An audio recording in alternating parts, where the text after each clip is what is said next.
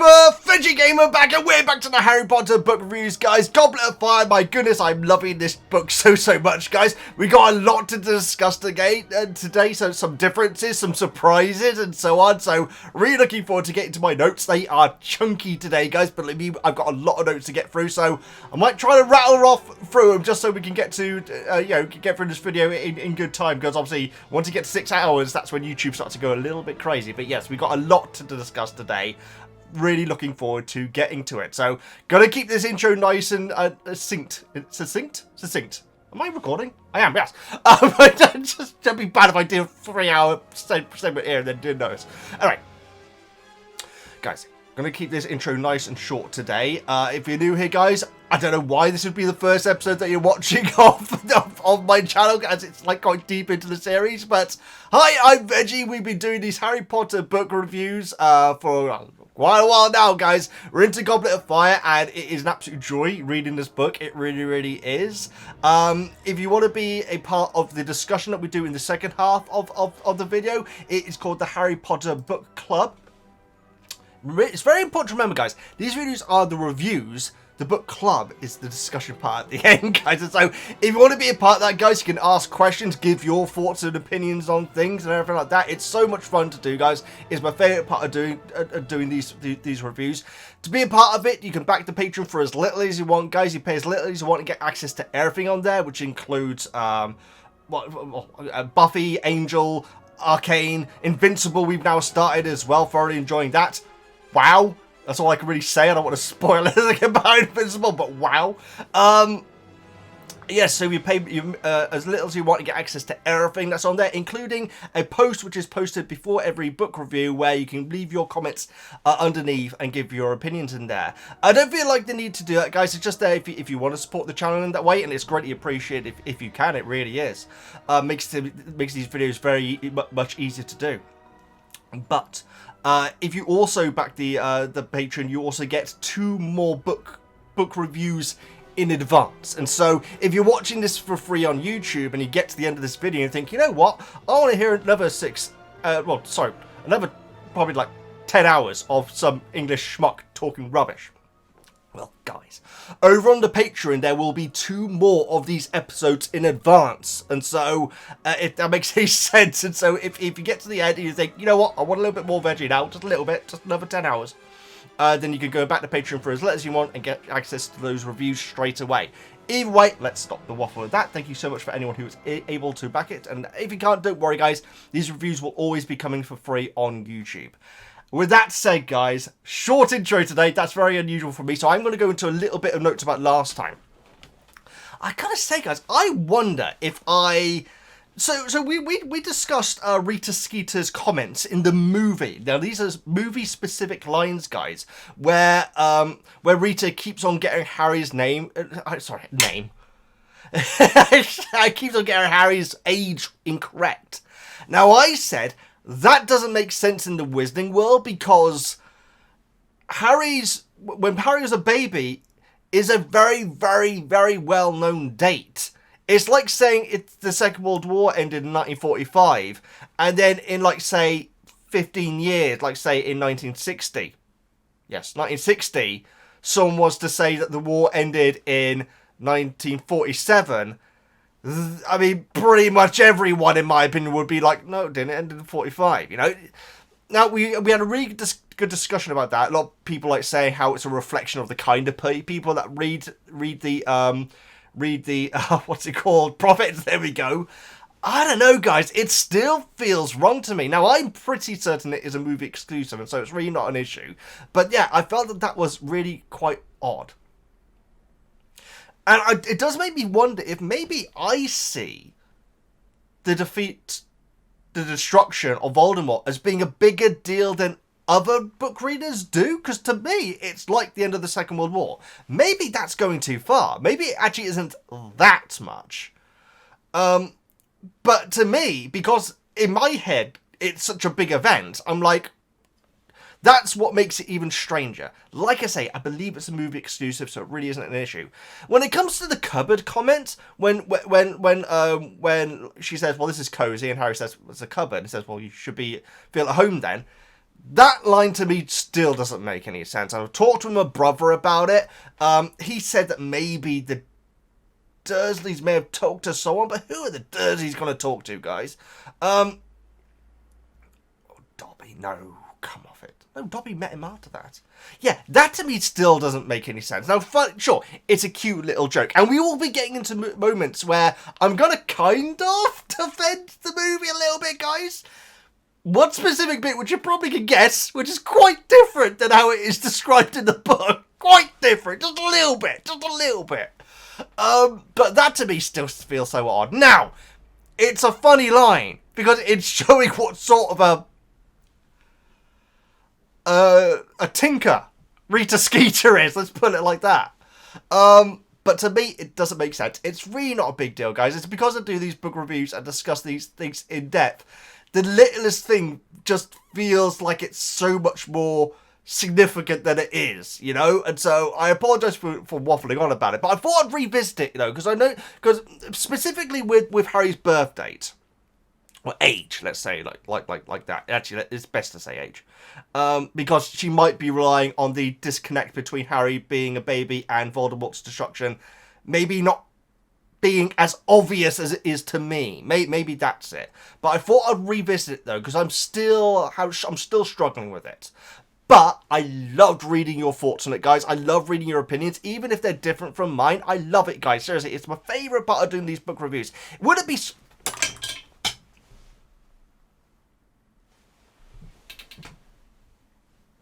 Shauna got me this very recently. I apologise, Shauna. My third wand. You know what? I might get the other two out later on as well.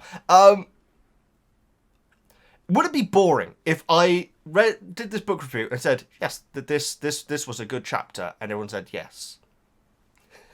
Now that being said, I'm not after friction, guys, and I'm giving my completely honest opinions, but I love hearing your opinions, guys, and no. Never have I read an opinion which has angered me or, like, you know, which I've completely thought is ridiculous. I think they're all fascinating. And the thing is, guys, everyone's opinion of this is valid because the book is meant to be consumed by the reader, and then that person has an opinion of what happens in that book. So we're all right, guys, apart from me, because I'm an idiot. Anyway, let's get on to this, guys. Nice and short, 7.5 minute intro. Let's get over to chapter 1. Obviously, it will be Jonas with the wonderful side panels. Thank you so much, Jonas, for doing these. And also Max for doing the summaries that I read out at the start of the chapters. Thank you both. You make these so much easier for me to do. Seriously. So thank you both so much. Let's get over to... Yes. Chapter 20, The First Task. Harry is naturally worried about the dragon, so he turns to the best person he can think of to help, Hermione. But it's all for naught, as they can't come up with anything. Harry feels he has to tell Cedric about the dragon, as it would be unfair for him to be the only champion to not know. Very Hufflepuff of him. Afterwards, Mad-Eye takes him into his office to give him some advice. Use a simple spell and stick to your strengths, which Harry clues into that he needs to summon a summoning charm for his broom to fly. After practicing with Hermione, we arrive at the task where Bagman explains to the champions what they are doing. One by one, they get their dragon and get the order they will go in, and Bagman pulls Harry aside to try and give him some help, which Harry finds odd. During Harry's turn, he manages to get the egg fastest, and the dragon stays on the chain the whole time. When he gets back to everyone, he is pleased to see Ron there, where the two act like nothing happened, and Hermione calls them stupid. I got a bit to talk about that, guys, because we will get to it. It's a hilarious moment though, as they get their scores. Harry is tied with Crumb and for first place, and Bagman reveals that there is a clue in the egg they recovered. Rita Skeeter tries to get a quote from Harry, but he only has 2 words for her. Goodbye. Now, thank you, Max, but I do need to explain that last bit, because first of all, She asks for one word, and Harry gives her one word, which is goodbye. But what Max is doing is a wrestling joke, guys. And so if you weren't watching wrestling at the you know, like in like the late 90s, that last bit may not have made sense. But don't worry, Max did make complete sense and was making a joke there. So thank you so much, Max, and thank you so much, Jonas, for the wonderful side panel. So the first task, guys, action-packed chapter. My notes for it are chunky, and so let's see if we can get through it. Hermione's at the breakfast table with Ginny. Nice to hear from Ginny again. Literally, I feel like she's had like 2 or maybe 3 mentions in this entire book so far. She didn't say anything here though. Which, you know, which obviously makes sense, guys, because obviously she has quite an affection for Harry, and maybe she's quiet around him. I mean, she was in chamber, wasn't she? Harry's too queasy to eat naturally. Tells Hermione about the dragons and what Black said about Karkaroff. They try to work out what a single spell, what the single spell could be. I do have here, what couldn't they send Black an owl? I'm wondering if there wasn't enough time, or also I feel like there's been talk about security up to this point regarding the passing of owls. That's why they had to do the fireplace thing. I think. So I feel like there is a rational reason there, but in my head I am thinking, well, owls have been contacting, but maybe it wouldn't be fast enough, and maybe there is concern about sending owls, although we do send Black and Owl in the next chapter, but we've got a lot to get through before then. Oh yeah, so they start researching books about dragons. Makes a lot of sense. Harry's like reading a book about, oh no, I think it's Hermione, I'm not sure. One of them is reading a book which is all about treating dragons. It's definitely Harry, because Hermione would say this line. Harry says, "This is for nutters like Hagrid, who wants to keep them healthy." Yeah, that's not Hermione. I'm sure that you know, if that is Hermione saying that, good on her, because that's thrown me. If it is, there's a book called, I think Hermione's maybe reading it. Maybe called "Men Who Love Dragons Too Much." Now that title is amazing. I gotta admit, guys, I don't know I should be doing this. I did give it a little Google. Sometimes I have to in these book reviews, just to refresh my memory sometimes on things. But that was such a funny title for the book, I had to look it up, guys. Now, there is a fan fiction, which I believe is Draco and Harry, which I'd imagine is probably a pretty popular pairing, right? I have no idea. Maybe we should cover fan fiction eventually, guys. But yeah, Men Who Love Dragons Too Much. Is that title meant to be ironic? So it's for people who really, really like dragons, and it's like, oh, we like dragons too much. Or is it like a cautionary tale? I don't know. I find the title hilarious. Like, Men Who Love Dragons Too Much. Not wizards either. Let's not get into that again, because that is a you know, every single video we discuss that. I got a great comment on one of my old book reviews, guys. One of our book reviews, I should say, where the comments, it was from like, say, 4 or 5 months ago, maybe a little longer, and the comment said, Veggie last book review. Why do they call it Weasley's Wizard Wheezes? It's like saying human in RL in like a title or something. It seems odd. Veggie, this book review. So there's a place called Peopleton, because I mentioned a place called Peopleton, guys, which I wasn't able to go to. I drove past a place called Peopleton, which made me, I feel that's such an amazing place for a town, and a place called White Ladies. Neither of which I had time to go to, unfortunately, but I wouldn't mind visiting both. But either way, don't know why I brought that up here. But yes, Men Who Love Dragons Too Much, guys. What a fascinating title for a book. Hermione suggests a switching spell. I believe it's her that then says, unless they can switch the dragon's teeth for wine gums. Now, at this point, I thought, isn't wine gums a product name? But it's actually not. A brand name, sorry. It's actually not. I thought it was a brand name, but it's not. You can actually get different types. I wonder if you get vegan ones. Who are the ones who do the famous ones in the UK? Is it Roundtree? Roundtree fruit gums? I don't buy Roundtree. I don't think I do. I'm pretty sure I don't. I'm not sure. I don't know. It went nice. Chewy. Hermione has... oh, yeah, so we find out that Hermione's actually been doing practice OWL papers. That's so cool. I mean, it's not... As in, it's not cool, but Hermione being able to do it is awesome. And you'd imagine she absolutely loves it as well.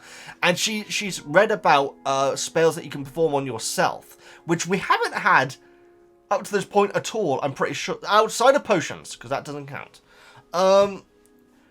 Spells that you put on yourself. I guess you could say Animagi. Animagis are doing that. Is it a spell, though? Is it a spell? Or is it a expression? Like a freeing up of something which is inside all of us? I'm not sure. No, I think it must be a spell. I'm honestly not sure. We've got more to talk about that later on, in fact. But yes, I'm not sure if in the movies we ever get a spell that is done on oneself. We probably do. We probably do. I guess the whole transfiguring, not transfiguring, the teleporting one, that's doing a spell on yourself, isn't it? That literally is. Yeah, well, there you go. There's one, though. Pretty significant one as well.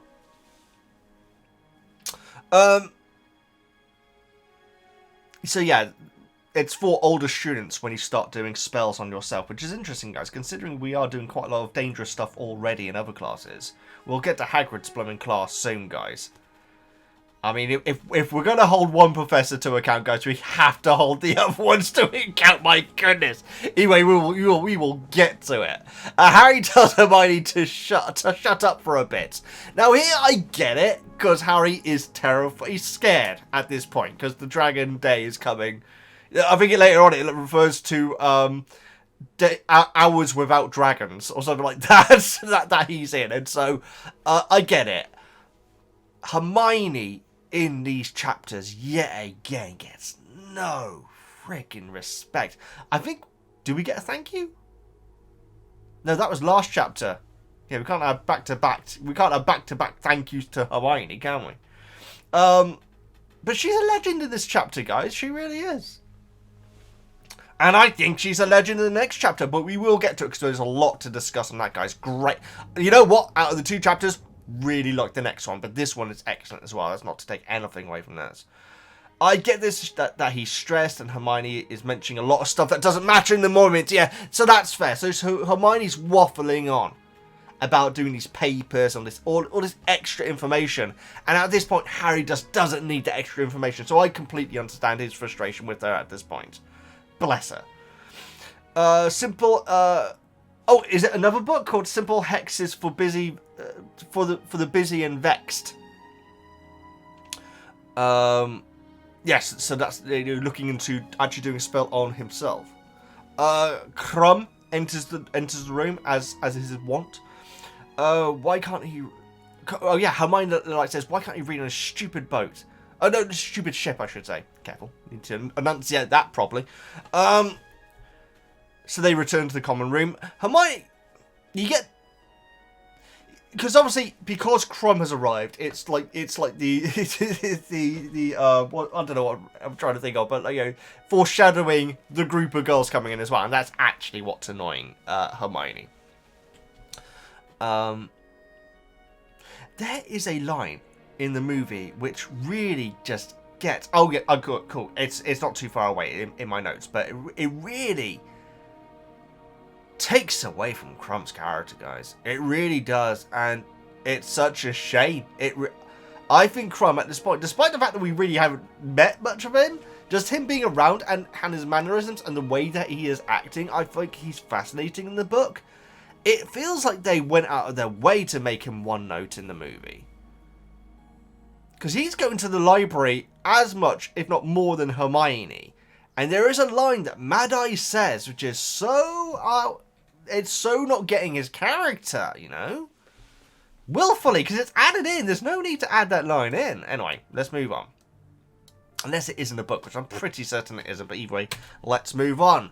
Monday morning. Harry thinking of running away for the first time. actually running away from Hogwarts, because he is freaking out, guys. And you know, presumably Fleur is there, and Crumb and Cedric are all exactly the same. It's a really nice line later on in this chapter where, like, Harry thinks about how he likes Fleur more than ever right now because she looks as scared as he does. Really nice line. Really like that. We will get to that.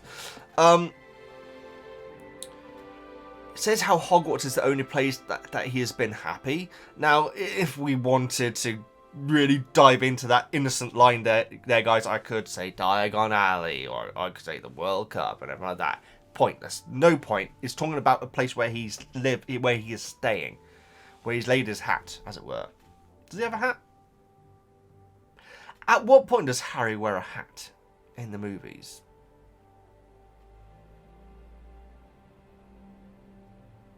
Ron wears a bonnet. Does he actually wear it? I'm not sure if he does.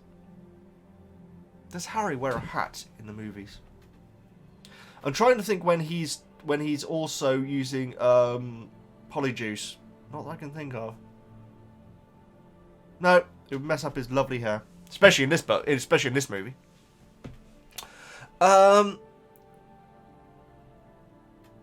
You guys are going to remind me of a billion times where Harry wears a hat now, aren't you? I backed myself into a corner. Is there like the blooming sorting hats? Thank goodness. Okay, if you leave a comment on this video, guys, we'll get this one in early. Start your comment with the freaking, not to swear, the freaking sorting hat, Veggie. And then leave your comment underneath it. I'm so glad I remembered that. I'm so glad that would have been embarrassing. That would have been a bad one. There's probably many others, but that one would have been embarrassing if I'd forgotten that one. Jeez. Anyway, he thinks about how it actually makes him quite calmer that he thinks that he would rather stay and fight the dragon than go back to Dudley. Not the place Dudley. There is a place in Dudley near Birmingham, or is it in Birmingham? I'm not sure. No. Go back to the Dursleys at Privet Drive, where also is Dudley, who is also a Dursley. Not going to Dudley. I've never been. I'm sure it's lovely. Just bacon this time. Seriously, guys, I'm fascinated by Harry's breakfast. I swear that they are different every single time. Just bacon. Well, I guess he's struggling with the bacon. Maybe he ate everything else really easy, but he's struggling with his bacon. Cedric with friends that have been among those bringing up Rita Skeeter's article to Harry whenever they see him, which is very not Hufflepuff. That being said, it doesn't say that the friends are Hufflepuff, and I really hope that they're not all Hufflepuff, because I don't like it, guys. It unsettles me, this whole house rivalry thing. I mean, we had houses when I was at school. No one gave a tin bobbin. It certainly wouldn't affect who your friends are. My goodness, that would have been insane. Yeah, there is not a chance in heck that when I was a kid, at school, you would tend to be friends with those who are in your house. That would have been insane. Now, that might be different now. I think it's different. So, maybe it's just me being a Hufflepuff trying to defend Hufflepuffs here. I don't think the ones that are... Okay, let's put it like this. The friends that are with Cedric, who are among those that have been saying this to Harry, I don't think they are all Hufflepuffs. I think that's a fair assumption. Now, obviously not all Hufflepuffs are going to be like saints or anything like that, guys, but... I don't know, guys. I feel like I'm being stupid here, actually. Because in a weird way, I think it's important that in the movie... I do, actually. I'm going to say this. I think it's important that in the movie, we have that moment where Cedric is surrounded by Hufflepuff friends. In fact, it is this movie equivalent. It's literally this movie equivalent. And Harry just goes up to him in the movie. Very different approach in the book. Which is a lot more realistic, in my opinion. In the book, in my opinion. But Harry just walks straight up to Cedric, who is with his Hufflepuff friends, and they are goading Harry. You know, it's not as crude as other people. I mean, obviously we have Laura and Nope, it's gone.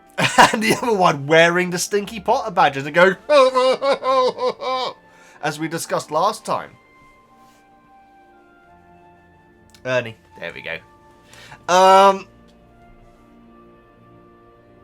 So yeah, it would be, you know what it would be?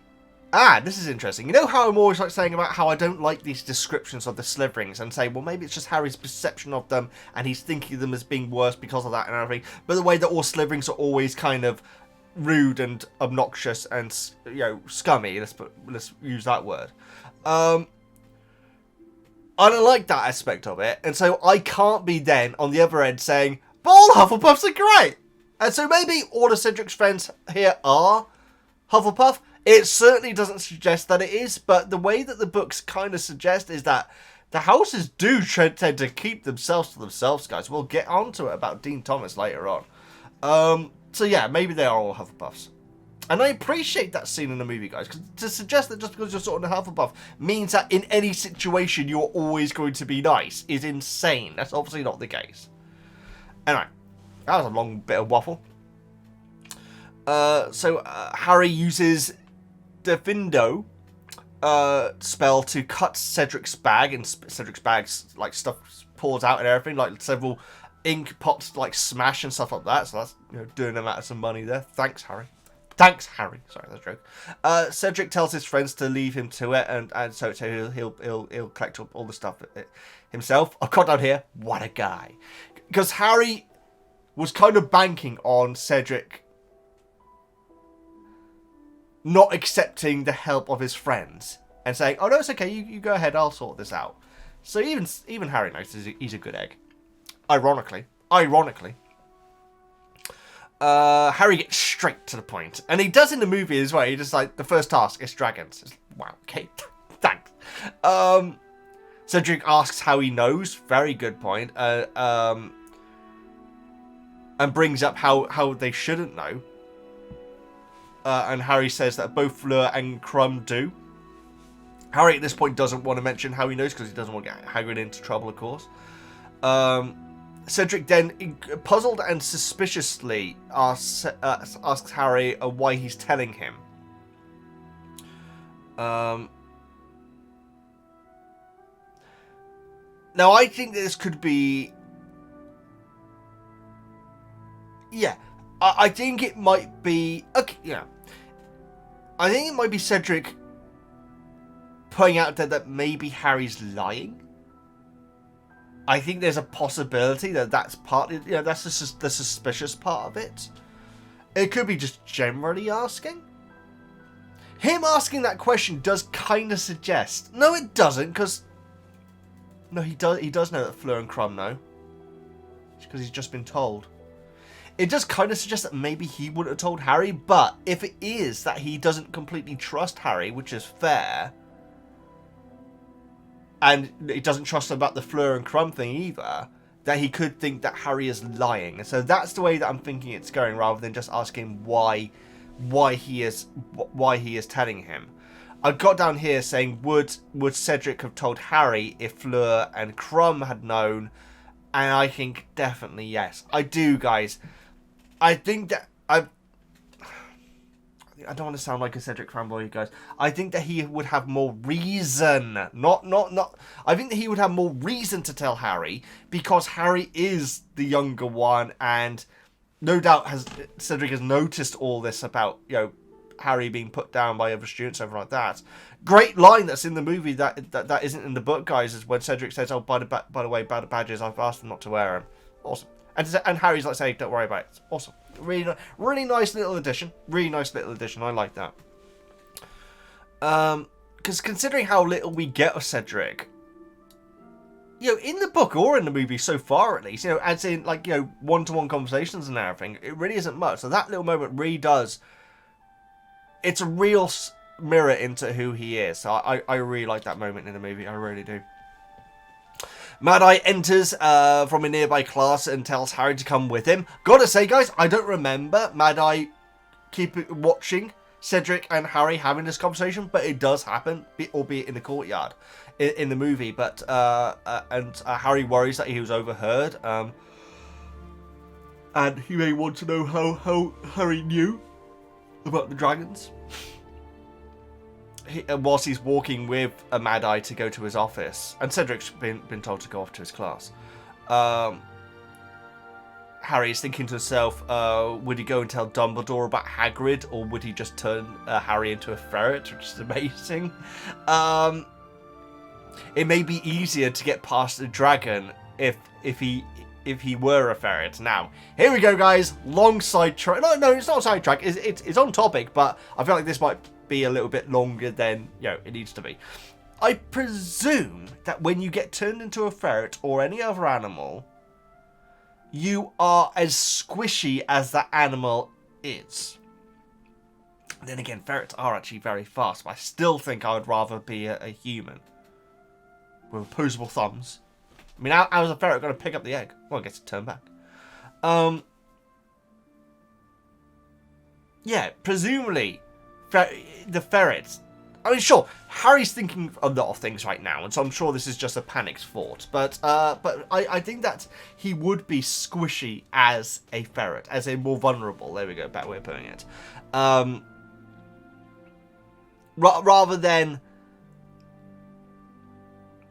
I mean, there's a great bit on Critical Role Season 1, guys, where someone does something stupid by turning themselves into a goldfish, thinking that they will take human damage once they hit the ground. But they don't. They take goldfish damage, as in, they die.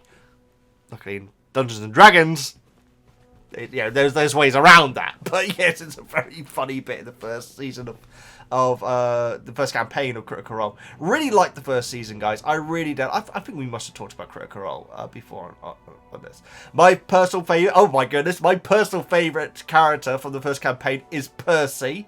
There's clearly some sort of connection going on there. But I always say this, guys.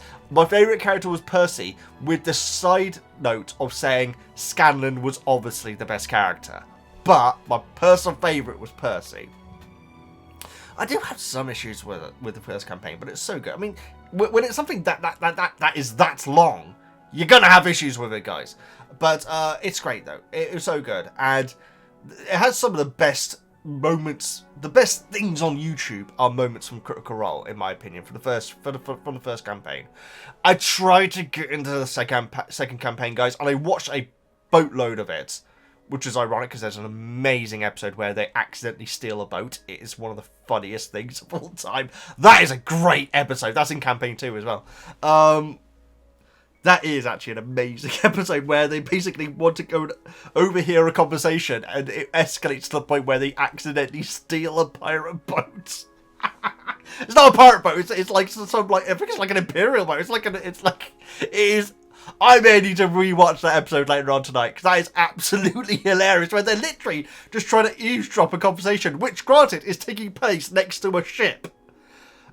And they're eavesdropping it, and they get noticed, and it escalates to the point where a lot of bodies get made, and they end up accidentally having to steal the ship. That's amazing. Oh, it's so good, guys. When Critical Role is good, it is amazing.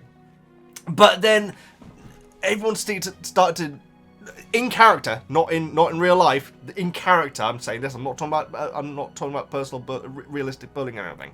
But in character, my favourite character from the second series was really kind of getting put down by everyone. And it just started to get upsetting to watch, to be honest. What was his name? Oh, Liam's character. I think the actor's name is Liam.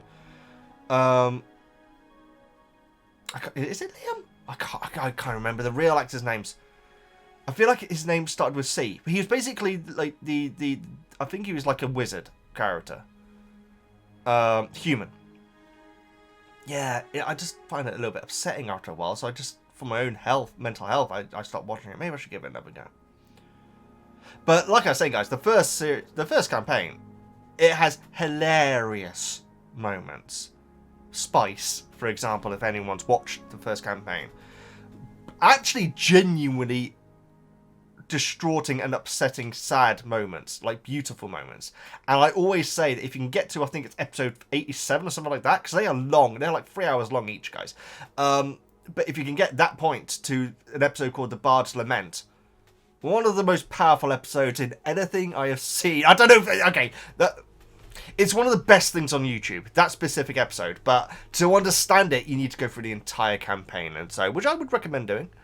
Yeah, if you watch Critical Role, let me know who your favourite character is from the campaign 1.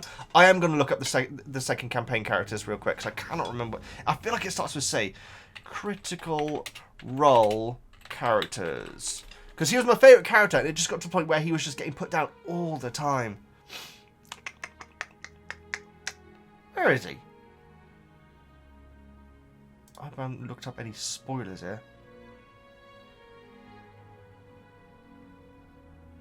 Why is he not listed here? How odd. Okay, I am wasting your guys' time now. Liam. I'm pretty sure his name's Liam.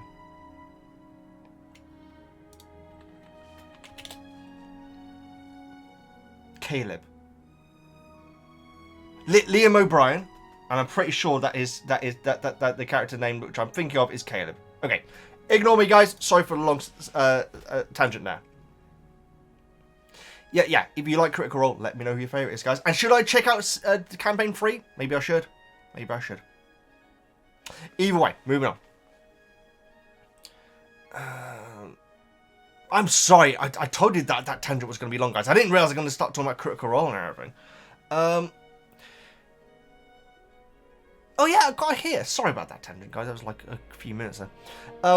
It's interesting that turning yourself into a creature is very difficult, but presumably it is a lot easier and legal.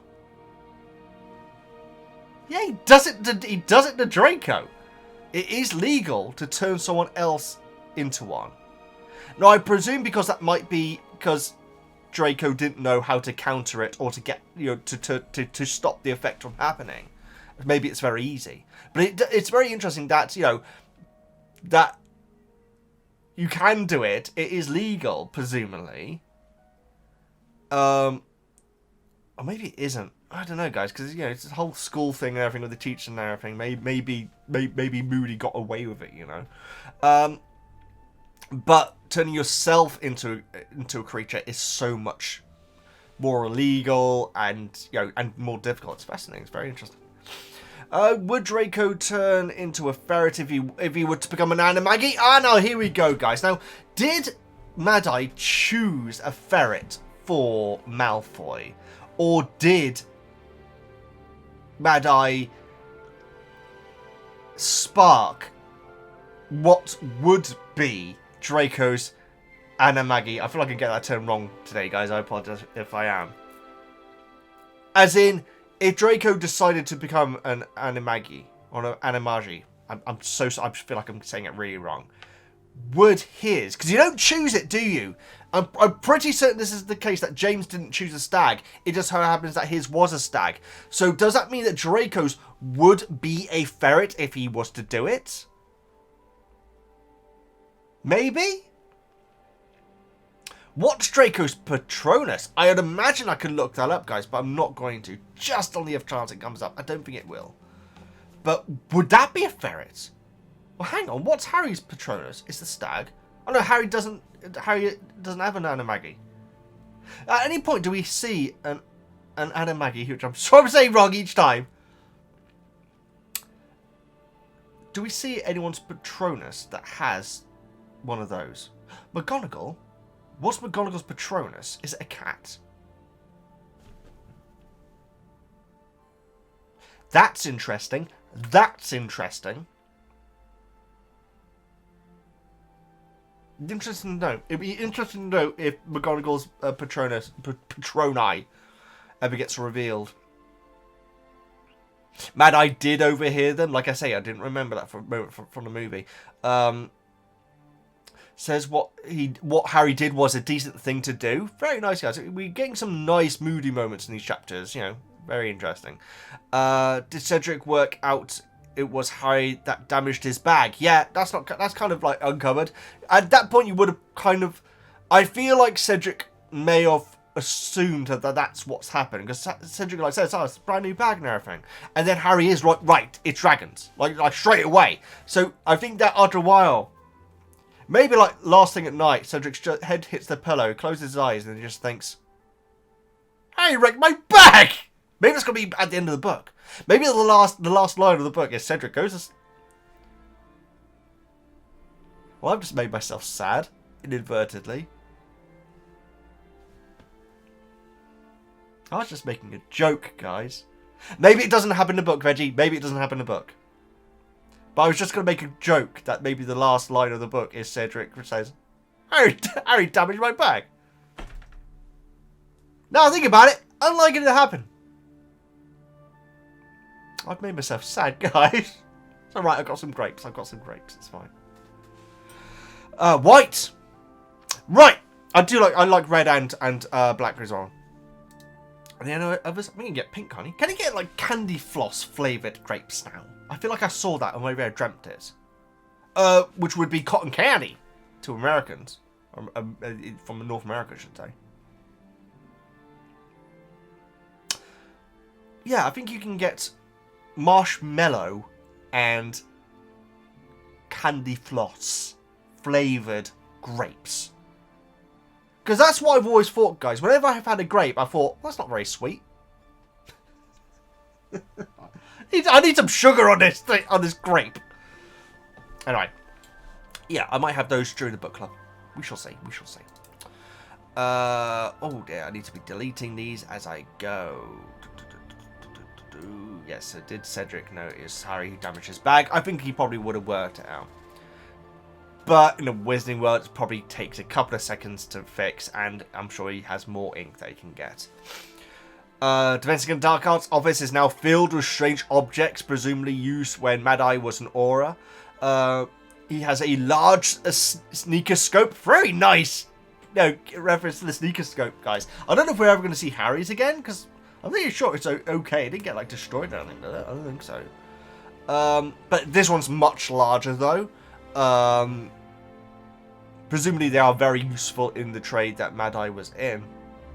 Has a mile radius, which he says like at the school, because he also has like a golden, some sort of golden rod or something, or like a golden aerial looking thing, and he says it's just vibrating all the time because it's meant to pick up falsehoods and secrecy and lies and everything. And at Hogwarts, everyone's always doing that, and so it's just constantly vibrating. So he's just basically turned it off.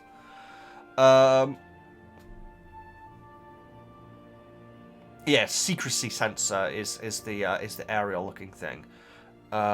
He also has the faux glass, which is mentioned in the movie, guys. I didn't think it was, but it is. It definitely looks very different than I was expecting it to.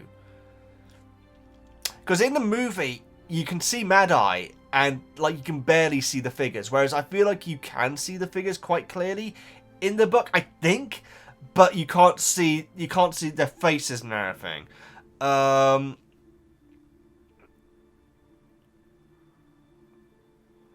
Mad-Eye says that he doesn't need to worry about what's in the mirror until he can see the whites of the people's eyes, because the mirror is showing his enemies.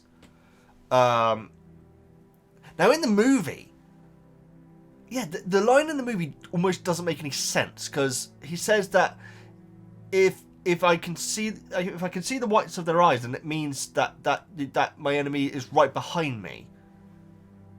Well, yeah, because it's a mirror. Right? Yeah, it means that they're not just a wisp at all. It's because they're actually in the mirror, right? Maybe that's what he meant in the book as well. But saying that the enemy will be right behind him suggests that if you see the person in the mirror, it means they're right behind you. That's basically what he's saying. Now, I didn't pick up on this in the movie, guys, because it's such a quick line in the movie. In fact, I have very little memory of this scene at all going into it, although I have obviously rewatched it today to refresh my brain. There's a line where he says, I don't need to in the book, I don't need to worry until I can see the whites of their eyes.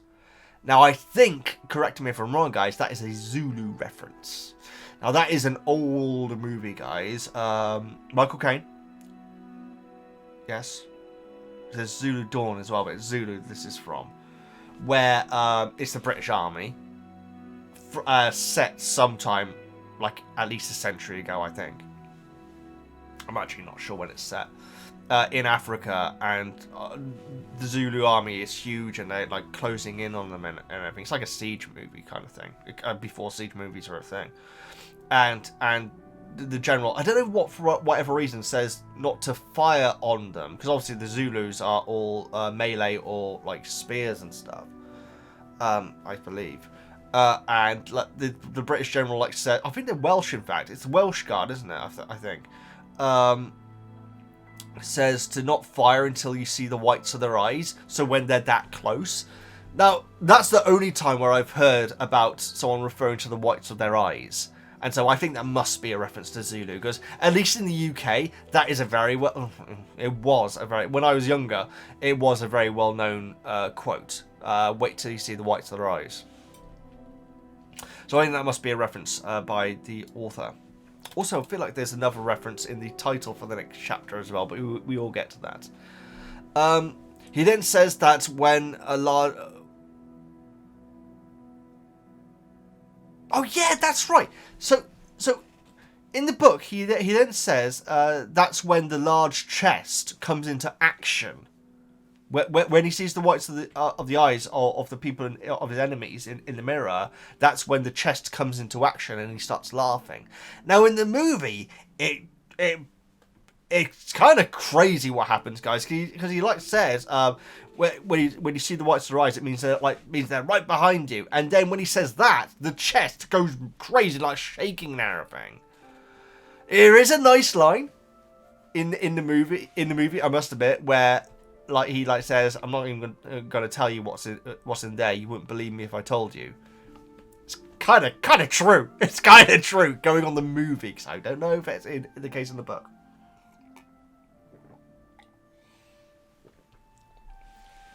So yes, in the movie, the chest goes nuts. Moody refuses his leg, removes his leg in the movie as well. I'm not sure if he has a false leg. He has metal claw shoes, doesn't he? In the book, does he have a false leg? He might do, guys, but I don't feel like that's come up. But we talked about his clawed feet before, though. Metal clawed feet. And then we get this moment in the movie where he like says about how, I can't remember what he says about Cedric, but he like says how Fleur is... Oh no, that's right. He says how Cedric was able to make a watch sing the turn something into a watch and make it sing the time and everything when he was Harry's age, putting over Cedric, which is nice. Says Fleur is as much of a princess as he is, and then he says this line, guys, and it's so against what we know at this point in the book. In the movie, he says that Crumb's head is full of sawdust, but Karkaroff's isn't. Now, why say that, guys? I don't want to look at the rest of the movie until I've reached it in the review. But is the fact that Karkaroff is into reading ever remarked upon in the movie, or is it a part of this whole coming in, slamming the canes down, fire being going everywhere, we are what men are stuff? And it also means his head's full of sawdust. I feel like it's adding to that whole stereotype, guys.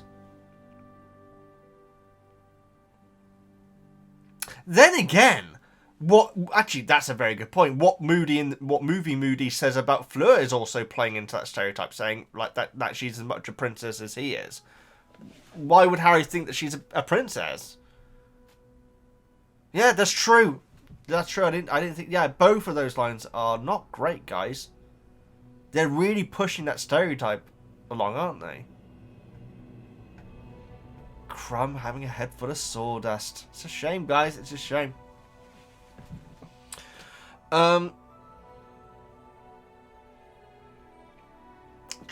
Moody says that cheating is a traditional part of the Triwizard Tournament. I would have liked to hear examples there. He could have like said, last time something did. But then again, how would he know? How would he? He wouldn't know. But yeah, I would like some examples there. But it's fine. Like I say, he wouldn't know. says Maxime and Karkaroff would want to beat Dumbledore to prove he's only human. That's very interesting, because that does sound like there is some resentfulness going on there. I get that from Karkaroff, because he's always got that grin, but he does often like say things to like, you know, this is Bobbins and everything. Maxime I'm a little bit more surprised about, but then again, she was as furious as Karkaroff was when Harry Harry's name came out of the Goblet of Fire. Dumbledore said calmly.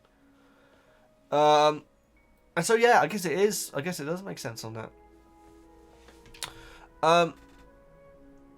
Mad-Eye gives Harry some general advice. Now let's start this off here, guys. In general advice, he tells Harry how he can defeat the dragon, which I guess is fine, guys, because Harry didn't ask for any of this. He says, "Play to your strengths."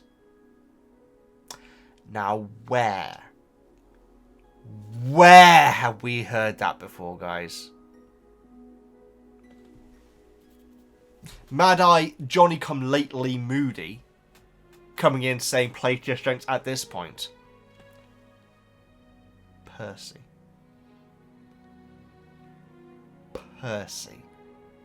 Was it last book or the previous book? He told Harry to play to his strengths. So it turns out that Percy knew that there's going to be dragons here, like long before he'd even left Hogwarts. He knew exactly what was going to. He knew that Harry's name was going to come out for the Goblet of Fire, which kind of, you know, suggests that he may have been the one who put it in. Could have been. Percy, long ago, said play to your strengths to Harry, and I remember that, guys, because it was when they were choosing their subjects, and Percy very intelligently said play to what you're good at. So there we go, guys. Moody is a Johnny-come-lately regurgitating the genius that is Percy. And he says, use a simple use a simple spell to get what you need. Now, I ain't got a problem with this, guys, because, like I say, Moody knows that Harry didn't ask for all this. And it's possible that it was when Mad-Eye saw what Harry did with Cedric that he decided to do this. Now, obviously, guys, again, I'm trying to distract myself from what may and may not happen down in the book, and so that's where that theory comes out of. But yeah, I got no problem with him telling it. But in the movie, it kind of, it's not like in the movie. In the book. Sorry, Moody essentially tells him. In the book, I think it is kind of hinted at that Harry still has to try and work it out himself, and I don't think it has Hermione being a part of that at all. I could be wrong. We will get to it. So yeah, good stuff. We are getting through this chapter, guys. And like I say, my notes are long for it. I think we are over halfway, though. Maybe barely. Yeah, like I say, I got a lot of notes for this chapter, guys. But it's because it's so good. Let's just plow on. We are 45 minutes into this chapter. Back at Herbology, Hermione... Harry gets to his class and like goes straight to Hermione, like says, "Hermione, I need your help. I need you to help me." Which is, yeah. Again, not. I don't think there was a thank you, but at least he's admitting that though. What do you think I have been? Oh yes, so when Harry like says, "I need you to help me," Hermione like says, "What do you think I've been trying to do, Harry?" Which is true. I like the fact that she's getting quite exhausted with him as well now. There is this sort of like, "Oh, the day's coming," and they're both getting stressed out by it. But Harry then says that he needs to learn the summoning charm, and who better to go to than good old Hermione. Okay, so we've got a bit of a problem, guys, because I had a very short break just to see if Woozle's okay. She's absolutely fine. I let her up for a quick wee-wee. I took my scarf off to go and do that, and now, look at this. So unfortunately, for the time being, I ain't got no scarf. Unbelievable. Unbelievable Woozle. Maybe I could wear one of her bandanas that have been bought for her. So, Hermione is now training Harry how to do the spell, saying concentrate Harry over and over again as always, and Harry is like, "What do you think I'm trying to do?" Again, they're popping off at each other, which I kind of love, to be honest. Oh yeah, he then says, "What do you think I'm trying to do? A great big dragon keeps popping into my head for some reason," which is so sassy. I love it. I do love sassy Harry, I must admit. I got down here, married couple. They sound a bit like a married couple. It's like they were getting frustrated at each other, but they're still, there's no okay, I've had enough or anything. They're sticking with it. Harry wants to skive off divinations. But Hermione said that she wouldn't skip her class. I've got down here, good for her. Skive off. Is that a term which is used outside of the UK? Do you call it truancy outside the UK? I mean, it is truancy here as well, but skiving off is the slang for it. So where you don't go to class, basically. And also, I guess it's skiving off when you're at work as well. If you don't bother working when no one's looking and stuff like that. Yeah. But yeah, not sure if that's a term which is used outside the UK. Trelawney teaching that Mars and Saturn at that moment means that people born in July are at a great danger of sudden violent deaths. I've got down here, is that just Harry? But there could be other characters which I unfortunately remarked upon earlier on. Maybe.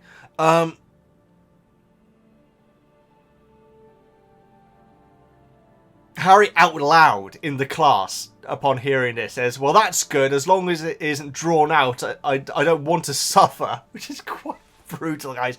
He kind of catches, like Ron catches his eye and everything, and it looks like Ron is like about to laugh, but then stops and everything. And it like says that would have made Harry happy if he cared.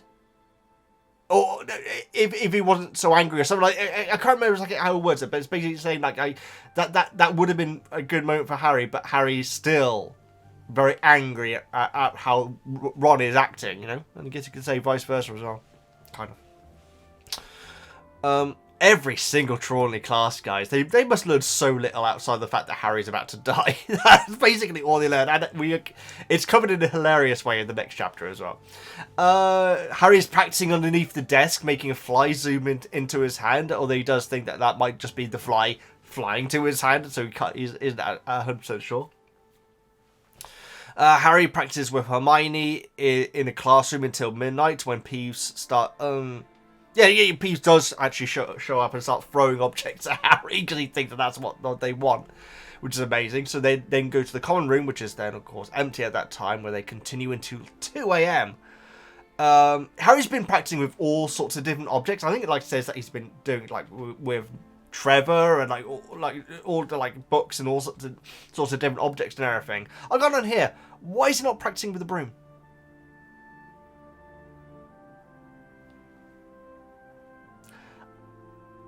Is it because it would be sus if anyone was to see him do it and then see that being the thing that makes him win the task?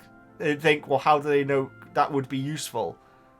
Maybe that's it. I'm not sure. But yeah, I'm personally, I would. It's good to, to have live environment and everything. That's not the right term, but accurate testing.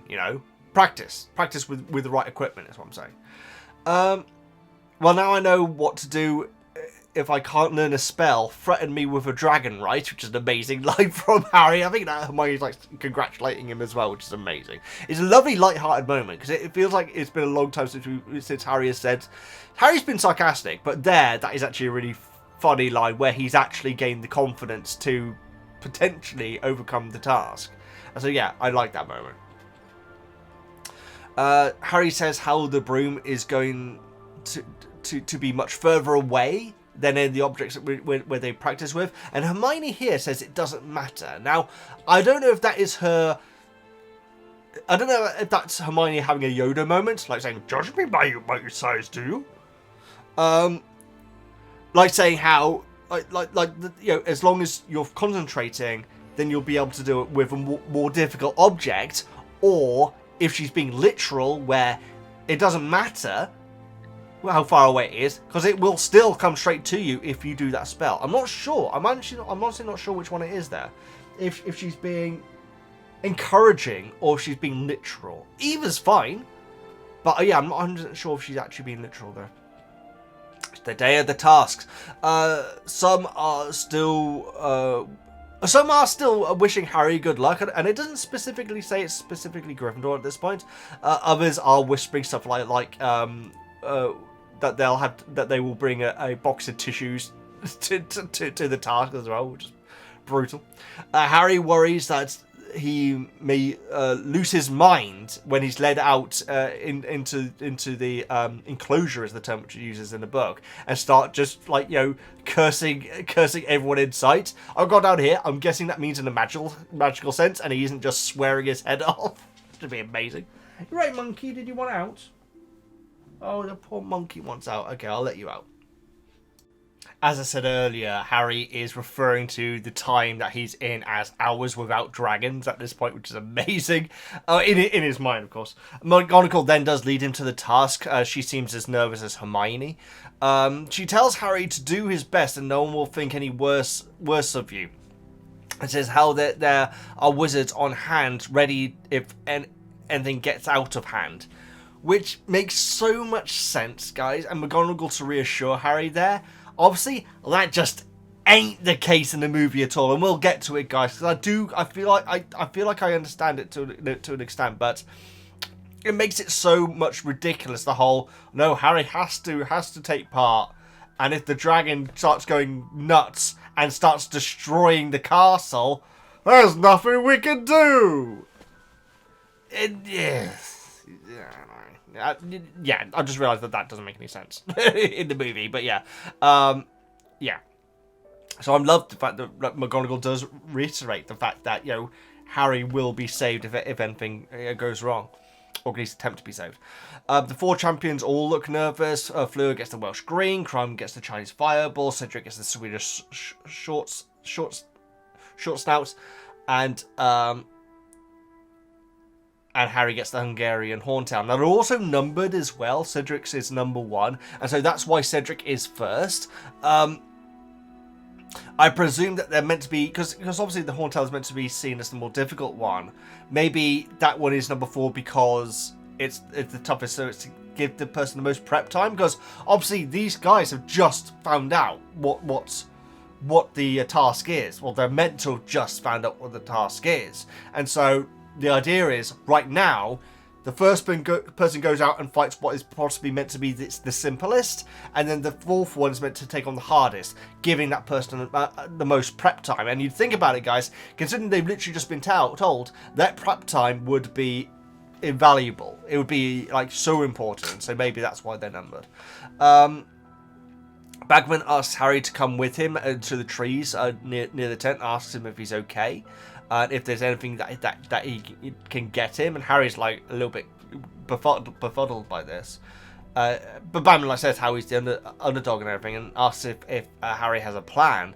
And Bagman offers him some pointers, which is very interesting, guys. The fact that he's doing this, maybe it is because he's the underdog. Maybe there is something more to it. But right now, I don't know what to really see from that. There's a very interesting line in the next chapter, which we will get to. But at this point, I really don't know what to think about the fact that Bagman is offering Harry this advice. I actually really don't. It's intriguing. It's intriguing. Bagman is offering a plan because Harry is the underdog. I think he does actually make that clear. That's the reason why he is apparently giving it to him. I wonder if there's more reason to it than that. Yeah, it could have been setting Harry up for a fall, of course, maybe. I mean, that's the thing. I honestly don't know. I was half expecting to hear about the other champions, as in the equivalent of seeing it in a movie, but it completely makes sense that we don't, especially from Harry's standpoint, because Harry absolutely shouldn't be seeing what the other contestants, the other champions are doing, because that would be a huge advantage to being fourth. Harry can hear Bagman's commentary, though. And I say commentary, it ain't commentary, guys. So I should say, the event is now started and they're all going in. And Bagman's commentary is basically saying, oh, that was a close one. Some of that. That's not commentary. That is remarking. That's reacting, you know? that's not a commentary. Cedric successfully gets past the dragon. The judges presumably hold up scorecards because you hear the audience react to it. There's no scoring, I don't think, at all in the movie. I don't think that's ever remarked upon. Fleur appearing extremely nervous makes Harry like her a little bit more than he has up until now. Again, I really like that line. It actually says a lot about Harry. Bagman isn't actually commenting, he's just saying stuff like that was close. Yeah, exactly. He's really not commentating. Fleur successfully gets past the dragon. It's Crumb's turn. The contestants aren't returning afterwards, naturally. They're obviously going off to the completed section, I guess. Crumb is successful.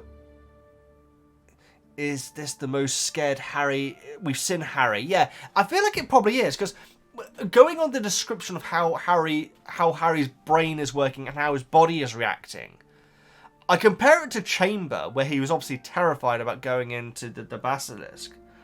But the way it's describing it, I guess it's because it's this build-up, whereas there really wasn't that build-up in Chamber. It was about getting somewhere as soon as possible, whereas as Harry is having to sit here on his lonesome at this point and think about everything that's about to happen, I feel like it is the most scared that we've seen Harry. Maybe. I feel like it is.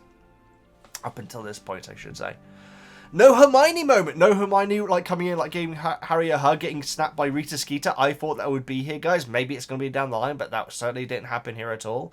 In the movie, she does like say to him, just concentrate. And that's basically what Hermione was in the book was saying earlier on. So maybe it is kind of hinted at that that's Hermione. No, because then she says about the wand and everything. The thing is, because it isn't completely obvious that Hermione had been helping Harry, it almost seems like Hermione is. Well, she doesn't say get your broom. She just shouts your wand. I think she says, which again, I mean, it's very different. We'll get to it because obviously it's very different in the book, guys. But Harry just does it immediately. There's no getting knocked around and then Hermione focusing Harry by saying your wand. But you see, I'm not sure if she actually did help Harry out with the training in the movie. I don't think it's suggested that she did, but I guess it kind of is though, because she's saying the wand. Yeah, I'm not sure.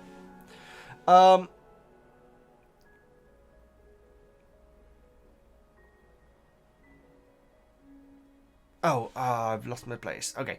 We're getting through it, guys. We're nearly through the chapter. It's a bumper one, guys. It really is. It appears to be taking place near the woods, an enclosure, with the stands being magically placed there. In the movie, I got very confused where it was, guys. I guess it does look like it's been made very quickly, but it's certainly not in a wooded area. There are trees nearby, but yeah, it's clearly a very different area. Also, enclosure I would have thought would have a roof in this case, but not necessarily. Great description of Harry's disorientation and building up to the task, and in it where he feels like he's not really there, like he's like there's a blurriness to his reality and everything. It's really nicely written. He calls for, so he heads out and sees the dragon there, which the dragon is already right over the egg and then moving. So different from the movie, guys. And Harry immediately calls the firebolt and it immediately gets to him. And as soon as that happens, Harry just changes as a person and he gets onto the broom.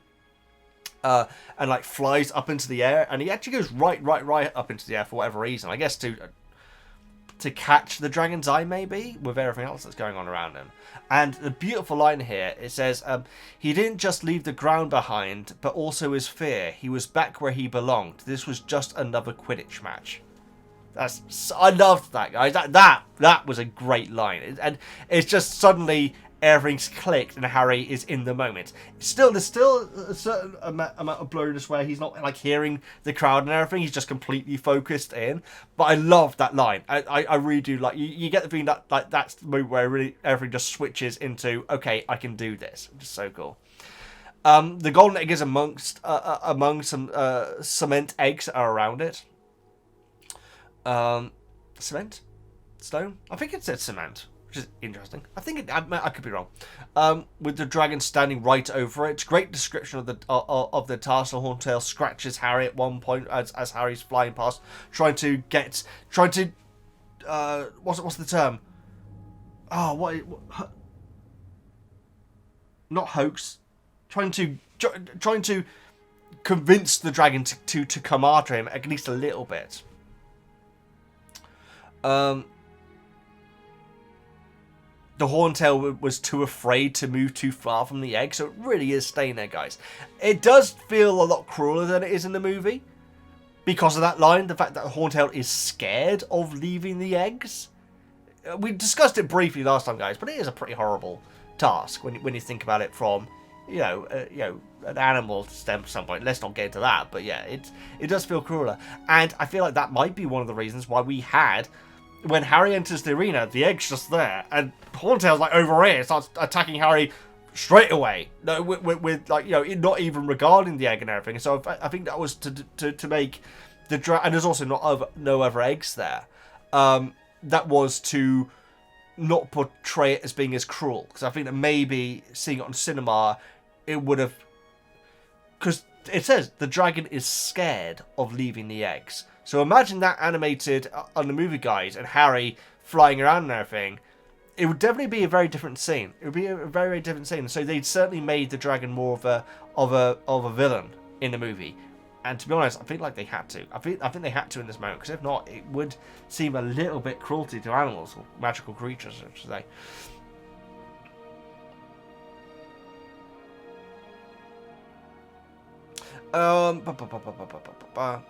So yes, Hermione in the movie says, shouts your wand a couple of times to Harry at this point. And how the Horntail is immediately on the offensive. Trying to convince to fly at him. She finally lifts. I don't know if she lifts up completely, but she does leave the ground, I think. And Harry immediately just zooms straight down and gets the egg like that. And so in a way, I mean, it is the fastest, clearly, because when you think about what actually happens, there is a lot of him trying to hoax it, or whatever the term is, into coming at him. And as soon as it does, he's out straight in there and does it. And he gets the egg, and he is the fastest to do it. That I don't think is remarked upon in the movie. I don't think. I've got down here. He's the fastest, of course, against the worst dragon, of course. That's old Veggie. That's old Veggie. McGonagall, Moody, and Hagrid. I feel like are rushing towards him. At least they're saying, "Hey, come over to here." Whilst everyone is going crazy. Basically, everyone there is delighted for Harry, in the audience at least. Apart from, I mean, he says he can take the jeers from Slytherin because he knows that everyone else was actually cheering for him in that moment. Movie dragon destroys part of the castle. Yeah, it's I mean, not so much. It's damaging the castle, and everyone's saying, "Nope, can't do nothing." It is. The thing is, guys, is that it's kind of the big action scene, isn't it? Because sure, we have in the movie we have the mermaid scene. It's not really an action scene per se.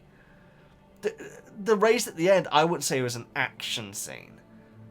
So I feel like out of the entire movie, this is our big action set piece. And after what's happened in the previous movies, guys, you can kind of see why they'd want to go all in and have it flying around and being crazy and everything like this, you know.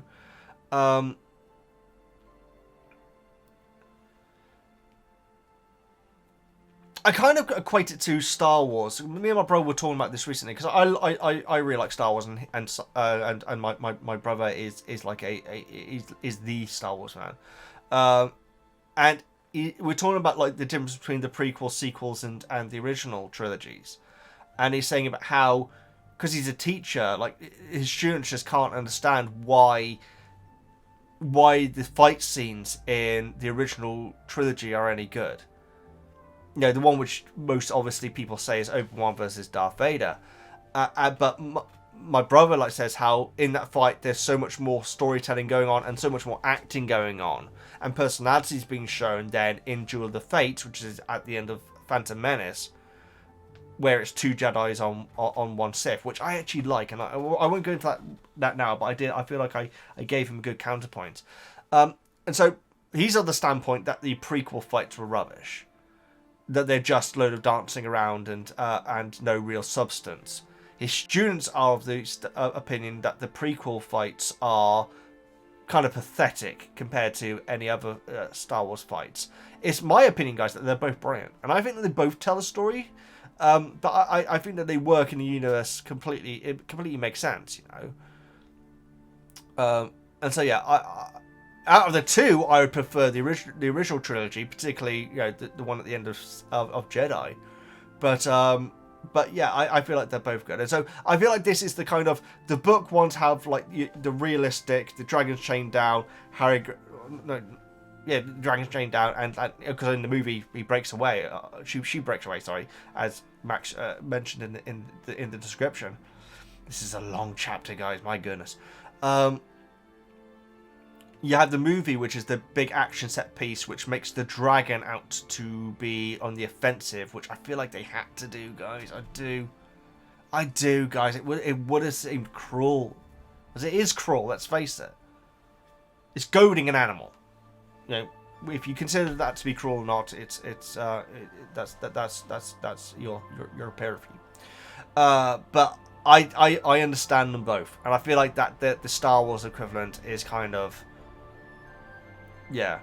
But that being said, like I said earlier on, the fact that the dragon is destroying Hogwarts and everyone's saying, well, we can't do anything about it because Harry has to do it, is ridiculous. The fact that Harry was reassured by McGonagall saying, hey, if this gets out of control, people will step in, don't worry.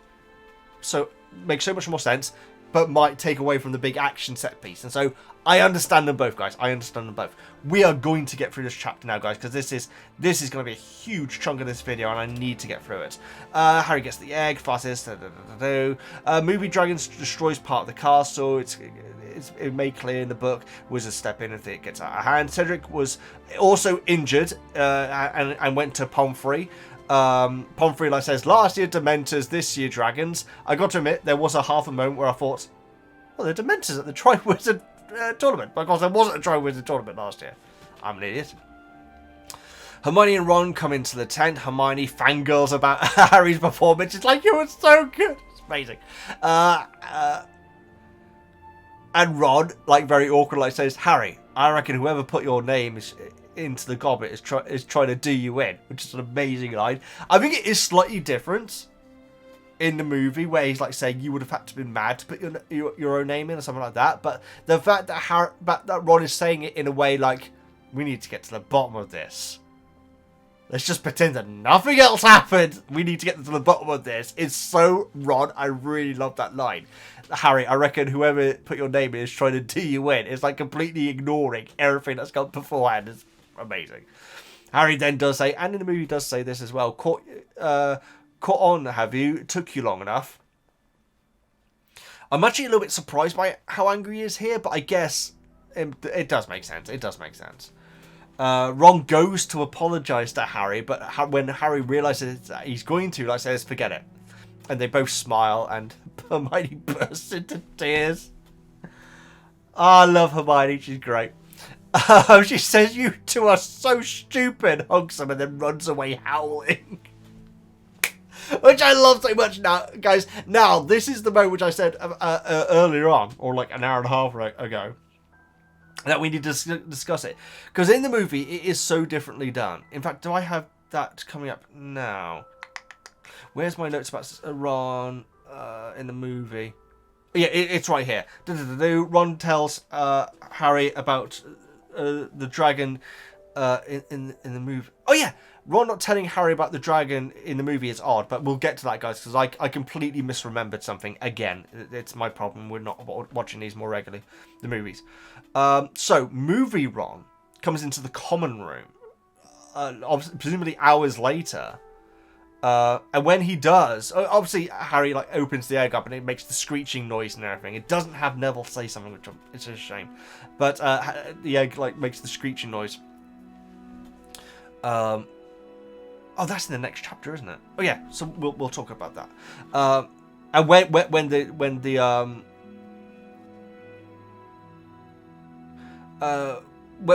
the egg goes off and everything, everyone's like a little bit like knocked back and everything. But then they all look to the fact that Ron has walked into the room, and he says something like that was stupid or something, stupid thing to do or something like that.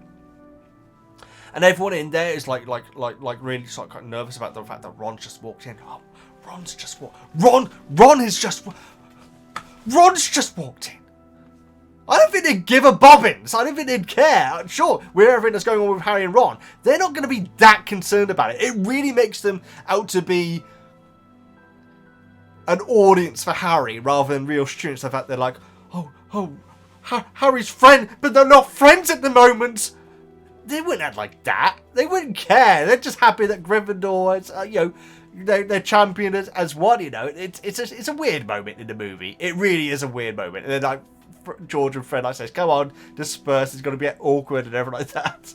Yeah, it's such a weird moment in the movie. I much prefer the fact that Hermione and Ron went to the tent together. So much better. It's so much better in my opinion.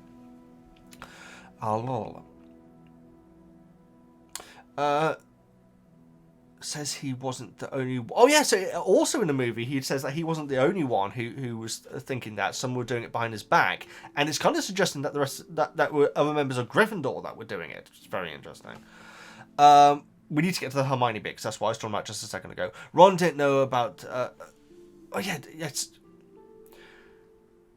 Yeah, so in the book, Ron didn't know about the dragons, right? That's completely made up for an addition to the movie, isn't it? The fact that Ron did know about the dragons. Hagrid was surprised that Ron didn't tell him, but it turns out that Ron made up the story that it was dragons to help Harry out. So in a way, Ron actually did really help him out. Yeah, he really did. But because obviously Ron could have known from Charlie, but I don't think in the book that is suggested. I could be wrong, guys. Correct me if I'm wrong, but in the book, I don't think it is suggested that Ron did know about the dragons up until the event. I could be wrong though. And then in the movie they had this awkward little conversation, and it's a great little conversation, like say, yeah, I see, I told Hermione that Seamus told me, and that is dragon. So I did help you work out, and like Harry's like saying, how would anyone work out? It's stupid. It's I can't remember the term he uses. It's a funny term.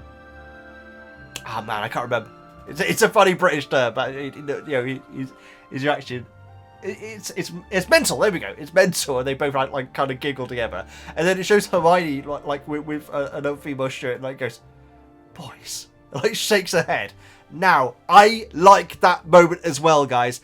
I am so glad that both of those moments exist because, quite frankly, this isn't a criticism to the book, guys, but having the girl one bursting into tears, hugging, and then running away, howling, could be processed as being a bit sexist against girls. Okay, the fact that she's like in floods of tears about how wonderful it is, and my friends are back together, and I'm crying and running away. I feel like it could be portrayed as being a bit of a girly reaction, which is not great, guys. It's hilarious, but it's not to suggest that all girls are like that, And I think that the movie equivalent of her, I say, boys, in a weirdly also stereotypical boy thing, is almost like a counter for the moment. So I love them both, guys. I love the fact that Hermione hugs him and then goes running off howling. I also love the fact that she's like, boys, at the end of when they're finally back together. Now, granted, Hermione has not been this bridge, apart from that one scene, which some of you didn't like, guys. I like the Riverside scene that we discussed last time, where she said, "I'm not an owl." But yeah, it's always fascinating hearing other people's opinions on that. But we didn't have Hermione in the movie on screen helping Harry out and trying to be the bridge back to Ron. Again, it's kind of hinted that she helped him out with the summoning spell, but it really isn't obvious though. And so it makes sense that she's not overly joyed, because she's like, oh, you two have worked out now, have you? Whereas in the book, it's hurting Hermione. It is crushing her seeing Harry and Ron like this. And so when they're back together, she just hugs him and runs away crying. Amazing.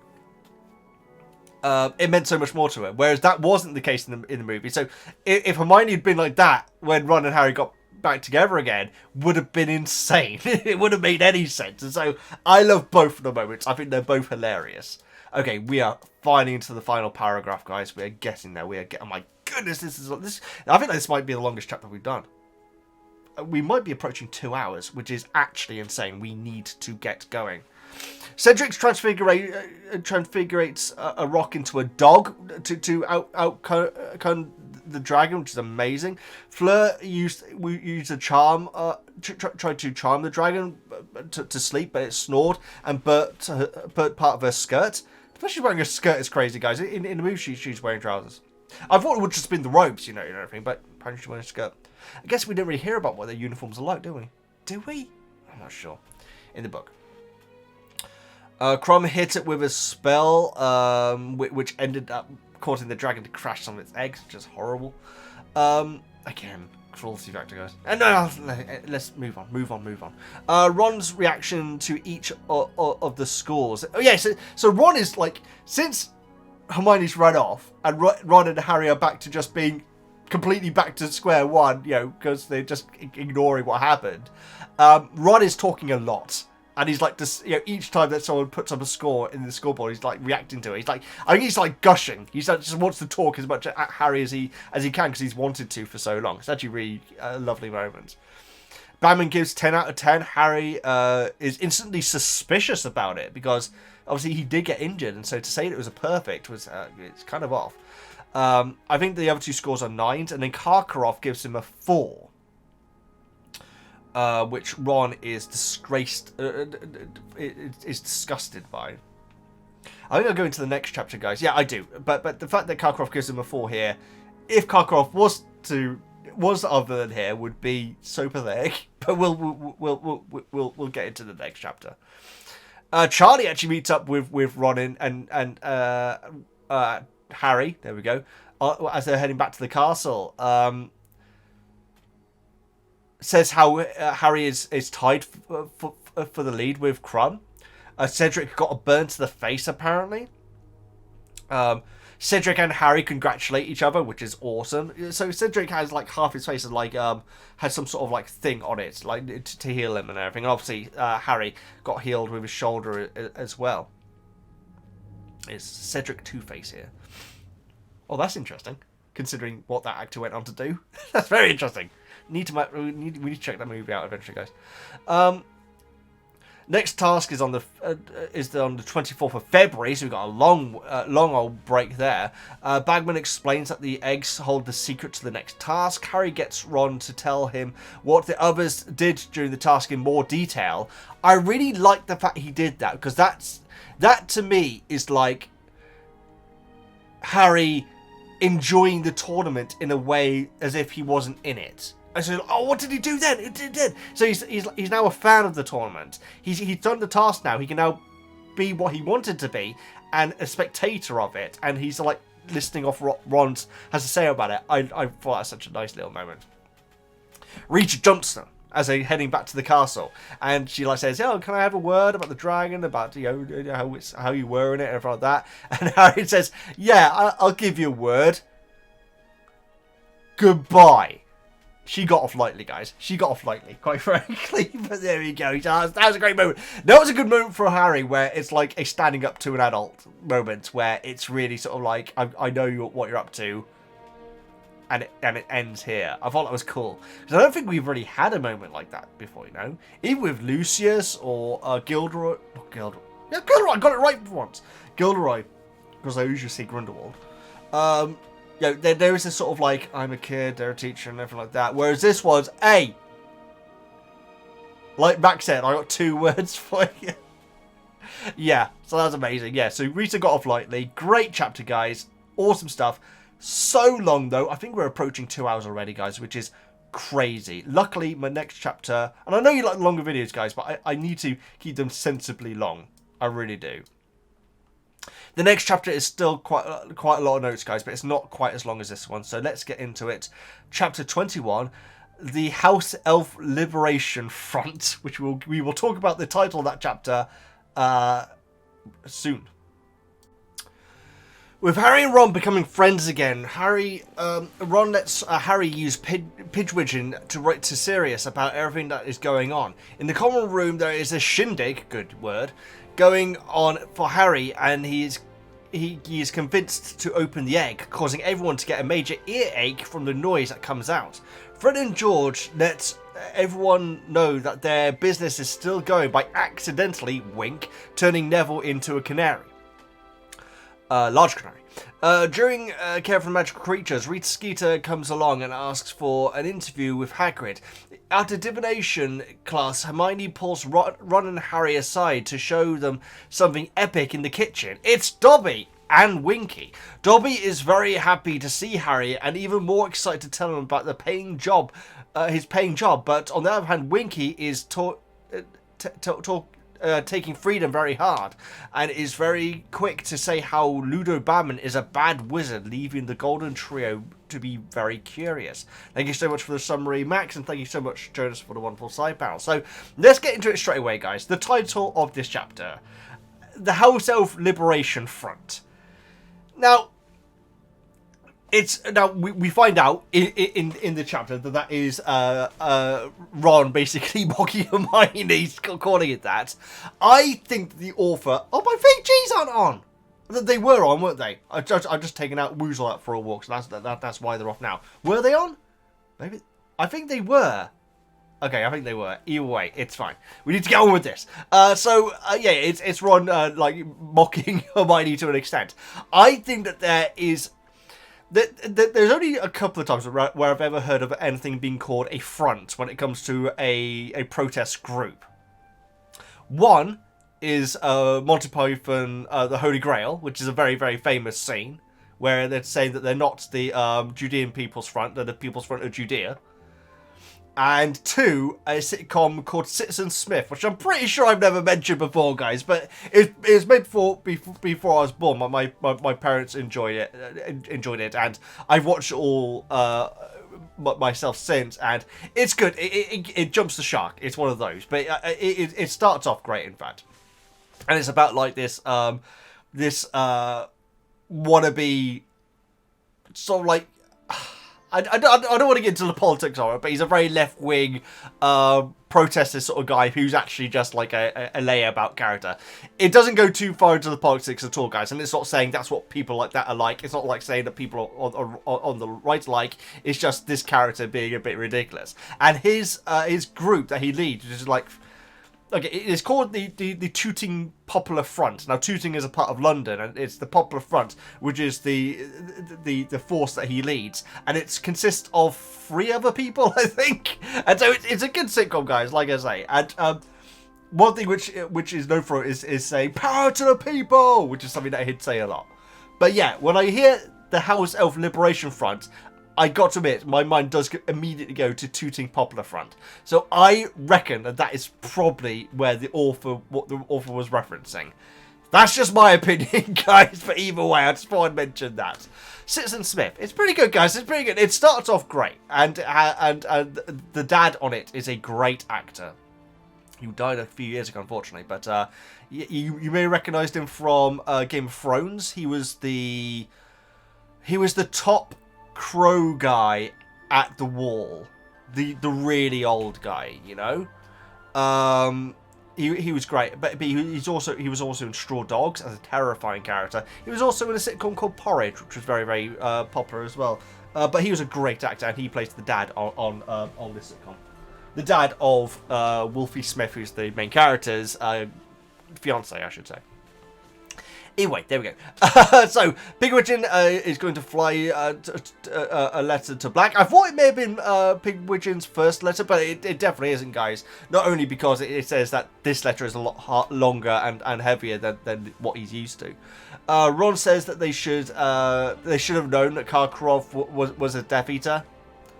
Karkaroff giving... he says how because Draco said that him and his dad and Karkaroff are friends.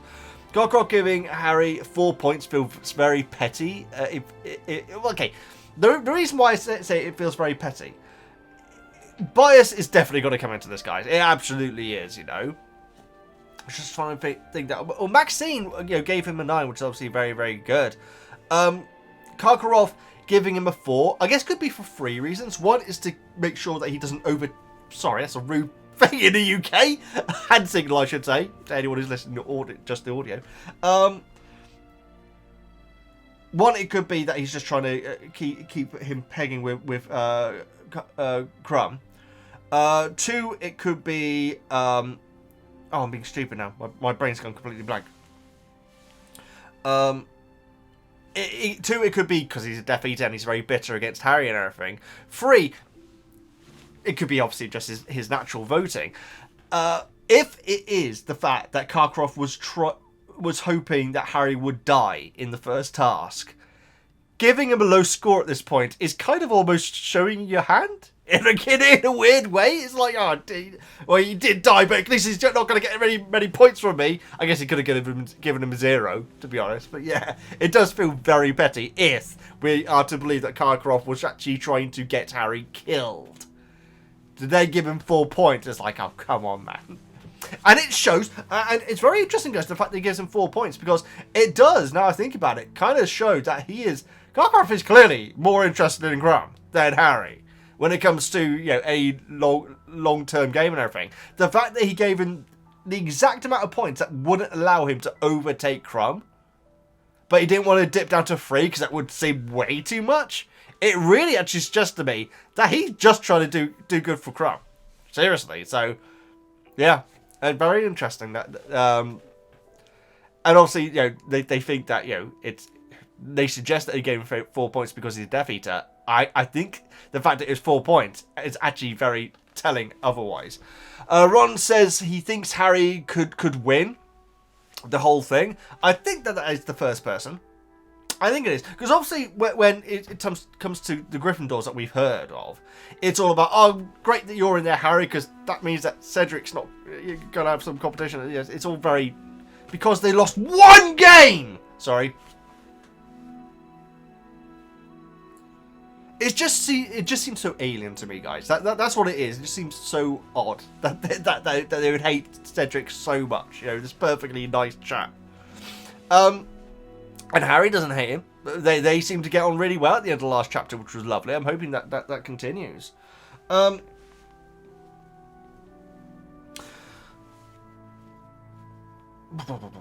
yeah, is Ron the first person to actually say that Harry could go the whole way? I'm not sure. Maybe.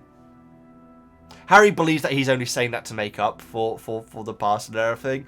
Hermione says, well, there's still a long way to go. And Ron says, well, you're right little ray of sunshine, aren't you? Now that's so... Oh, and then he says, you should get with Broadly. It's amazing. Them two hating each other. Well, I'd say they hate each other. I think that's fair. That's such a nice little moment, guys, because that is clearly what Harry's been missing, is someone to lighten the mood and, make fun of Hermione and Harry. And, well, he's just making fun of Hermione here, but that's clearly a part of Ron that Harry really missed, was, being able to make light of... Because Hermione's trying to bring... she's trying to bring everyone back down to earth, whereas Ron's trying to big up Harry. So that's a really nice moment. It's so nice. It's so nice that they're back together. It really is. Hermione did make it... Oh yeah, Hermione did make it possible for Harry to complete the task. Without Hermione, Harry wouldn't have...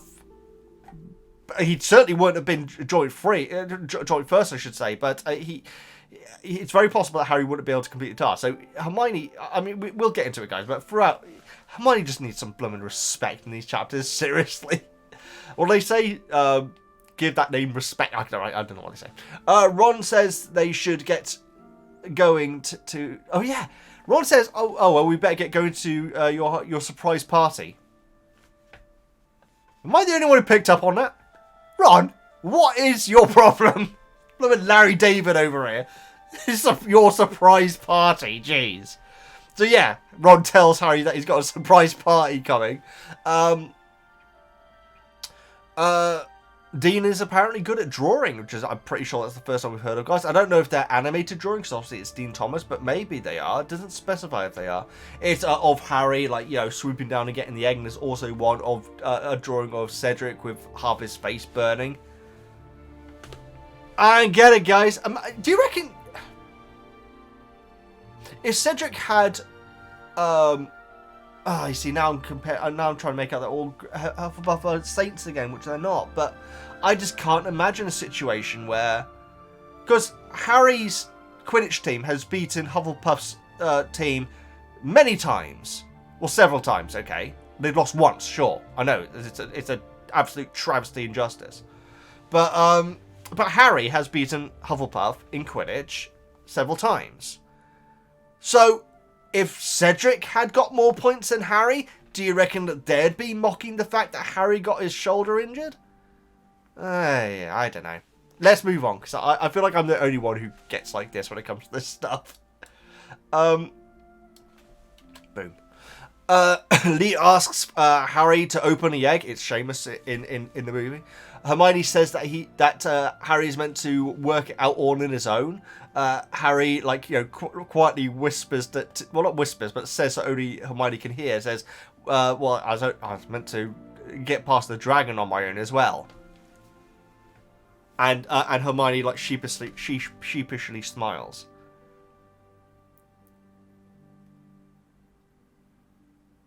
They're starting to make Hermione almost feel like a Neville character, because she deserves so much respect.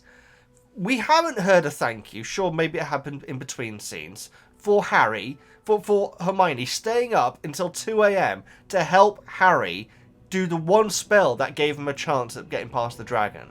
And now he's using that to mock her? Not mock, but to counter her saying, hey, Harry's meant to do this on his own.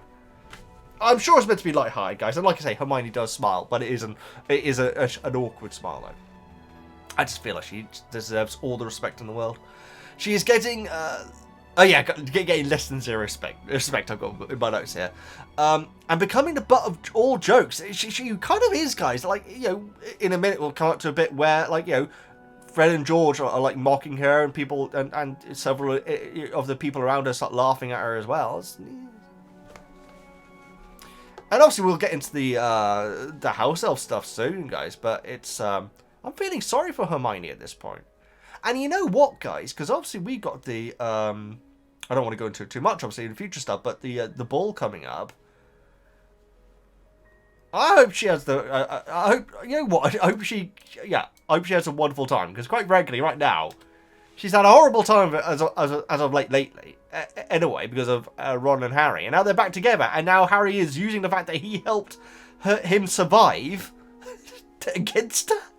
Not against her, but you know what I mean. Anyway, moving on. Come on. Veggie. Harry does open the egg. I've got two question marks, because I've actually completely forgotten that does happen in the movie. But yes, Harry does open the egg. It is empty and makes a loud screeching noise. Neville, very interestingly, straight away says that's the sound of someone getting tortured. And when that moment came up in the audiobook, guys, I know I'm not meant to know stuff and everything. That broke my blooming heart. That is heartbreaking. And what a moment for it as well, you know? And Neville, panicking, obviously, says that they're going to force you to take the Cruciatus curse.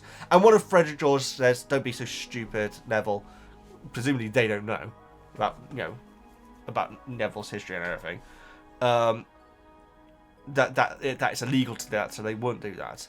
The noise does make Neville drop a tray of sausage rolls, guys. Now, sausage rolls are life. In fact, I can tell you this, can't I?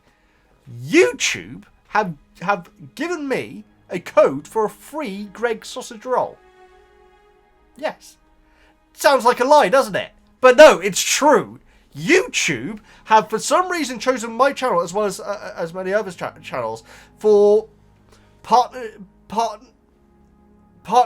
perks, I think it's called, which is a few bonuses, guys, which is it's wonderful to get an email from YouTube and it being something delightful, guys. And so my channel's been chosen for a free Greg's sausage roll. It can be the vegan one as well, which is very important, they are great. A light with like a little YouTube, like a red YouTube button light. And I got in there early because it's a limited amount apparently, so I'm pretty certain that my name's going to be down for it though. And it's like a standalone like light and everything. It is definitely going to be going up there if I get one, guys. I think I will be as well. I'm looking forward to that. That's going to be great.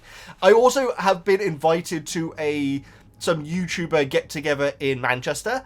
If any of you have been following my channel for any amount of time, you know I ain't doing that, guys, because I am extremely anxious. I really am, guys, and it's something which I really have to work on at the moment because it affects Woozle to an extent. It didn't matter so much when Woozle was terrified of other dogs, because she just didn't want to go near any other dogs, which meant I didn't have to go near any other dog owners, so it's great.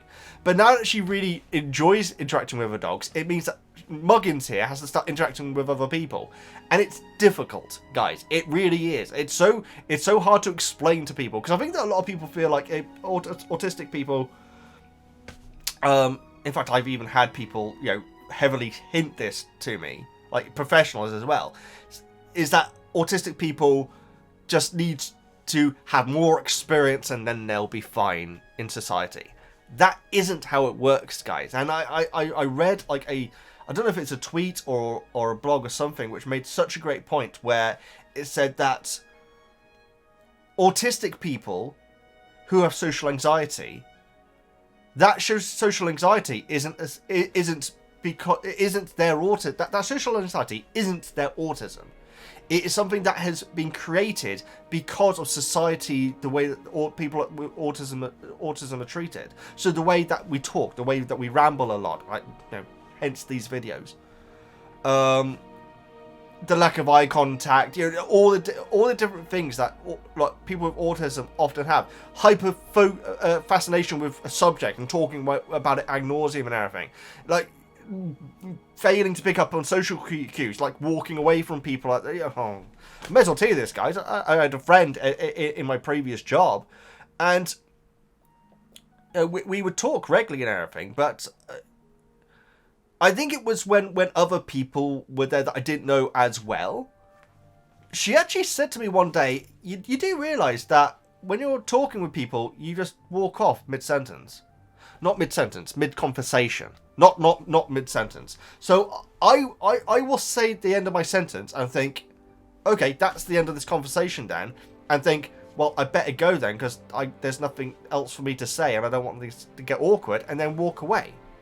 But to someone who isn't on the spectrum, that can seem very odd. And so that was sad, guys. It's good. I'm glad that she told me.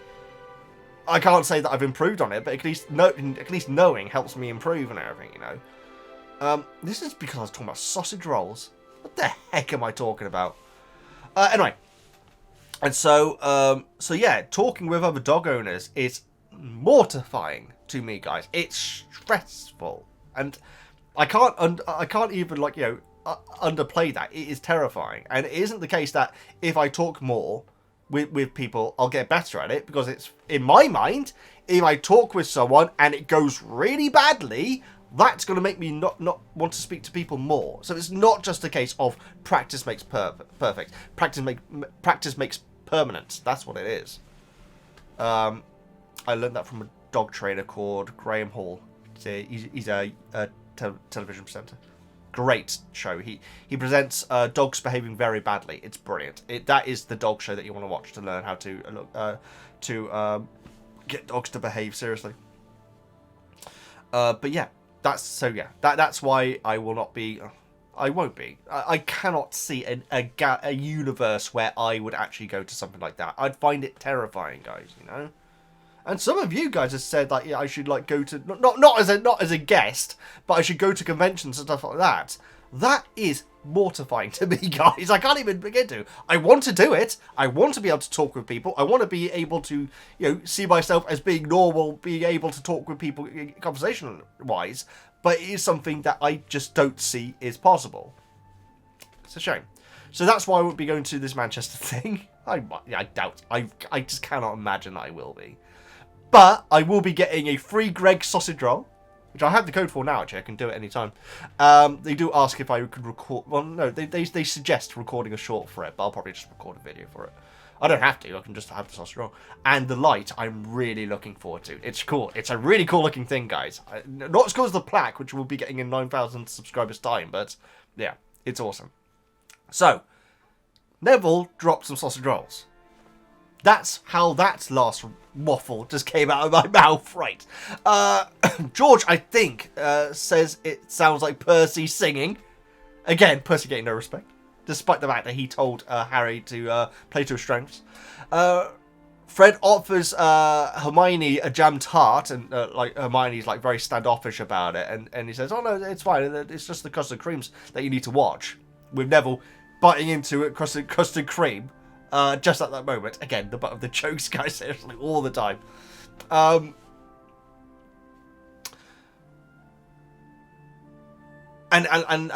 Fred, and I think Fred says, "Oh no, we're only joking," or something like that to Neville. Hermione asks them how did they get the food from the kitchens and how did they do it and everything, and I think it's Fred tells Hermione how to get in, like tickling the pears and stuff like that, which is wonderful. It instantly reminds me of Hogwarts Legacy, where everyone's like freaking out, "Oh, there's the painting!" when I was live streaming it long ago. So that's so cool that that's there. George asks if she Fred George instantly gets suspicious of why she's asking, and George asks if she's going to lead the elves out on strike. And I think it may have been George again. Fred and George says that she's going to try and stir them up into rebellion. And again, several people around them chortle. Hermione just sits in silence. I feel sorry for her, guys. I honestly do. I feel sorry for her. And also, they were saying that she should go and see them. So what's the problem? She's going to go and see them. And we find out later in this chapter, according to her, she was going to just talk to them, which is what she should be doing, right? Even if you disagree with what she's doing, she should go and talk with them. Then she'll find out she's right. She's wrong. It's better than just other people saying you're wrong, and she just thinking, "Oh, I must be wrong then." For her to actually go to the house and find out if things are okay for them, surely that's ideal. Anyway, moving on, guys. We'll talk a lot more about that. I just feel sorry for Hermione, the fact that people are laughing at her. We know what Fred and George are like. I'm sure they didn't intend that.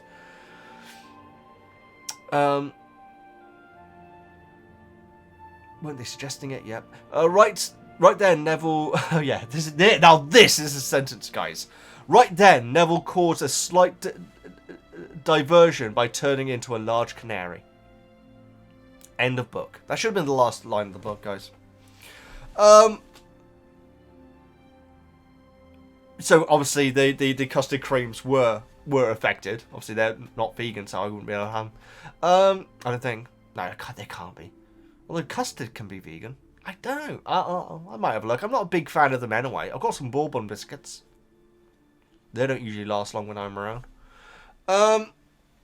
After turning back, Neville joins in with the laughter, which is actually nice. That reminds me of... Oh, it reminds me of Fred and George when they had the long beards and everything. The fact that they started laughing along. That's nice to see. The champions get to keep the statue. Oh yes, so the champions, when they took the little statues out of the dragons.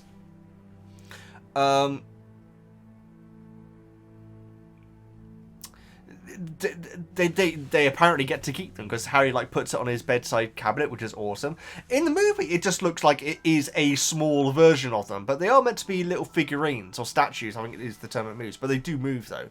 I'm surprised that they didn't make them look less realistic in the movie to make them look like they're carved out of wood. That would actually, or maybe they are, but it doesn't look like that way to me anyway. Either way, moving on. Script update, guys. It has to be every single book club. They're now 6 foot in length, which is terrifying. Trying to get Hagrid's trying to get them to hibernate, or at least to see if they like it and everything, by putting pillows and blankets and nailing them in boxes. And it all starts kicking off, obviously. Most of the students rush inside Hagrid's hut when they all start going crazy and barricade themselves inside the hut, which is amazing. And the rest of them, including our three, but there are others as well, managed to. The only ones that we hear about are all Gryffindor. So it's basically the Slytherins run away and the Gryffindor stand there, which I guess with the bravery thing makes sense. So yeah, the rest of them are able to tie them down. Rita Skeeter arrives just as Hagrid flattens a screw and then ties it up his right place. He falls on the last one. It was alright though. Well, it was still alive anyway. Rita has gold teeth. Interesting. Apparently she's been barred from Hogwarts by Dumbledore, presumably because of the article on Harry Potter, you would imagine. It certainly wasn't the article on Dumbledore, obviously, either. Rita asks what the Screwets are and where they came from and everything, and when she asks where they came from, Hagrid's face gets flushed. So where did they come from? That's the worrying thing, guys. And we got to call out, guys, Hagrid is a terrible teacher, guys. I mean, I don't know. Maybe the students are learning things, but he's doing it in an incredibly bad way. Like the ones that stayed outside the hut are actually, they're not as bad as Cedric and Harry after the dragons, but they are not in a good way. Burn marks and all this sort of stuff. And so yeah, he's not a great teacher, guys. He really isn't. My goodness, I think I'd be terrified of going to Hagrid's class.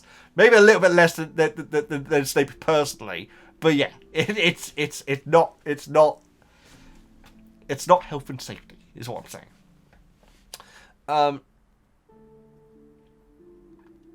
Rita asks how long Hagrid has been teaching, which is obviously not that long. Looking over the others who are in bad. Oh yeah, as Rita is looking over the other students who are messed up by the Scoots. It does feel like Rita is kind of patronising Hagrid, but offers to interview him for a Wednesday zoological column in The Prophet, which is very interesting. You would have thought that would be someone else's job, but I guess she can get in if she has a bigger scoop, though. Oh yes, she offers to interview Hagrid about the bag-ended Scroots, which is amazing. Bang-ended Scroots, I should say. Harry says Rita will twist every word that Hagrid says. He says that to Ron and Hermione. I've got down here. Does Rita really need to in this case? I don't feel like she really needs to twist the words to make it more dramatic or to get people in trouble, quite frankly. I feel like she just has to describe what's happening in front of her. Again, Hagrid's not an ideal teacher, guys. He really isn't. Hermione worries about if the Scroots were illegally imported, which is very worrying. So it's very possible that Rita knew what they were and was just playing a game with Hagrid. I feel like that's probably what the case is, to be honest.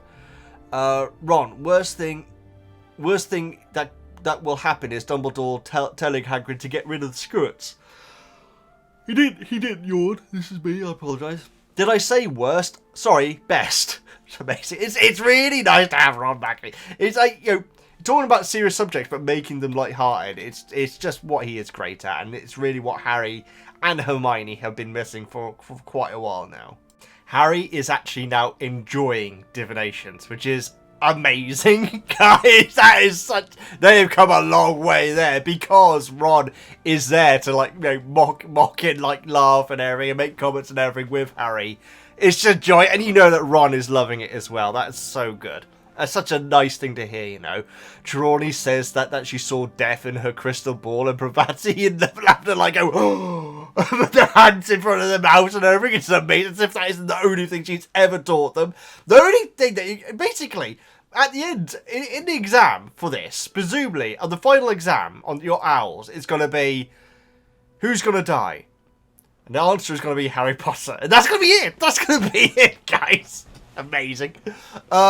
Harry yawns sarcastically and says that yawns sarcastically in the moment, then after the class says that it would be more effective if she hadn't already predicted it 80 times before. And Ron says that he would be an extra concentrated ghost, right way of putting it, as the Bloody Baron walks on by. We never really had anything from him, have we? No, he's a very quiet chap, isn't he? Hermione rushes up to them and tells Harry specifically to come and see something. Now, I thought that was kind of odd, but there is a good reason why it's just Harry.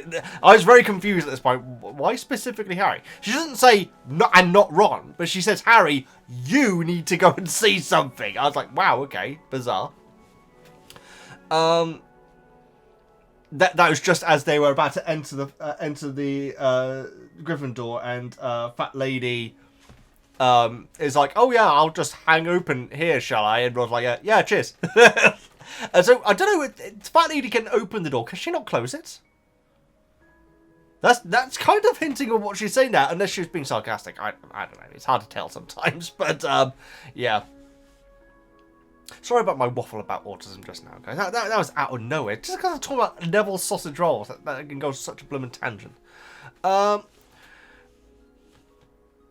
They're heading towards Hufflepuff common room, guys, and where Harry is expecting it to get very, very dark and dank and everything.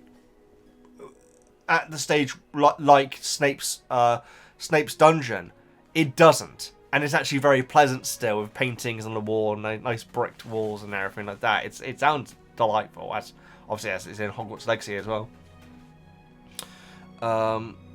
The fruit painting that Fred and George mentioned to Hermione earlier on in this chapter.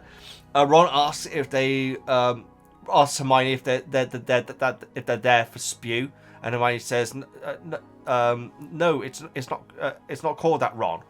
And Ron says, change the name, have you? What is it now? The House Elf Liberation Front. So I reckon that somehow Ron has watched Citizen Smith. Or, Life of Brian. No, did I say Holy Grail earlier on? I didn't mean Holy Grail, sorry. Life of Brian, Monty Python movie. Yeah, it's such a yeah. I feel like there has to be a reference to that. I really, really do. Hermione just wanted to talk with the elves, according to her. Because obviously what Fred and George are like saying, oh, she's going to lead the rebellion and everything. According to Hermione, she just wants to talk with them. That's great, right? I feel like if that is sincere, I can't see anyone having an issue with that, apart from, you know, professors.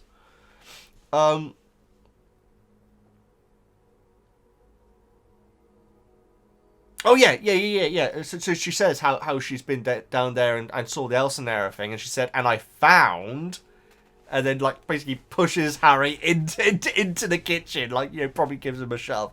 At this point, I've got, with question mark, exclamation mark, Dobby?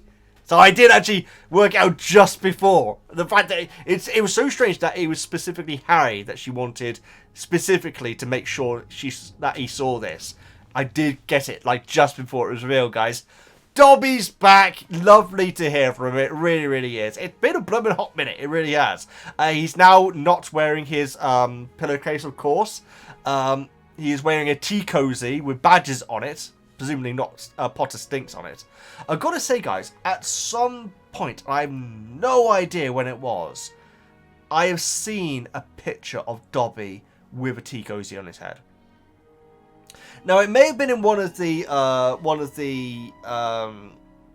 Harry Potter shops in Oxford, because I do specifically remember seeing a Dobby, like a larger model of Dobby than Dobby actually is, with a mortarboard on top, you know, like a university-style hat and everything. I presume that's not going to happen.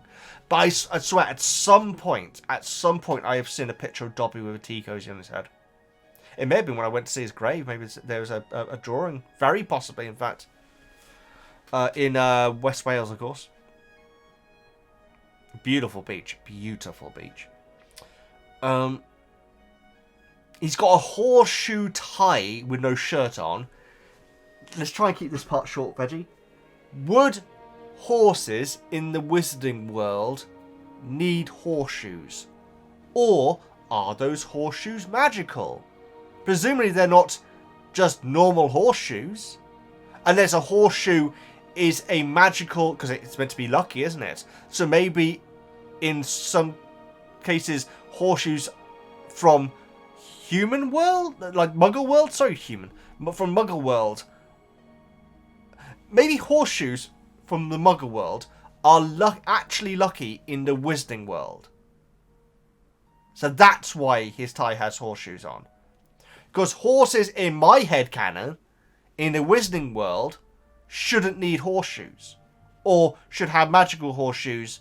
That means that they don't need to be nailed in. I think they're actually nailed in, aren't they? I'm not sure. I'm pretty sure they are. But into the hoof, and so there's no pain, obviously. I presume. Right, that was that completely pointless tangent kept short. I'm glad, because I was worried I was going to go on for 20 minutes about horseshoes then. Moving on. Wearing soccer shorts, don't know about that term, and from Harry, I should say. And odd socks, and I've got down here, I really hope that is one of them is the one that Lucius gave him. And it is, which makes me so happy. And the other one is pink and orange, which is lovely. Dobby and Winky are working at Hogwarts. Dobby does refer to it as a job, specifically. I don't know if other house elves refer to what they do as a job. I think Winky might do, but Dobby does specifically say job here. And that, in the definition, means providing a service for lucrative gains. So, yeah. But that's such a little thing. I do wonder how long they've been working there. We do find out that very soon.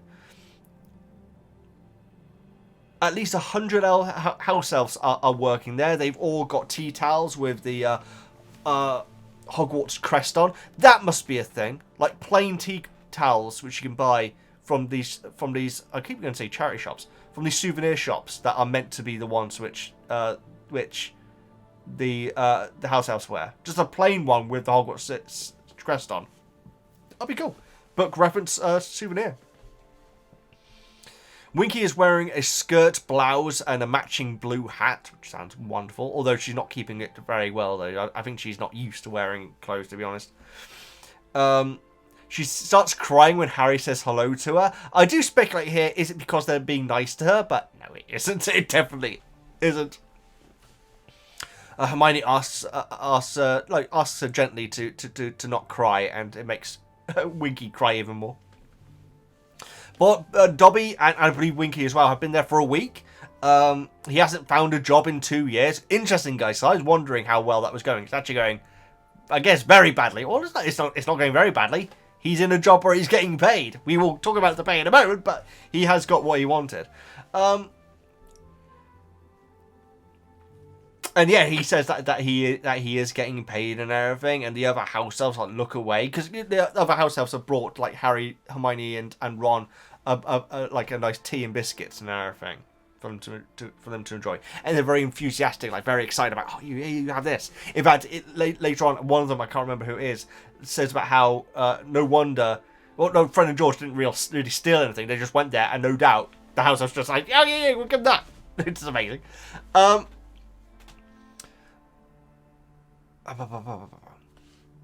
no, I'm not deleting my notes. But yeah, when Dobby says about how he's getting paid and everything, the other house elves look away in an almost embarrassed way. In fact, they actually back off, wanting to keep away from what could be a contagious house elf that wants to get paid and everything. And I'm saying this for a reason. We will get to it. So they are embarrassed about another house elf wanting something different from them. Okay, we're getting into it now. Yeah. So it's fine if you think that it's fine if most house elves want to get who don't want to get paid. See it as an insult. See it as being disgusting beneath them. to get paid. But those who do want to get paid, I think we can all agree, should get paid. That's the way I'd say it, guys. I guess you could argue that they should be out of a job, but in my opinion, if a house elf wants to get paid, then they should be for their services. Obviously, a lot of wizarding folk just wouldn't go along with that. In fact, we hear about that in a moment. I'm jumping all over the place. We need to get back to the notes.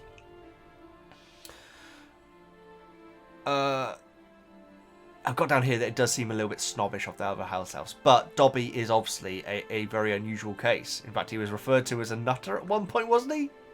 A weirdo, I think, by Hagrid or something. Dobby being different. Dobby being different, yes, absolutely. That's not... oh yeah, so Dobby had been going to like these wizard houses and everything, like, and offering his services, and the wizards are very angrily shouting at him that that's not the point of a house elf, and slamming the door in his face. Disrespectful, in my opinion, guys. Again, I'm not full in with what Hermione's doing at all. I'm really not. But the fact is, Dobby does exist. Should he be forced into servitude, or should he go without any? I guess I don't even know if they need food. They can magic up food, can't they? But should he like live the rest of his life alone because he wants something different from everyone else, from his other ones? I don't know. Anyway, I'm getting way ahead of myself. Seeing it from Dobby's standpoint, for getting Hermione, he is like a revolutionary, in my opinion. Now that's not revolution as in tooting popular front or anything. I mean he's a revolutionary as in he is someone who you could almost say he's evolving in a weird way, but he is different from the rest, and that is something, in my opinion, that should be celebrated, not shunned. Right now he is getting shunned by everyone apart from Hermione.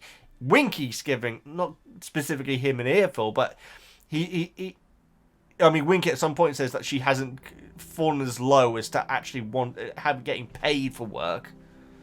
And so Dobby, amongst house elves, God bless him for being such an optimistic guy, because he, talking about the house elves, must be getting really shunned.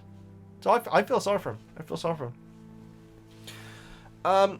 Dobby was delighted to find Winky was now free too. Yes, so Dobby's like, oh, it's delighted to find out that Winky is free, but Winky is just that, when he says that about finding Winky and finding out that she's free, and that's really good, Winky goes into overdrive with the crying. It's horrible, because I feel so sorry for Winky, I really do. Dumbledore is paying Dobby. Dumbledore said that if you want paying, then I'll pay you. So again, that's a really nice way of doing it.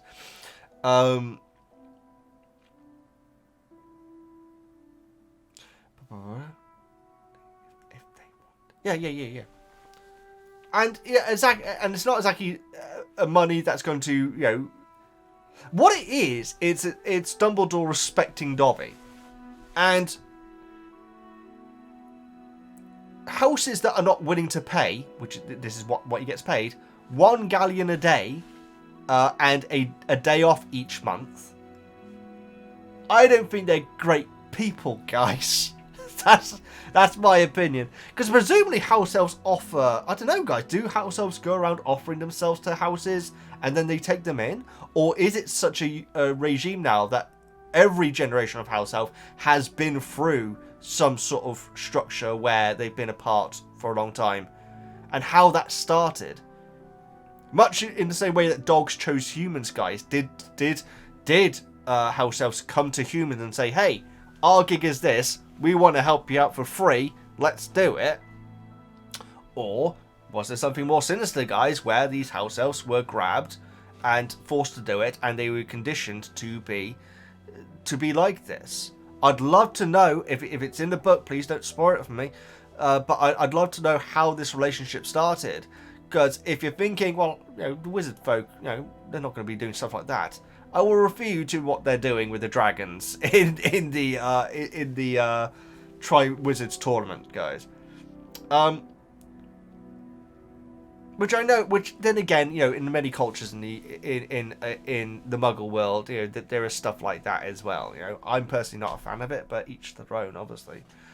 I'm not going to start judging that, but I'm talking about wizard folk specifically here.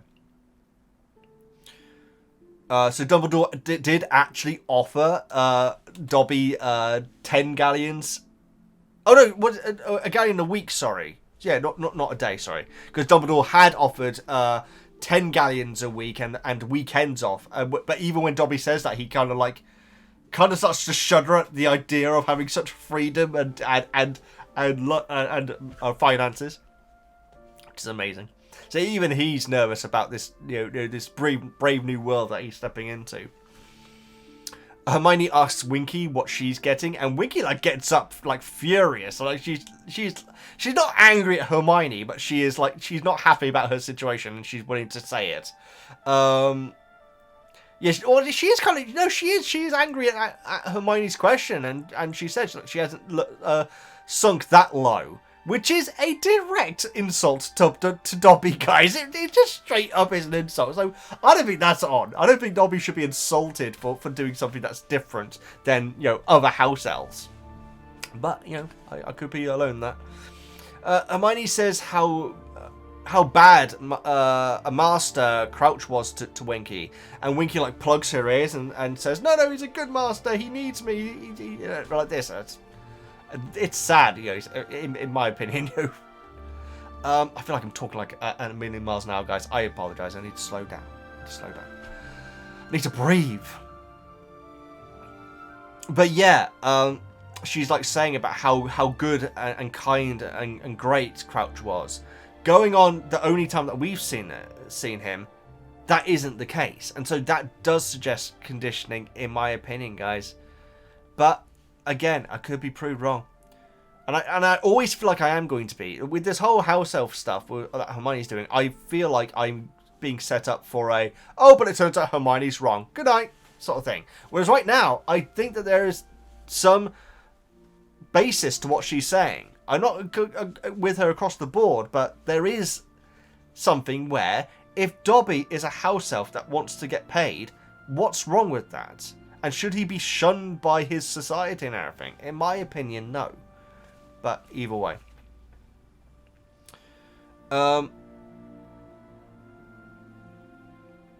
Dobby does say that Winky isn't giving her real thoughts on Crouch, which is may be true. It may not be true, guys. But that Dobby's saying that because she's so used to not telling master's secrets or anything like that, she is conditioned to say that how great he was.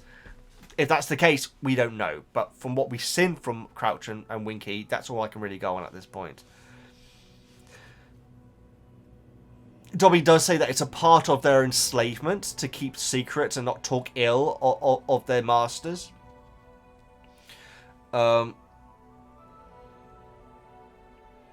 Apparently this has been raised with Dumbledore, and Dumbledore...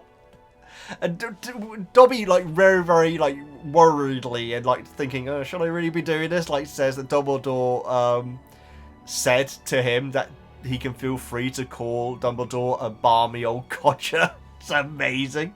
And again, it's Dobby's saying, oh, should I really be saying this? As he's saying it to Harry. It's amazing. Harry asks if he could, talk ill of the Malfoys. It's very interesting. And Dobby, after a moment, calls them bad dark wizards. Now, that might mean that they're actually really good wizards. Good light wizards, I guess you'd say. But no, I'm guessing he means that they are bad and dark wizards. And yeah, Dobby does take a moment, because obviously he's still acclimatizing to being able to say these things. But it's what he thinks, presumably. Unless he's saying it just to counter what he's meant to do. But I don't think that's the case, guys. I think he thinks that the Malfoys are bad dark wizards. And when he says it, what happens? He immediately starts banging his head on the table, guys. It's sad to hear that's still going on with him, but that was sad to find out that he is still having those moments. Hopefully not very often. Harry stops him, and Dobby thanks him for it. And Harry says that he just needs to practice, which is good advice from Harry. That is good advice, Harry. That was like, 'cause clearly he cares about Dobby. So that was a nice bit of advice where he just needs to get used to saying it, and then eventually he won't start banging his head. But yeah, it was sad. That was a sad callback right there. Winky calls Dobby a bad elf. Just straight up calls him a bad elf, guys. I think that if Dobby wants to get paid for it, then there's nothing wrong with that. That's my take on it. I personally don't think that Dobby is a bad elf. Maybe some people do, but I don't think he is, guys. She does mention that Winky does mention that Winky's mother and Winky's grandmother had been in services of the Crouch, and so you can see why it's such a distraughting thing for her, like a really bad thing. And presumably Dobby's descendants were the same. I guess, I'm not sure. Hermione mentions that Crouch and Bagman are at the Triwizard Tournament, and Winky's like, oh, Crouch is here, but then there's also like, oh, what, Bagman's here? And calls Bagman a bad wizard, and says how Crouch doesn't like him. Now, going on what we know up to this point, that could be just their personalities, because obviously they're very different personalities, these two. But that is a sort of like eyeball moment, like, oh, hang on. Is there something going on with Bagman? Because even in the previous chapter, guys, it was like, oh, he's being very friendly with Harry and everything, giving him 10 out of 10 and everything. Is there something up here? And Winky saying that he's a bad wizard, guys. That's very interesting. I don't know if I've got it here. Oh, yeah. I've got it right here. So she says that she won't talk ill of Crouch. But the other part of that was, and to tell their secrets and everything. Surely saying that Crouch thinks that Bagman is a bad wizard is one of Crouch's secrets, and so she's kind of messing up there in a way as well. Then again, Dobby messed up a lot when he was under the thumb. That's not the right term, but you know what I mean. Well, it kind of is. Yeah, we'll go with it. Under the thumb of Lucius. That'd be an interesting ship, wouldn't it? Has anyone done that? Lucius and Dobby. Oh, I bet they have. I bet they have. Let's not talk about that. Let's move straight on. Right, Dobby plans on buying a sweater when he has enough money. I think that should be jumper, because we don't really use the term sweater in the UK, or at least we didn't. Maybe we use it more now, but irrelevant. Ron says that he can have his that he'll be getting for Christmas. I gotta say here, guys, I did kind of guess that. I actually did think, well, Ron's the one who gets all the jumpers, and it's like, oh, give him his jumper. That was amazing. I guess I didn't think that he'd give his own jumper, but maybe they could convince Molly to make an extra one, maybe, with a D on it. That'd be amazing. But yeah, that's going to be nice. So I hope that happens, that they actually does get that jumper. I hope we see more. I hope this isn't a one scene and done for Dobby in this book. I do hope. Ron seems to really like Dobby, which is obviously lovely. Obviously, he has no reason to not like him, but and I think this is actually the first time that he's seen a house elf. Oh no, Winky was the first time he saw a house elf. What am I talking about? But obviously, he would have heard a lot about Dobby, and so this is really nice that Ron and Dobby appear to be getting on. Ron seems like genuinely to like Dobby, which is lovely. Which is nice, you know, considering how a lot of people treat house elves. Dobby doesn't insult the other elves. All I'm saying, all I'm saying, guys, is that Dobby isn't like saying, "Oh, these people not taking money" or anything like that. He's the one who's being shunned in the elf community here, which I think is a real shame. Hermione thinks that the other elves will start to notice how happy he is in his situation. I don't know if that would happen, but I do hope that they treat Dobby okay, because he's been insulted in this a couple of times in this scene, guys. So verbally and physically, I guess, in a weird way. Ron says that Winky, like Hermione says about how happy Dobby is, and Ron says, well, yeah, not exactly the case with Winky, isn't it? And remarks about how she seems to love Crouch. Ron does then say that he would rather work for Bagman, though, and so it's interesting. What Ron's doing there is just playing off what Hermione's saying. He's not genuinely suggesting that Winky should love Crouch, Because he then does say immediately after, saying, well, I'd rather work for Bagman, who does seem to be a lot more of a laid-back person. And says about how Percy works for Crouch. I think Hermione says that, and then Ron says, and we end off with a Percy insult, guys. We've got insults left, right, and centre today. Percy wouldn't notice a joke if it danced naked in front of him wearing Dobby's tea cozy on his head. Now, I know that we've had a lot of divination predictions, guys. Is that going to happen?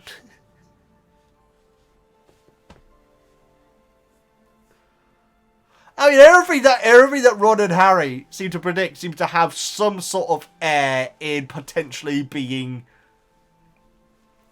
connected with reality.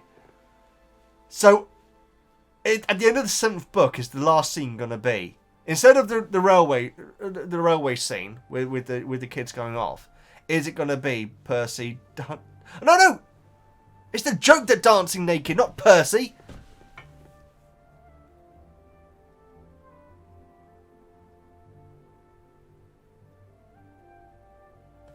Right, I think it's about time that we move over to your comments, guys, because they might make some sort of semblance of sense. But thank you so much for sitting through my waffle. Only a couple of tangents today. I'm sorry about how long the Critical Role tangent was. And I'm sorry about the whole social event up in Manchester thing. Which went... I didn't mean that to go in that direction at all, guys. Sometimes, like I say, I just open my mouth and waffle. But this has been a lot of fun. Apparently, we're at 2 hours now. For the book review, and so as long as we can keep the oh no, we're approaching 2.5, aren't we? So if 2.5, 3.5, 2.5, 2.5.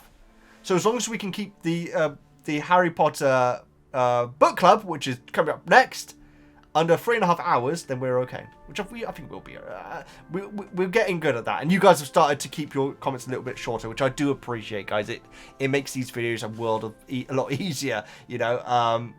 So yeah, thank you so much for that. But I know that sometimes you want to make them a little bit chunky just because you want to get your thoughts down. So let's go and read those thoughts right now. Before we get started with the book review, guys, a book club, I should say. Why is Bob Marley Fleur Delacour's grandparents' favourite musician? Because they get together and feel alright. I was so proud of that when I came up with that, guys. I was actually driving and I couldn't stop laughing. Very dangerous stuff. Either way, guys, this is the part of the video where you can get your thoughts and comments and questions and opinions read out in video, guys. Always fun to do, guys. I love reading your different opinions of it. So if you want to be a part of the conversation, you can back the Patreon if you want. I do read my YouTube comments as well, guys. I read all my YouTube comments, but I'm not always able to reply to them. And so if you actually want to be a part of the video, you can check out the Patreon if you so wish. Either way, let's get started with Gaffnob. First comment. Greetings! Sorry in advance for so many items. I will try to keep them short. Just so much going on in this one. It's so true, Gavnob, and I do appreciate you trying to keep it short, because we used to have, like, huge comments, guys, and I get it, because you want to be, you want to get all your thoughts down and everything like that. My only issue with that is when the comment is longer, it means that me responding to it has to be shorter, just so we can keep the video going, if you know what I mean. And so that's why it's better to keep it shorter, and it just makes the video flow a little bit better. But I get it. There was a lot going on in this chapter, in these chapters. Chapter 20. Was Moody's advice cheating? I say no. Harry figured out the plan on his own.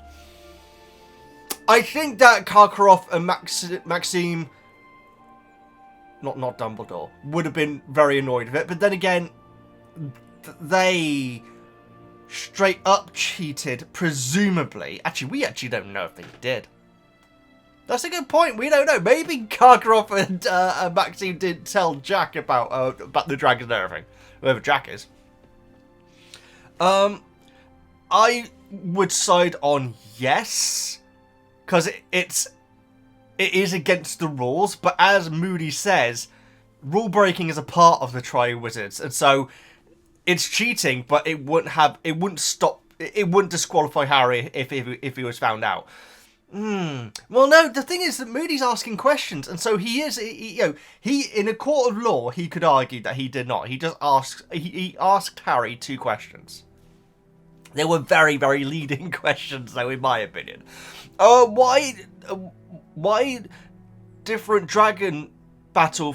Why different dragon battle from the movie? Which do you prefer? I get why they did it in the movie, because I'm trying to think of other action set pieces that take place in Goblet of Fire, and I know I'm probably forgetting a really obvious one. But do any of them top the dragon fight? It's not a fight. That's a good point, actually. It's not a fight. It's absolutely not a fight in the book. It is a fight in the movie, really, isn't it? I get why they did the movie version. The book version makes so much more sense. The fact that, you know, Dumbledore isn't like saying, well, dragons destroying the castle. I can't do nothing about it. That when you think about it, it doesn't make no sense at all. I get why they did it. I think that if they'd had it completely book accurate, having the dragon terrified of leaving the eggs and everything, being chained down and everything, and having other wizards ready to step in and everything, wouldn't have made Harry out to be that much of a hero. And so I get why they would have changed that as well.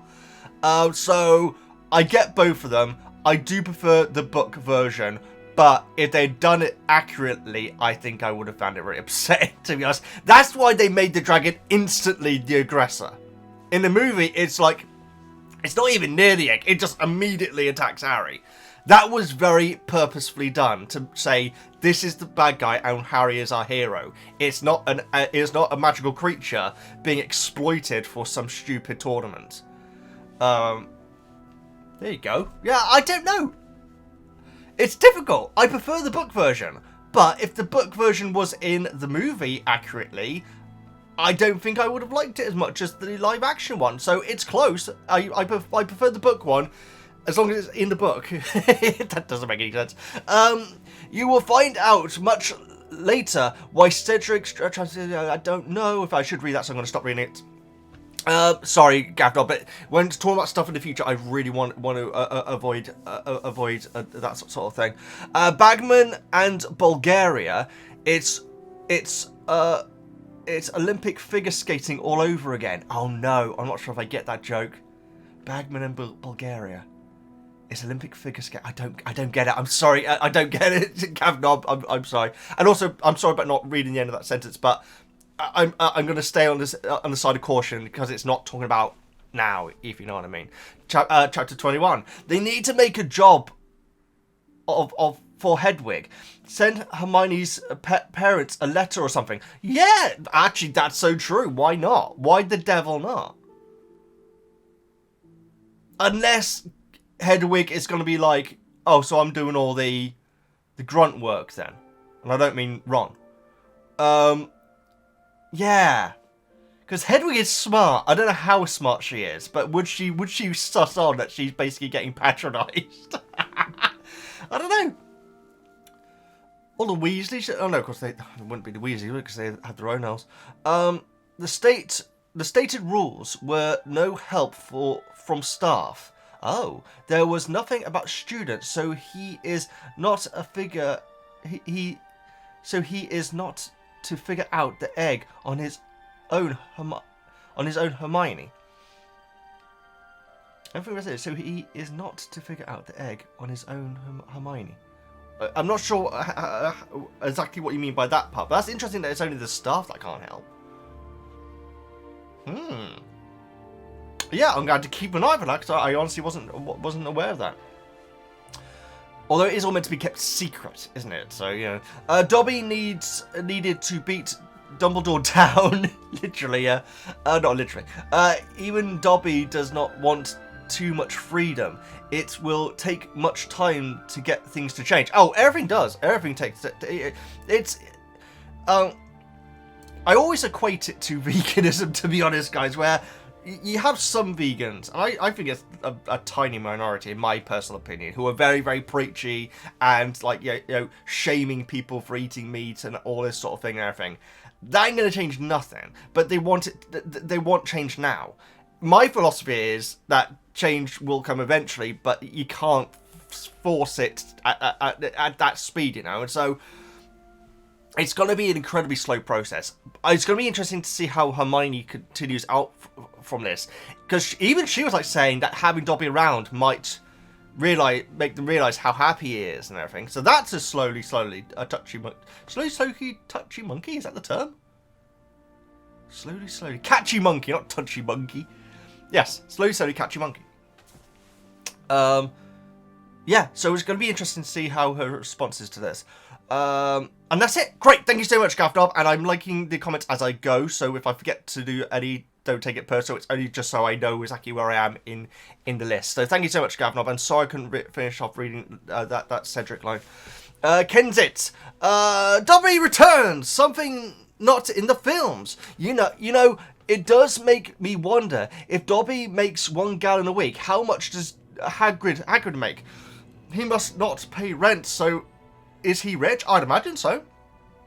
Yeah, no, I've always assumed that Hagrid is rich. Well, you know, not like Lucius rich or anything, but I certainly get the impression that just the groundskeeper job is going to be well paid. And I'd imagine any groundskeeper job is going to be, because it's an important job, guys. And so, I think even before he was a professor, Hagrid would have a pretty penny or two.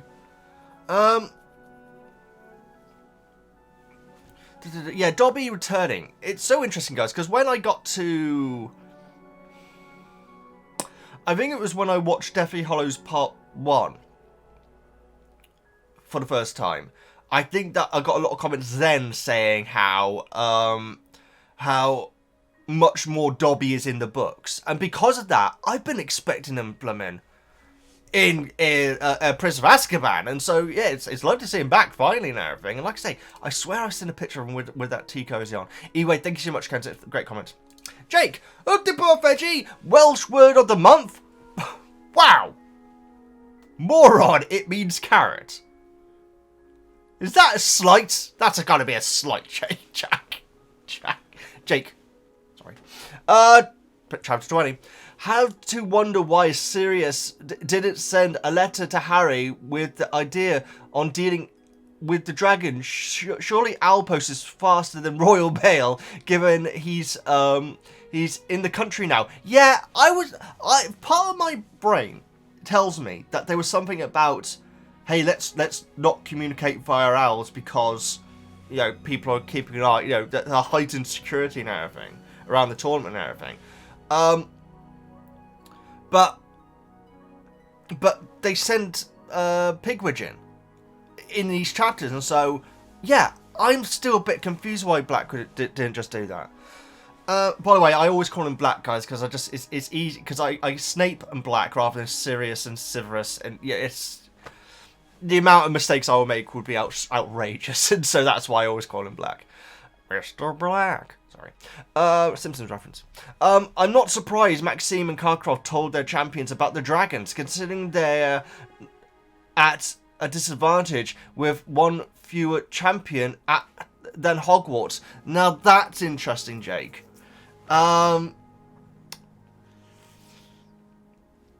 Do we absolutely know that they did? We can presume Karkaroff did, just because he was sneaking around and everything, but Maxime was brought to it?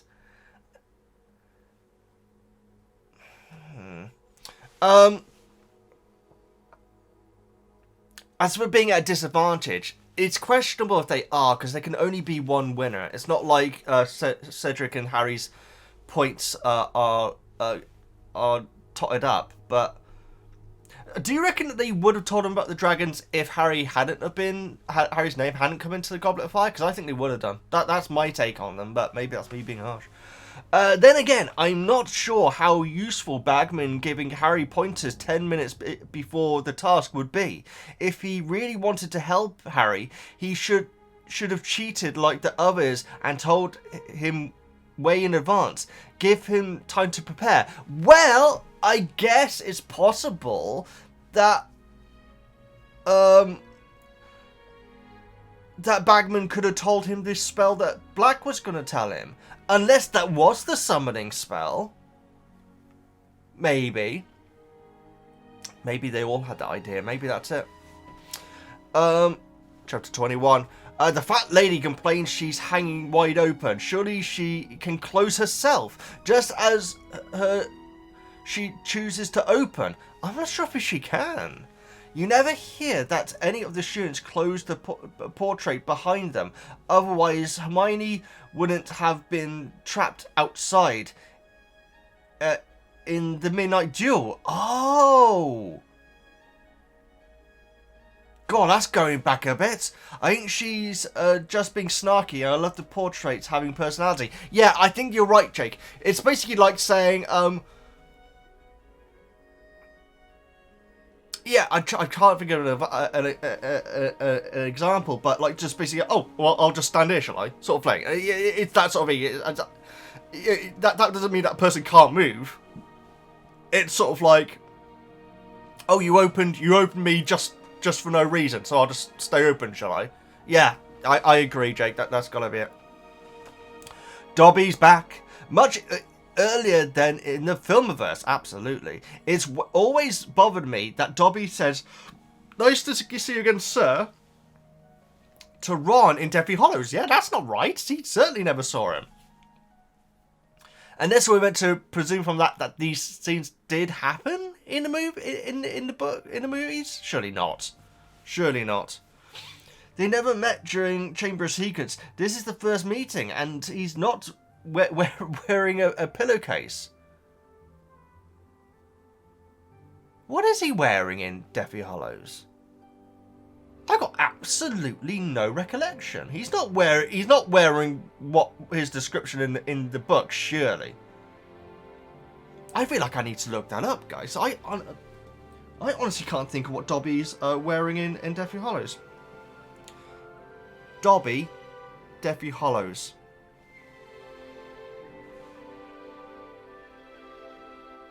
This is Derby. Ah, Dobby, Deathly Hallows. It looks like he's wearing a blue pillowcase. Why is he wearing that? He looks like he's just wearing what he's... I'm sure it is different, but it looks like what he's wearing in Chambers. Hang on a second. So, part 1, they never met during Chamber of Secrets. This is the first meeting, and he's not wearing a pillowcase. I'd have loved to see clothed Dobby, and hopefully the TV series rectifies this error in judgment, with Dobby reappearing much sooner. Yeah, why is Dobby still wearing rags? It looks like it might be a potato sack or something like that, but that's so odd. And you'd think that they would change it up because of merchandise, guys, you know. You can't have one Dobby doll for Chamber of Secrets and then a Dobby doll for Deathly Hallows that essentially looks the same. You want to change it up. You want to give him a red arm like C-3PO. Let's not get into that. Yeah, how interesting. Why is he still wearing it? That's so odd. Again, talking about Star Wars, it's like, why...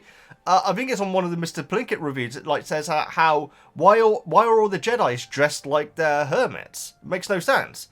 Obi-Wan and Yoda dressing like hermits in the original trilogy, that makes complete sense because they are undercover, they are hiding. Why are all the Jedis in the prequels dressed like they're in hiding? It makes no sense. Anyway, who cares? Moving on. Doesn't make any sense. That's not a bad impression. God, I haven't watched those for a long time. My giddy goose. Anyway. Where the heck am I? Oh, we're right down here. Okay. Did I skip a part of your comment? I didn't. I'm just taking ages. I'm sorry, Jake. Right. So, I'd have loved to see closed Dobby, and hopefully the TV series rectifies this error in judgment, and with Dobby reappearing much sooner. Oh, that'll definitely be happening. Jake, I get the impression that they will be fixing the things which book readers complain most about the movies. When it comes to the dragon fight, I don't know. I don't know what they're going to do. I bet they're not going to make the dragon look scared. I would put money on that. They might even make her the aggressor again as well. But yeah, great comment, Jake. Always appreciated, apart from the bit about saying moron means carrots. Unless that's true, in which case that's amazing. But I feel like you would have told me that before, though. Anyway, thank you so much. Rain Max of the summaries. First task plays out so different here. It made no sense that the dragon would break her chains and go after Harry without anyone trying to interfere. Yeah, it makes no sense. It's so stupid. But you know what, Max? Up until now, I ain't thought about that once. And so, in a sense, it's no harm, no foul. But it is breaking apart the castle, though. No, not massively, but it is doing, like, you know, long-term damage. Presumably it dies at the end. I have no idea what happened to it. It's like, just, like, falls down a pit, doesn't it? Poor thing.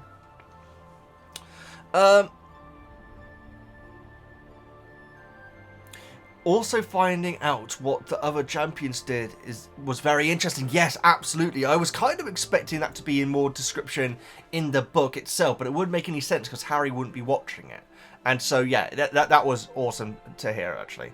Thank you so much, Max, for the wonderful comment. Alias! I really like the first half of the book, but in my opinion, the second half starting with these chapters is where it gets even better. Oh, I'm looking forward to that! Especially for a movie watcher. I mean, it's been an amazing book so far, it really has. I like that we get the description from Ron of what the other champions did to get past the dragon. Even if we didn't get to see if it's from Harry's perspective, well, it would make sense. It'd be cheating, really, wouldn't it? It'd be an advantage, I should say. And it's interesting that in a previous book, Harry had a nightmare about playing Quidditch against a team of red dragons. No way. And now that he is facing an actual dragon, he just imagines it being opposing Quidditch team. Wow, that's crazy. I love it, Alias. That's awesome.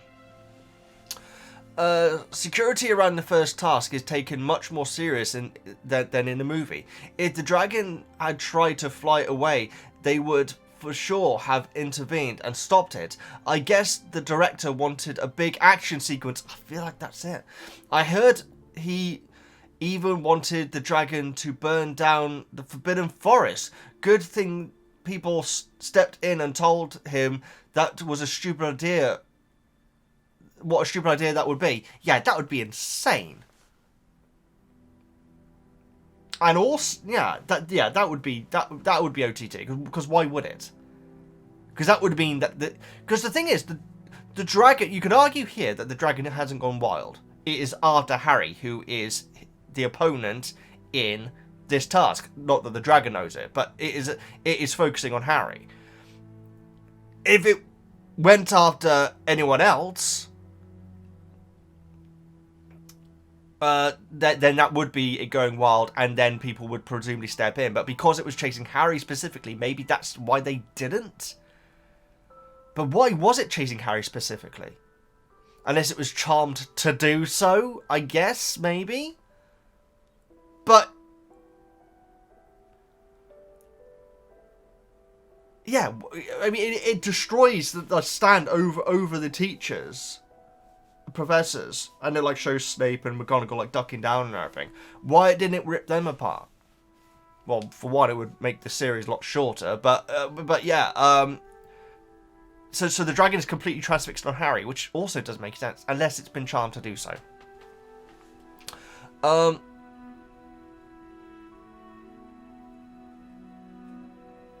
Dobby returns, and Winky too, and we finally get to see the house elves in the kitchen. What do you think of the whole interaction? I understand why Dobby wasn't wearing his bizarre assortment of clothes when he reappeared in the 7th movie. They needed to keep him recognizable for people who only watched the movies and hadn't seen him since Chamber of Secrets, but it would have been cool to see.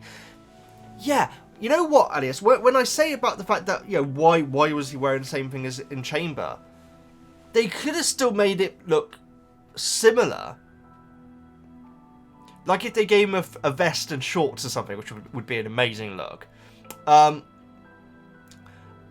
think we would still recognise him as being Dobby, because the only named house elf that we would have seen that would have been recurring at this point was Creature, and he looks completely nothing like Dobby. And so I don't think it would have taken too much for them to just give him subtler clothes. So no tea cozy or anything like that. Or maybe even just the tea cozy. So the tea cozy and the rags that he was wearing before. Just to show that he has changed somewhat and that he is free. Because, quite frankly, it seems like he's completely not free at all. But obviously, you know, I don't know what happens next in the story. But it definitely doesn't seem like a free elf at that point. Yeah, very interesting. Thank you so much for your comment. Joe! Hello, Veggie! How are you doing? I'm alright, Joe. How are you? I just had some Marmite on toast on a very, very thick cut of bread. That's how my life's going. Chapter 20. The parts before the task, when Harry is waiting in the tent, are so well written. I completely agree. I know exactly the emotion and even the hazy appearance of the world. Yeah, it's I thought that's what you were referring to. It's so good. And it actually goes into the fight as well. The task, I should say. And I agree with Harry that the wait is worse than facing the dragon. What do you think? Did you find the description relatable? Oh yeah, absolutely. That whole thing about not believing what's going on around you is real. It's powerful stuff. Powerful stuff. Interesting how Madame Pomfrey treats Harry's wound. What do you make of it? I wonder why did she clean the wound before making it disappear? Magical medicine seems very interesting. Well, I guess you could say that maybe the dirt would stay. The dirt cannot be. The magic does not remove the dirt, so the dirt would just be, you know, inside the healed area, and so I guess that's why. But it's brilliant description. I gotta say, I don't fully remember exactly. I know it's very quick, isn't it? And like she says, they had to wait there for a minute, and then you could go, presumably to make sure that the healing had actually worked. And like I think that Cedric's thing is like orange gel or something like that. I can't quite remember, but yeah, it's all brilliantly described though. It always is with Pomfrey. It's always nice to you know, drop in with her each book. Chapter 21. That mini dragon curling up asleep is too cute. I love that Harry felt affectionate towards it too. Yeah, it's like the last line says, oh, dragons they're not too bad. At the end of it, after him freaking out at the start of the chapter, it's just a very, very nice comparison. Actually, no, that was the next chapter, wasn't it? Yeah, at the start of the first task, he was like absolutely petrified.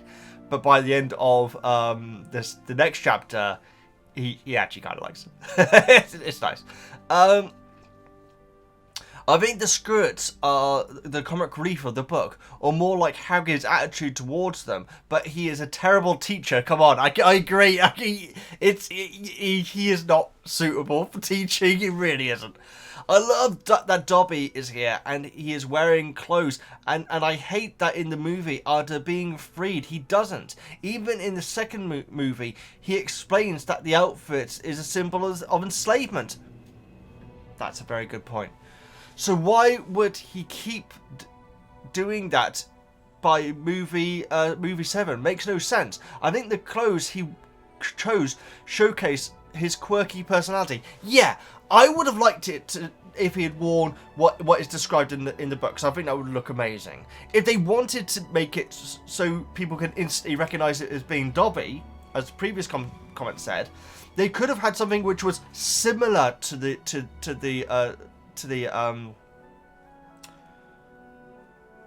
his pillowcase, but different.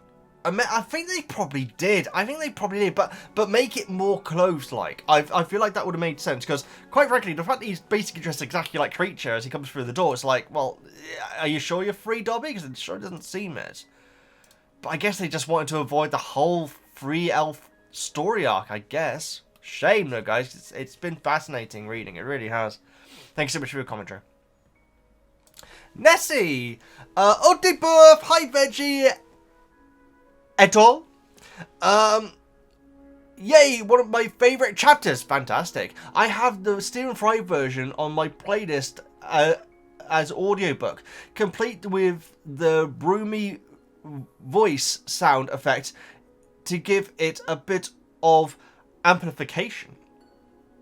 I sometimes listen to it whilst on my paper round. Oh no way! Yes, that's cool. I did it for a short. I was awful at it. I was my brain is not set for that sort of thing, especially at that time as well. So good for you. The same way you get tickled hearing Colin going against Snape. That made me so happy. I enjoy Bagman's commentary on the event. My favourite bit when he declares, "Good Lord, I thought she'd had it." Yeah, that's what a great thing to say. And presumably she could hear that as well. I was like, thanks for that, Bagman. Amazing. Not sure if it's this chapter or next. Harry tells Skeeter to bugger off, I can say that. My words, not his, lol. Yeah, he says goodbye. So yeah, at the end of the first task. Not Harry Potter related, but I'm binge watching again a program called Bones, starring David Boreanaz. I've never watched Angel. Might get around to it one day. If you've never watched Bones, I highly recommend it. Yes. So you guys may not know this because obviously there's Buffy fans and Harry Potter fans, and there is a big crossover, but some just really aren't. You know, Dara's comment is next, and she does not like Buffy, but Angel is a character in Buffy, and after a few seasons, he actually gets his own show. Separate from Buffy, and Angel is played by David Boreanaz, which I can never pronounce his blooming name. But when I first started Buffy, I said all the things that I knew about the show because I'd only ever seen one episode before, guys. And one of the things which I said I knew was there was a character called Bones in it. So my brain got completely confused because I obviously knew the existence of a show called Bones, but his name is Angel in Buffy. So, Nessie, I don't know if you have watched Buffy before.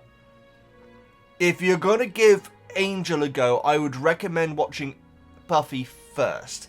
And Angel is a very regular character in Buffy, and so if it's more Dave Boreanaz that you want, yeah, he looks young now, obviously. But I think it's worth watching Buffy and then getting into Angel then. Watching Angel on its own would be okay if you haven't seen Buffy, but there's going to be little bits like characters turning up and everything like that which will not make any sense to you unless you've watched Buffy. So I don't know from your comment if you have watched Buffy. Pardon me. Sorry, guys, but yeah, if you're a fan of that actor's work, worth watching Buffy because he's like one of the absolute main characters in the first few seasons of Buffy. Great show, guys. We're in series 5 now, and it's powerful stuff right now. It's powerful stuff. If you've never seen Bones, I highly recommend it. Yeah, maybe we could cover Bones eventually. Thanks so much for your suggestion. Thanks so much for your comments. Dara, who does not like Buffy. So going on something different. Slaffanog to you. Slaffanog you all. I like it, Slaffanog. I know Fred and George are supposed to be funny, and many love them, but honestly, how is it funny not to tell not even to tell Percy? Oh, hang on. How is it funny to not even tell people Percy is a terrible singer, like a banshee? How is it funny to not even tell people Percy? I think you mean, how is it funny to tell people that he's a terrible singer? I'm not sure. Not sure how it's funny to make jokes on someone else. Yeah, I mean, it's kind of what they do, isn't it? But I feel like it's always done with a level of affection. They don't hate Percy. I will say this. This is my interpretation of the characters. Fred and George actually love Percy. And sure, they do a lot of, rude things and everything, like, you know, yeah, like nasty, I guess you could say. I think they have gone nasty at some points, but I think that is always out of affection, in my opinion. But I see what you mean, though. I think it's funny if you can laugh at yourself and not be mean. Oh, absolutely, I completely agree with that, yeah. Also, Ron being rude towards Trelawney, an ugly old bat in outsized specs. Oh yeah, it's when she's looking into the crystal ball, isn't it, and saying, "Did you know what I saw?" Yeah, that's. It's quite Ron, that, but I agree with you. If you are, I guess you could say that in a way he's defending Harry by having a go at her, but it still is rude though. If you are so focused on the inner eye and the beyond, you might miss your book. Miss your books. If you're focused on the inner eye and beyond, you may miss your looks. I'm sorry. I see what you mean. I think it's a pity that the house elves were kept from the film more or less. Only Dobby and Creature were in, and Winky is such an interesting character. Yeah, poor Winky. I agree. No, Winky is great. I'm thoroughly enjoying Winky. I think she's awesome. We do see some house elves briefly at the World Cup, but I guess that it's a shame that they cut this whole house up, because it's Hermione's story arc, guys. Hermione's story arc in the movie, because she doesn't really care about Harry and Ron being getting on. Her story arc is it literally that she's gets asked to the dance by Crumb? Is that it? She does feel like she's not in that movie much, guys. Is there anything else that she's up to? Apart from her helping Harry out, obviously. Yeah, she ain't got much going on, has she, in that? I don't even know why I brought that up, because we're talking about Winky. Oh, because of was it the Elf Liberation Front or whatever? Yeah. It's such a weird thing that they did with Hermione in the movies, guys. And it's certainly not the actor's fault. I think she's great.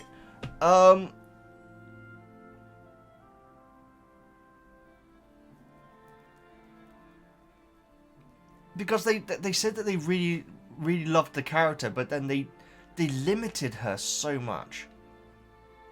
It's interesting. It'll be interesting. It'll be fascinating to see how they do it in the upcoming series, guys. I don't think we're gonna have Hermione saying you two are so stupid, hugging them, then running away howling. I just don't think that's gonna happen. But they do need to, because the thing is, right now in the book, she kind of is the butt of every joke. That's the way I see it at the moment, guys. So they do need to allow her to be a character that can be laughed at more. Because that's the whole thing with her taking Ron's moments and everything, isn't it? Well, kind of. Either way, I thoroughly liked the character in the movies as well. I really did. But it's so interesting how much of her story arc was just completely lobbed off in this. And like I say, they could have hinted towards it, like having overlooked like a collection tin and everything like that and everything. But yeah, she just, from what I remember, she's just reading books every now and then she'll see Crumb and like look up and then carry on reading and everything. I think that happens, like, say, maybe 2 or 3 times. Aside from that, she really doesn't do much. But then we have lovely moments like in the tent with her, like when she like hugs Harry and everything. That is a lovely moment, and that's not in the book, or at least it wasn't in the first ask. And so yeah, it's interesting. We shall see how it goes. Anyway, Dara, thanks so much for your comments. Digo, Veggie. First off, something really sad I never realised when reading this as a kid, and might still not have by now if other podcasts hadn't mentioned it. Crumb admittedly inadvertently made the mother kill some of her own children. Yeah. Now, I swear that it says the other eggs when Harry's doing it are concrete. Did I... Am I misremembering? Or stone, at least. Am I misremembering that, or is that actually what the eggs are? Yeah, it's a dark moment, guys. I'd imagine some people don't see it being that dark, but when I got to that point, it did kind of hurt, guys. Like, oh, that's a shame. And obviously Crumb lost points for it as well. On a happier note, I find it really fascinating to learn how... And the thing is, those eggs were crushed because of the Triwizard Tournament. You can't blame Crumb for it. Those eggs were put in danger by the tournament happening. Because presumably Crumb had just found out about the task. So, anyway. I find it really fascinating to learn how the food in the Great Hall gets sent up from the kitchen via... matching tables. Does it? I think I must have missed that line. Very interesting. And of course, Dobby. Yes, absolutely. Digo, great comment. And yeah, I'm with you with the eggs, but you know, that's not going to be in the series. They're not going to have a dragon crushing. I doubt we'll see any of the other contestants, to be honest. It'd be cool if we did, though. That would be amazing, actually. Thank you so much for your comments. Sandra. Hi, Veggie. I wonder if Cedric had an advisor about what to do with the dragon. Good point.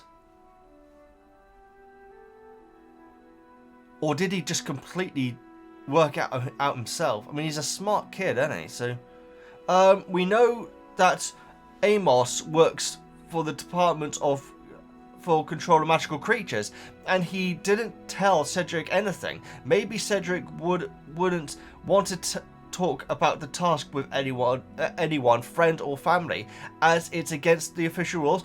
Yeah, if I was to hazard a guess, I think that he did it completely himself, because he probably assumed that they all did. Because Harry didn't like say Maxime and Karkaroff know. They said he said Fleur and Crumb knows. So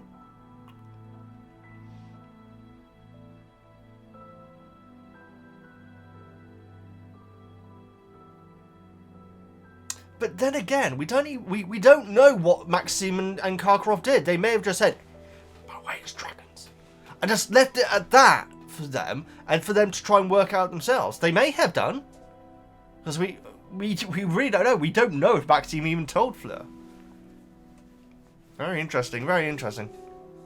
I don't think we do, anyway. As for Cedric, my mind thinks that he probably just did do it himself, because he's a very smart guy.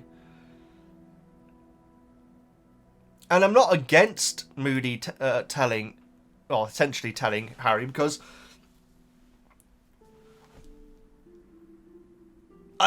in a way it was almost like a reward for what he did for Cedric in a weird way.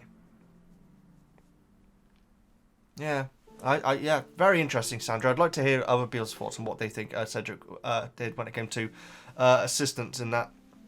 Great comment.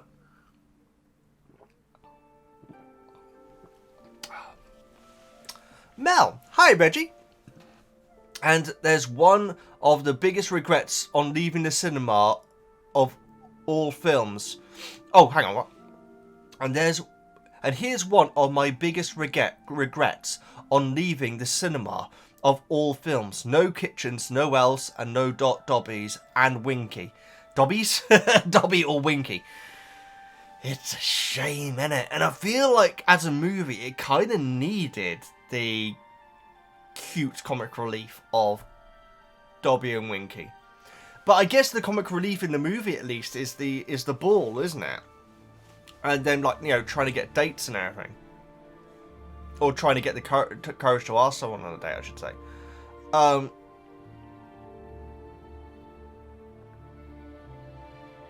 Yeah, it's such a shame. I've always resented the films for adding non-existent scenes, dragon scene around Hogwarts, and cutting out incredible moments that enrich the world even more. After that, I understand the cinematographic choice, since they had to cut out part of the book. They preferred to concentrate on the tournament and add some spectacular scenes. That's the thing. Because the thing is, the previous movies did have those exciting moments. So you really needed a big flying around moment in this, because there's no Quidditch, obviously. Well, there is at the start, but well, briefly. In the movie, I should say. But Dobby is a much-loved character, and seeing his evolution would have delighted the fans. And the kitchens, it could have been amazing. Now, I like the idea that they've left some things out. It will remain a meeting between us, the books, and our imagination, yeah? And we know that we'll find something special when we go back to the books. That's actually so true, Mel. That's so true. It makes the book better in a weird way, doesn't it? Because it was left out. That's a crazy way of looking. I really like that. That's awesome. It's very interesting, guys. How popular was Dobby when Chamber came out? Was he like, was there like, Dobby merch through the nose and everything, like everyone can get enough of Dobby sort of thing, or maybe I don't know. Was he? Because I have no idea, guys. I don't remember seeing Dobby until starting like Chamber of Secrets. Seriously, I don't remember seeing any image of Dobby before, and so I don't know how popular a mascot he really was when it came to merchandise and things like that. Was it possible that he was not as successful as they wanted, and so they left him out, maybe? Because it's all merchandise, guys. A lot of this is down to merchandise and everything, and Dobby is kind of like your mascot character, if you know what I mean. When I say mascot, guys, I mean it like in the Sonic the Hedgehog sort of way. Like when Sonic the Hedgehog was a mascot character, and so after Sonic came out, loads of other computer games came out with attempts at Sonic-like mascot characters, and Dobby is our mascot character in Harry Potter. Oh, Hedwig. The Hedwig is barely in the movies at all. Torniel. Yeah, I don't know. I don't know how popular Dobby really was back then, but going on your comment, he certainly was. That's very interesting to know. Thank you so much, Mel. A great comment. Benjamin, I love Harry's straight strategy in the dragon fight, summoning the broom with the Accio spell. Accio. It's so well explained. This is one thing I hate the most about the movie. In the movie, you have never heard the spell called Accio before. You had no idea what Harry just did. That's so true, Benjamin, because in the movie, when I was reacting to it, I thought that he turned his wand into the broom. I didn't actually see the broom like flying around in the air and everything, so I was certainly confused. But I completely understand why they would do it, because it'd be so weird, because it goes from Moody to the task, doesn't it, in the movie? If it basically said, had Harry being hinted at by Moody, to go, oh, I could summon the broom to me, and then that's how I'll get around the dragon. And then cutting to the scene, and that's what he does, it would kind of take the moment away a little bit, wouldn't it? But it's true, though. I was very confused by what the actual spell actually did. Great comment. I completely agree, Benjamin. Very well made comment. Slim. But apart from the sanitation, yeah, here we go. The sanitation, medicine, education, wine, public order, irrigation, roads, a fresh water supply, and public health, what have the witches and wizards ever done for us? That's my worst John Cleese impression ever. Yeah, and there we go, Slim. Yeah, the chapter title reminded me of Monty Python. I think it is definitely either a Monty Python reference or a Citizen Smith reference. And to be honest, I think it's more likely Citizen Smith. I know that Monty Python's a bigger deal now, guys. But back in the 70s, again, before I was born, Citizen Smith was very popular in the UK. And like saying, power to the people, and everything like that is like a big thing. And tooting is, even now, no. If you type in tooting into Google, I bet you anything it will come up with tooting popular front. And that's just on the sitcom Citizen Smith. It's good, guys. It's good because it's basically like he's a really like lounging, like lazy guy, but he has these dreams of revolution and everything, and he accidentally proposes to his girlfriend and everything. It's a really good. It's Robert Lindsay. He was a great actor. Robert Lindsay? I think that's his name. He was a great actor, guys. He really is.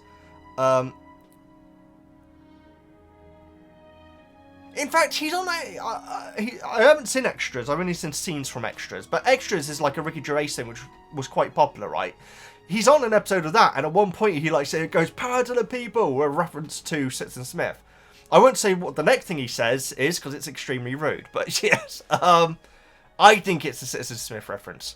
I feel like the People's Front of Judea and the Judean People's Front has become a more popular moment in recent years, and so I think that back when this was being written, it would have actually been Citizen Smith that she was referencing. I think.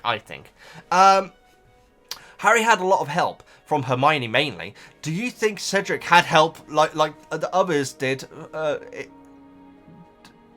Did he do it all, or did he do it all himself? Aside from Rocky the Labrador, I mean, I have no idea if that's a joke about the name. But it is a Labrador, though. We did hear that it's a Labrador. Yeah, I went into it just now. I think it's my personal opinion that he was able to work out himself because he is a smart kid, you know. I think we're meant to basically assume that he's the smartest out of all of them. I think that that's what I get the impression of, anyway. I'm prepared to forgive Hagrid a great many times, but pouring single malt whiskey into a thwart of Maxine's gigantic horses to drink is a downright crime. Well, they like it, it's their drink of choice, apparently. But yeah, don't be giving single malt whiskey to animals, guys. Don't be giving alcohol to animals. It's not good. It's not a good thing to do. But yes, I mean, I've got more of an issue with the lessons that he's teaching at the moment, to be honest, because at least the horses presumably chose the whiskey, whereas yeah, Gryffindor and Slytherin didn't choose the lesson that they're being given. Or the treatment of the Scroots either, to be fair. Maybe I'm alone in this opinion, but Men Who Love Dragons Too Much sounds like a truly fascinating read. No, I completely agree. I just want to know if the title is ironic. Is it written by someone who loves dragons too much, or is it written by someone, because it does say men, so maybe it's written by a witch, like say men who like dragons too much, and it's about man's obsession with dragons? Oh, maybe that's it. That's interesting. Either way, I'd love to read it.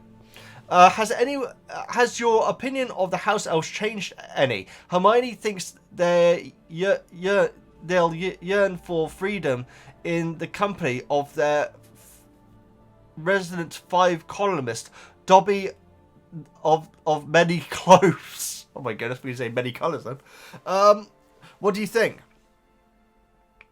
I don't think they will. I don't like the way that they're treating Dobby, or talking about. Well, Winky talks about him, saying that he's a bad elf and everything. The fact that they're like, they're almost treating Dobby with disgust whenever he's talking about his freedom. Now, presumably, he ain't talking about his freedom 99% of the time. But when he does, they're all like, very sneery at it. That I don't like. Because sure, if every other elf on the planet wants to be enslaved, then that's fine. Dobby doesn't, and that is at least grounds for dialogue about the treatment of them. And I still think, guys, I don't think I've had anyone say justify Lucius and all that sort of thing, but surely the treatment of house elves is something that should at least have rules around. The fact you shouldn't be allowed to beat them, you shouldn't be allowed to put spells on them so they headbutt tables and everything. I'm still not even sure if that was actually a spell or not, you know.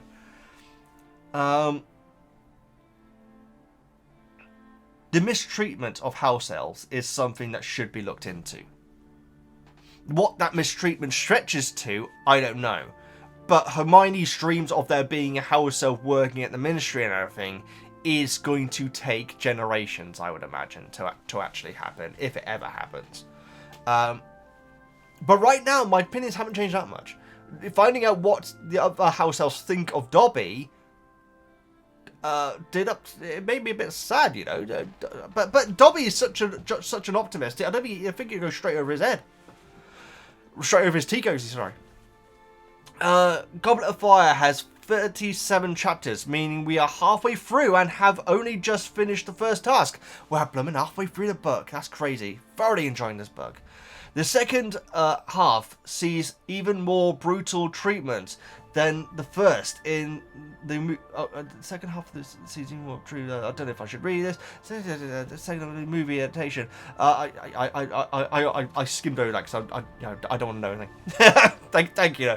Looking forward to hearing your thoughts as always. Yes, Utibirth, thank you so much, Slim. Yeah, I don't want to know anything yet about the second half of the book, but I'm thoroughly enjoying this book so far, though. It's excellent. Thank you so much for your comment. Maddie writes, "Hey Veggie, can you imagine Book Crouch saying woo? Hey, what? Wait, what? Hey Veggie, can you imagine Book Crouch saying woo? Or Book Harry smugly crying out, do you want me to open it? Oh, yeah. I know exactly what you mean. Okay, Maddie, yeah, so he like goes, ooh, like that when and I think Cedric takes his dragon out. He like goes, ooh, like that. It's odd, isn't it? You know, okay, I know exactly what you mean, because he's so different than he is in the book. I guess that it's meant to be a combination of Bagman and Crouch, maybe, because he's like, oh, get around. He's quite excited about it, whereas Bagman doesn't want to be there, you know, from what I gather, anyway. I say that is yeah. I thought you meant like woo, like Ric Flair woo, like woo sort of thing. But yes, I can't imagine doing that either, though. Sorry, guys, I'm just looking for some paracetamol because I've got a slight headache coming on. No, there's none there. That's fine. I'll get some in a bit. And yeah, Harry like smugly crying out, do you want me to open it? Do you want me to open it? Yeah, I don't have that much of a problem with that. It doesn't feel like Harry though. Like Harry is like being like a bit of a showman there. And going on Book Harry, that just isn't who he is at all. Ridiculously cringe as they come what? Hang on, for me, these scenes in the movie are just as ridiculous and cringy as the calmly scene. Oh, I see exactly what I mean. Yeah. Crouch, they just had to try and do something different with, didn't they? Because they just cut Bagman out completely and utterly bizarre. And at last, the reconciliation scene between our two I see what you mean, be best friends forever. Yes, it's kind of awkward but so heartfelt without being overly cheesy, and Hermione burst into tears and hugging them is just the cherry on top. It is a great moment, and then she goes running away. Amazing. Bless her. It's such a good moment. It really is. I don't mind the movie version. I actually don't. It doesn't make complete sense with like everyone like going, oh, Ron's here. So? Who cares? Like the vast majority wouldn't give a tin bobbins about the fact that Ron's there. And finally, yeah, it makes Gryffindor out to be less of a house at Hogwarts and more Harry's cheerleader group. It like they wouldn't care that Ron and Harry are having a dispute. It would mean nothing to them, but it means a lot to them in the movie. That bit is odd.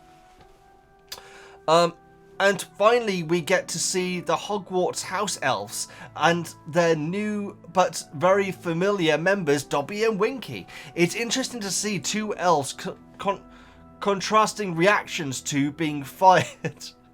And Dobby being, well, one fired, one freed, isn't it? Or both freed. With Dobby being ecstatic and Winky being downright miserable. Yes, Winky is bawling in the book. You gotta feel really sorry for her, guys. Great comment, Maddie. Well made. And yeah, I see what you mean about the ooh bit. That is odd. I wonder if that's like a bit where a lot of people... I wonder if it's going to come up again. But yeah, I do wonder if that is going to be something which is universally not liked. Gothic Llama. Hi, Veggie. I missed the last 2 book clubs entries, but now I'm back. Chapter 20. I like that the little dragon figurine had numbers on them, because I would sometimes wonder how they determined the order to participants in the movie. Yeah, when rewatching the scene for this video, I was wondering the same thing. I think I assumed that it was age. And I don't know if Cedric's older than, by days or months or whatever, than Fleur or Crumb. But that's the because the thing is, once they've taken all the dragons out, for some reason, the crowd you can hear start to chant for Cedric. Oh, but they would be chanting for Cedric anyway, though. But Cedric then also happens to be the first person. That's a good point. Maybe they are just chanting for Cedric because he's the fan favourite at the moment. I believe this is the first time rereading Goblet of Fire. I must prefer books 3, 5, and 6. So I've read them most. So I didn't honestly remember that the first task was so different than the one in the movie. Yeah, absolutely. Ron and Harry reconciling came much faster and in a more private setting than talking in the room full of students. What was a bit embarrassing, which I prefer. I also please HBO let Ron swear. Yeah. Good point. I mean, it's never strong swearing.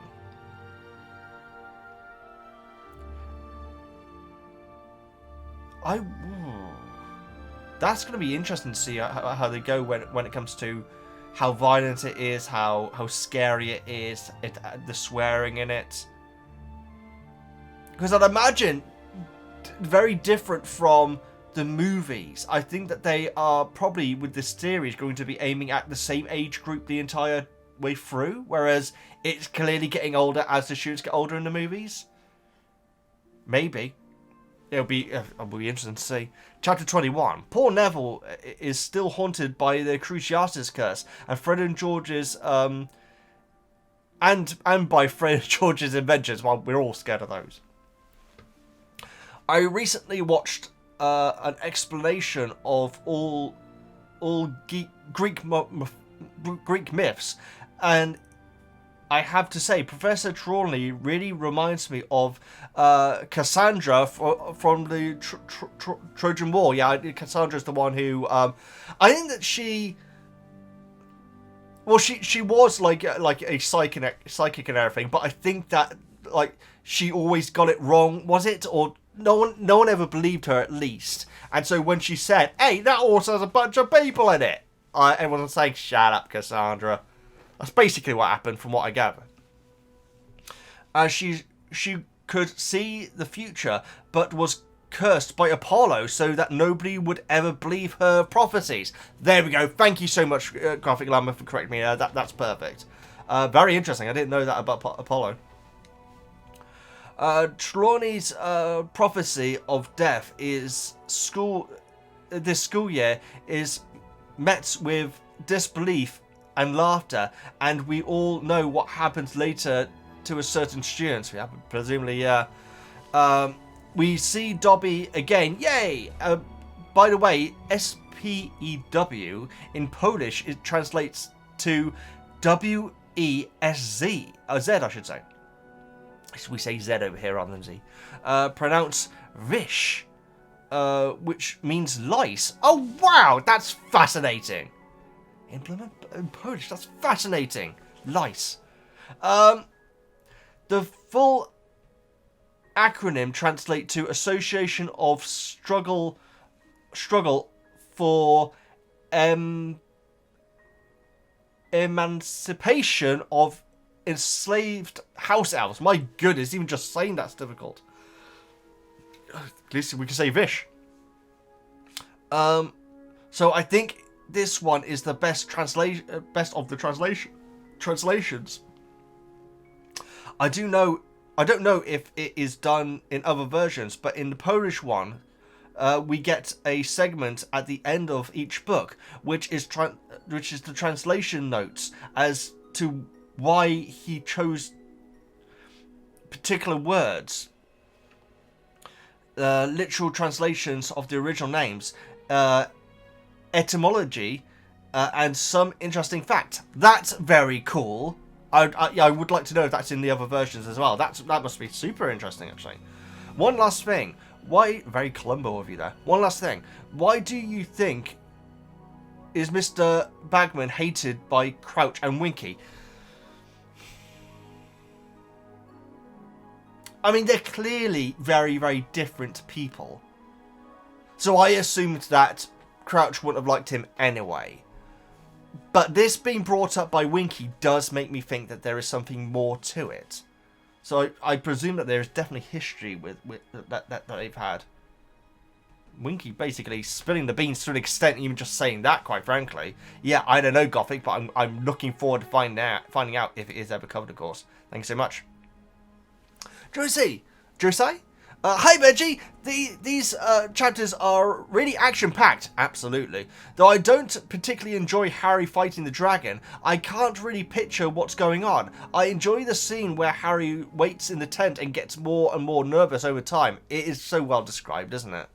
I can always feel the suspense in the moment, and I imagine how I would feel. Horrible. Oh my goodness, yeah, the dread. You're just thinking about getting out the tent door. I guess they are doors, aren't they? Entrance. There we go. And just running. This scene makes me forget what happened afterwards, so I really fear for Harry's life. That's perfect. Like that's a sign of good writing, isn't it? McGonagall telling me before that people are standing by in case things get out of hand, and nobody will think any worse of you if you give it your best, certainly wouldn't help. I guess so. I mean, the thing is, she's also extremely nervous. She's like as nervous as Hermione, apparently, and so I guess that she's just doing the best that she feels like she can to encourage Harry at that point. But yeah, how effective it would be, I'm not so sure. Also, I wonder about why the dragons don't attack the crowd. Are there special spells in place to protect them? Maybe. It's possible also in the book version that the chains are limited to a distance, and so they wouldn't be able to get to the crowd. I'm not exactly sure how big the enclosure is, to be honest. I don't think it really mentions, because we're so busy going through Harry's stress that I don't think it mentions how large the enclosure is. Whereas in the movie, it's off the chain, and so it could go wherever it wanted.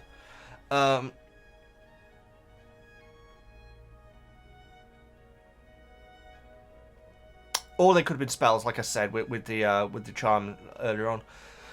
Love Madame Pomfrey in this chapter. She seems to be the only one who looks after. Pardon me, it's not your comment, Joe says. It's my brain needs more oxygen. One who looks out for the children's safety as much as we readers do. Yeah, that's so true. Yeah, and she's always moaning as well, with good reason. Regarding the house elf situation, I thought about the bounding thing Dobby talked about. Maybe it's a little bit like imprinting. When some wild animal babies are found and raised by people in the imprint. They imprint on them, and aren't able to care for themselves in the wild. I can see that. Now, how else in that case would imprint on their masters, and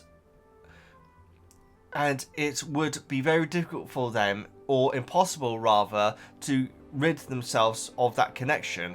I'm not an expert on that. It's just a thought. No, absolutely, Jesse. That's a very, very interesting way of looking at it. Yeah. But it is something which I feel like Dobby, at least, is going to be able to overcome eventually, I hope. Because he badmouths the Malfoys guys. Now, granted, he still goes and hits his head on the table, but before he wouldn't have badmouthed the Malfoys. And so he is getting... He's building... And Harry says it just takes practice and everything. And so... It's Dobby wants to get rid of that part of the imprint that he has, and good for him. I hope he's able to do it. But I do see your point about animals, not being able to look after themselves because they haven't been in that environment for that amount of time. Absolutely. Although Dobby has been able to look after himself at least, but he hasn't been able to get a job, of course. Till now. P.S. I want to thank you. Am I actually... I'm not... Yeah, okay. P.S. I want to thank you. How warmly you always greet newcomers to the book club. You reacting to my comment made me so happy. Oh, JC, thank you. I appreciate that. That's so kind of you. Hope you have a wonderful day. You too. Yes, absolutely. It's a lovely day here, actually. No, that's very, very kind of you, JC. It always makes me smile when like there's newcomers to it, because obviously we've been doing this for a while, guys, and so it's really nice to see that people are jumping at this point. Very, very kind of you. Interesting enough, I just had a couple of comments on my Prisoner of Azkaban reaction last night. I don't know if that's trending for whatever reason. Not going to complain, though. It's always nice to read new comments on that. Thank you so much for your comment. Although, to be fair, it isn't my best reaction, because I talk over significant dialogue in that reaction, so I still kick myself about that. Like, I talk over the Hermione saying that Lupin is a werewolf. I just talk right over it. It's bad. But I'm still learning, I feel like I'm a bit better now, he says. Either way, Josie, thank you so much for the comment, and thank you so much for your compliment at the end. That's very, very kind of you. Maria, I love the way the book has Ron and Harry become friends again. It's more personal than in the films, where they are in front of all the Gryffindors in the common room. Yeah, it feels wrong. Because what it's doing is it's teasing that maybe Ron is still angry at Harry. But then he comes up to him and he isn't. It's an odd choice. It is an odd choice. It's so much more realistic that Ron would... I'd imagine that Hermione basically grabbed Ron by the scruff of his neck and dragged him to the tent and say, okay, we're burying this now. And Ron is like, yeah, to be fair, Harry clearly didn't want to be doing that. And so, yeah, I presume that's what happened. But yeah, it's certainly more realistic in my opinion. I still like the movie version though, where like, it's a funny, that's totally mental by Harry and stuff. And then we have Hermione go, boys. But I do prefer the book version, definitely. I like that Ron comes immediately after Harry beats the dragon to make up. Yeah, exactly. Yeah, and so it may have not been Hermione, but it just feels right that would be the moment that he would think, okay, hatchet buried, I want to be friends with this dude again. I absolutely adore hearing Ron being so excited to tell Harry how well he did, what the other champions did, and being so elated for Harry when the judges give him good scores. Yeah, he's just like spewing words, isn't he? And I feel that's because he hasn't been able to talk to Harry for so long. He's now really excited about being able to talk, and so he's like talking about each individual score and everything like that. It's really nice. You can feel the excitement in the words in the book. It's so heartwarming to read after all these gloomy past couple of chapters. Oh, absolutely. I mean, the chapters have been fantastic recently, but you're right. Getting that, it's like in the last book, like finding them back together, and there's just like a sense of relief and sort of like, okay, now we're past that. Now we can move on to the next thing. It's a nice feeling. Great comment, Marianne. Jacob, Harry's flying against the dragon truly shows how good he is. Before, and his confidence in it as well, yes. Before now, you could argue he just has a better broom, but that's and that's why he's good. But here, it doesn't matter how good the broom is. You have to be a good flyer to pull off the moves he does. Absolutely, I completely agree. Even Bagman, who is a pro player, is impressed by his flying. That's a good point. I didn't even think about the fact that Bagman is a pro. Absolutely, and he like says, "Hey, Crumb, keep an eye on this," and like that, doesn't he? Yeah, very, very true. And the confidence that Harry has once he's on the broom is so cool. That's so nice. As soon as he gets on it, you just get the feeling, oh, he's going to be able to do it. It's a really nice feeling. I really like that bit. Nice nice comment, Jacob. Kido Cash. As you noticed, the dragon never left the pit, unlike what they did in the movie. Yeah, I know. And I get it. You know what, Kiddo? I wonder what the trailer... Actually, I wonder what the trailers are like at all. Maybe we should do a trailer reaction. Would you guys be interested in that? Me reacting to the original trailers for the Harry Potter movies? That might be quite fun. But imagine the trailer for Goblet of Fire. There'd be a bit of swimming. They'd probably show a bit of the World Cup, even though it's just seconds. Action scene-wise, them running through the maze, it's not exactly an action. There really isn't much action in the movie outside. Unless I'm thinking of something, a really obvious part, which I'm just completely forgetting about. They needed a set piece which was going to be at least as epic as the previous movies. So I get why they did it, but when you think about it, it really doesn't make much sense, does it? Yeah. Great comment, Kido. I think that might be your first comment. If it is, thank you so much for making it. If it isn't, I apologise for forgetting, but I think it might be your first comment. But great comment. Andrew. Hey, Veggie. Hope you're doing great. I am doing great. Like I say, I feel like I got a headache coming on, but I haven't got any paracetamol to hand. It's fine. I'll go and get some in a minute. I read a lot, and I feel like I have a pretty strong imagination, but one thing I do think these books sometimes struggle with is the description of action. This is what the last person was saying about, not the last person, but a couple of comments ago, saying about how they find it hard to envisage. JKR writing of some fights, battles, just leaves me needing to reread, and that happened with the dragon scene. That being said, I do prefer the way the scene is constructed in the book over the movie, though I do get the movie choices. I'm glad you do, Andrew, because I'm with you there as well. I remember the movie trailer featured Harry being chased by a dragon, and I admittedly got me excited. There it is, Andrew. I mean, that was pretty good timing. We get into your comment at this point. That's exactly what I was just saying. That's crazy. We clearly think very similar. I agree with you about the action scenes, the way they're written.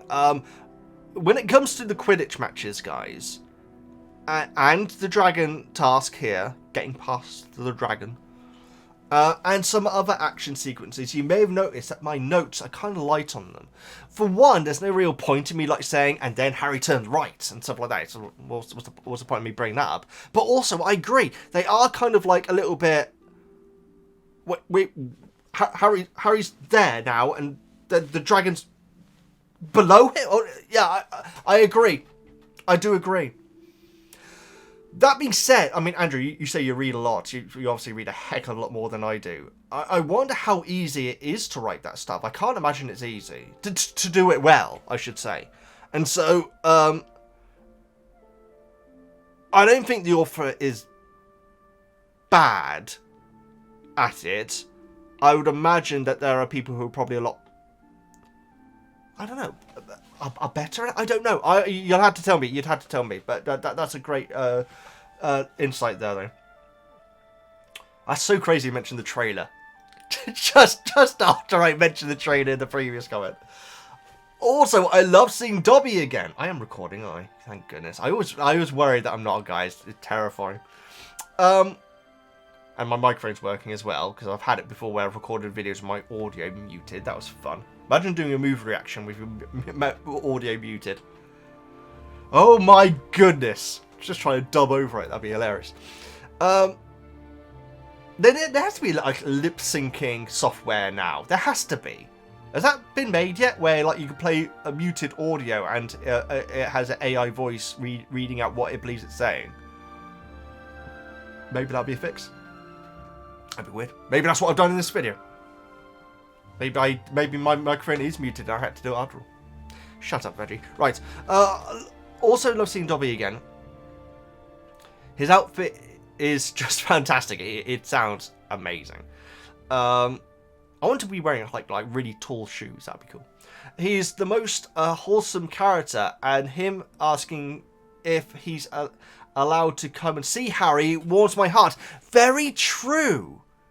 That's actually very true. I wonder how secretive he'd have to be about that. Maybe not at all.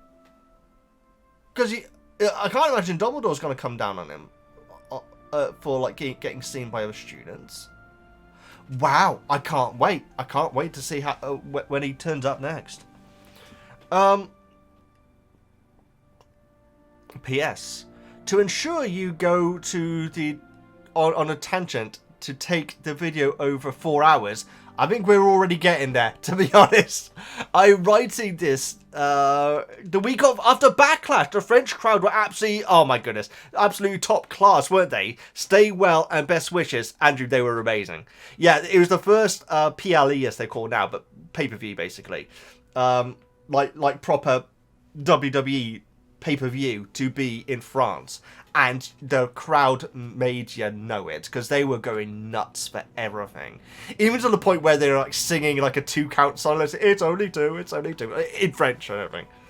Whenever like AJ Styles did anything, they started singing some Phenomenala song or something like that, which is amazing as well. AJ's awesome. The pay-per-view was good. It was very... was it very predictable? I feel like I got every result... right. I'm not sure if I did. In the latest pay-per-view, I definitely did. The King and Queen of the Ring. I clean sweeped that.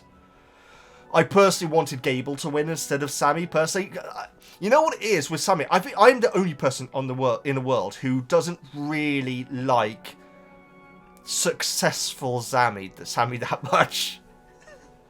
I like him being the underdog, you know. And right now, him being like not the underdog.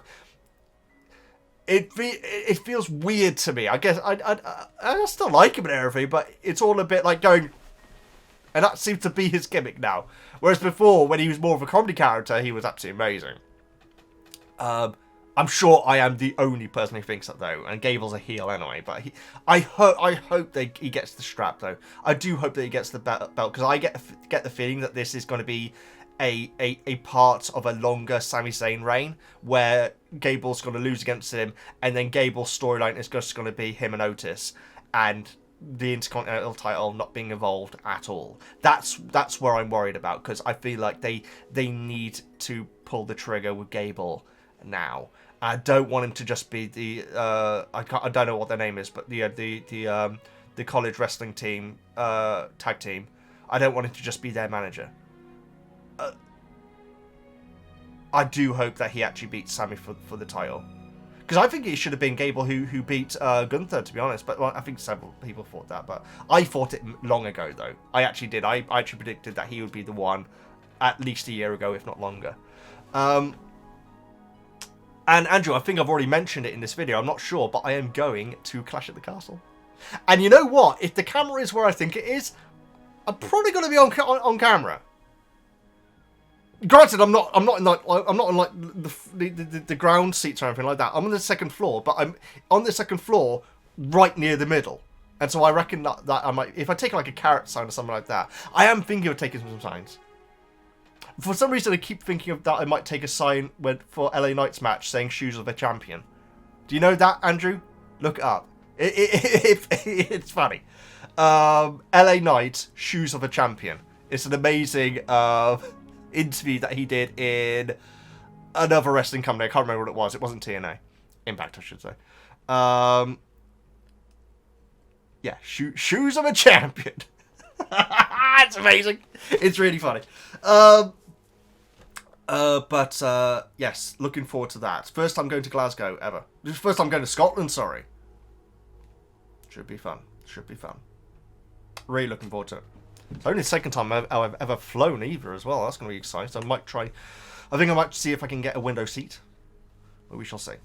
Sorry about the tangent there, everyone else who wasn't interested in wrestling. But I appreciate Andrew. I appreciate the comment. And Backlash was crazy. It's got to be hard for Glasgow to one up that, to be honest. I'm looking forward to singing Orton's theme, because that is now a thing apparently. I need to learn the lyrics.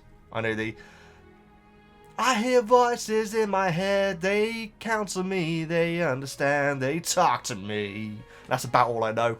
I really need to learn the rest of the lyrics. And Drew obviously is going to be an amazing. I mean, I think I really like the Judgment Day. I really do, Andrew. And so I will be backing Drew.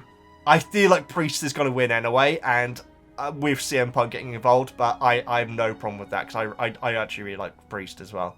And you know what? Whenever... I'm sorry, guys. We will get back to that part of Book Club in a second. But you know what? I noticed that particularly with the Becky Lynch and Liv Morgan match at King of the Ring versus Queen of the Ring, I had predicted that Liv would win it. I personally think that they shouldn't have done that whole stupid Battle Royal thing after Rhea had to drop the title. I feel like that made the title feel so insignificant. And it kind of caused this whole Becky's champion and then Liv's going to be champion, and social media going toxic as hell. Not toxic attraction. Yeah, there's something about women wrestling where the fans are really quite horrible, in my opinion. I might make a video on it on a channel which I might make, a secondary wrestling channel, which will be very casual. But yes, I'm glad that Liv won it and everything. But during the match, I don't know if you watched it, Andrew, the commentary were just, I can't say that word, but really downplaying Liv, like saying, yeah, she hasn't earned it, or she thinks she's earned it and everything. All the way through the match, she was saying, oh, she doesn't deserve to be champion. Becky's the champion. She's the one who deserves it and everything. All the way through the match, they were saying that. And I thought, if Liv doesn't win this match, they've just buried her for life. Now, obviously, that would, she ended up winning it. And so I reckon the fact that that Damon's coming out so much and like saying, you're a paper champion and everything, your promo suck and all this sort of stuff. If Priest doesn't win after Drew has said all that stuff, he is going to be buried for life. That's definitely going to be his only ever title reign. And so I really do feel like Priest is walking out a Glasgow champion, and the crowd is going to go absolutely nuts, and I'm going to love every second of it. Yeah, it's going to be interesting. I also considered, it would be a bit big, unfortunately, but I've also considered taking a sign for Drew McIntyre saying Drew's going to win tonight whether he wants to or not, which is a reference to something long ago. The British Bulldog's going to win whether he wants to or not. What does that mean? Anyway, no, that is the end. That is the end of the wrestling discussion part of this video. I apologise, everyone else. Andrew, I appreciate the comment. I appreciate the comment about Backlash, yes. Good event. And the crowd, like you say, crazy. Johnny! Hi, Veggie! I hate the dragon scene in the movie. Don't pull your punches, Johnny. I hate the dragon scene in the movie. Making the dragon destroy half the castle and then fall down to its death, presumably, yeah, exactly, doesn't make any sense. It doesn't. Let's finish your paragraph. Dragons are protected creatures. Why would the wizards allow them to get hurt or killed like that? Well, Johnny, I mean, in the book, one of the dragon's real eggs gets crushed, and so that unfortunately was allowed to happen. But you're right, it doesn't make sense. I gotta say though, in the moment when watching the movie for the first time, I didn't think about any of this stuff about the fact that Hogwarts is getting destroyed by the dragon, and Dumbledore's like, well, wonder what I'm going to have for my tea.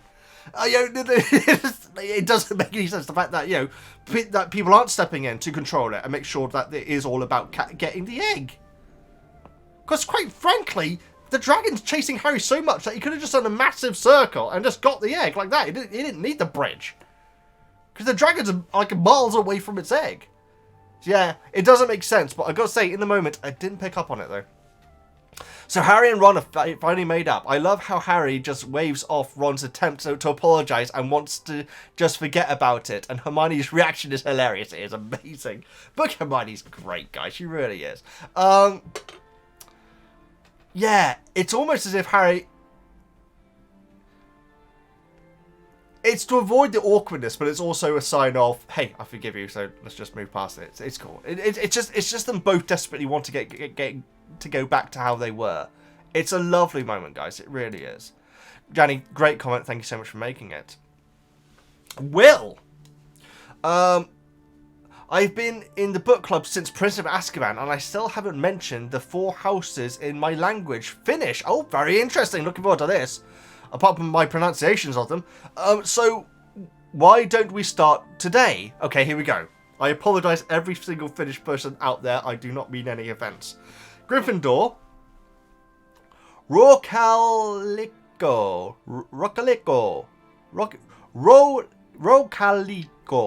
Rocaliko. Fascinating. Slytherin. Lohenen. Lohenen?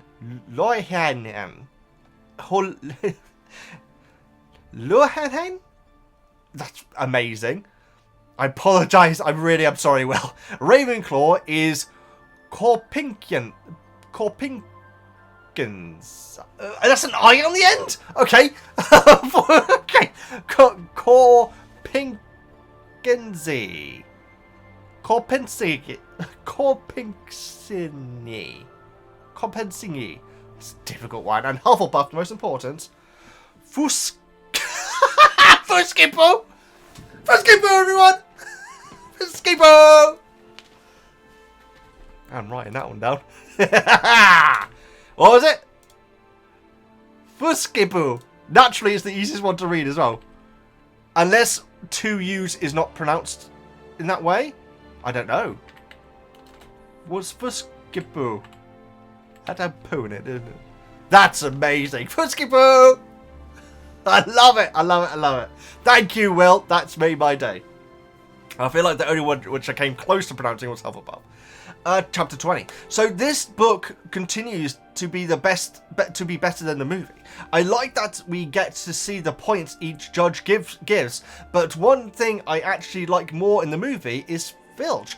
So true. Oh, there's a couple of moments in that moment. Okay, I'll let you say it here. Him and his antics were my favourite part of the movie, but in the book, he's barely hear of him. Yeah, no, we hear about the fact that Hermione and Harry don't want to attract the attention of Filch when practicing, when Peeves starts throwing stuff, so we hear about him there.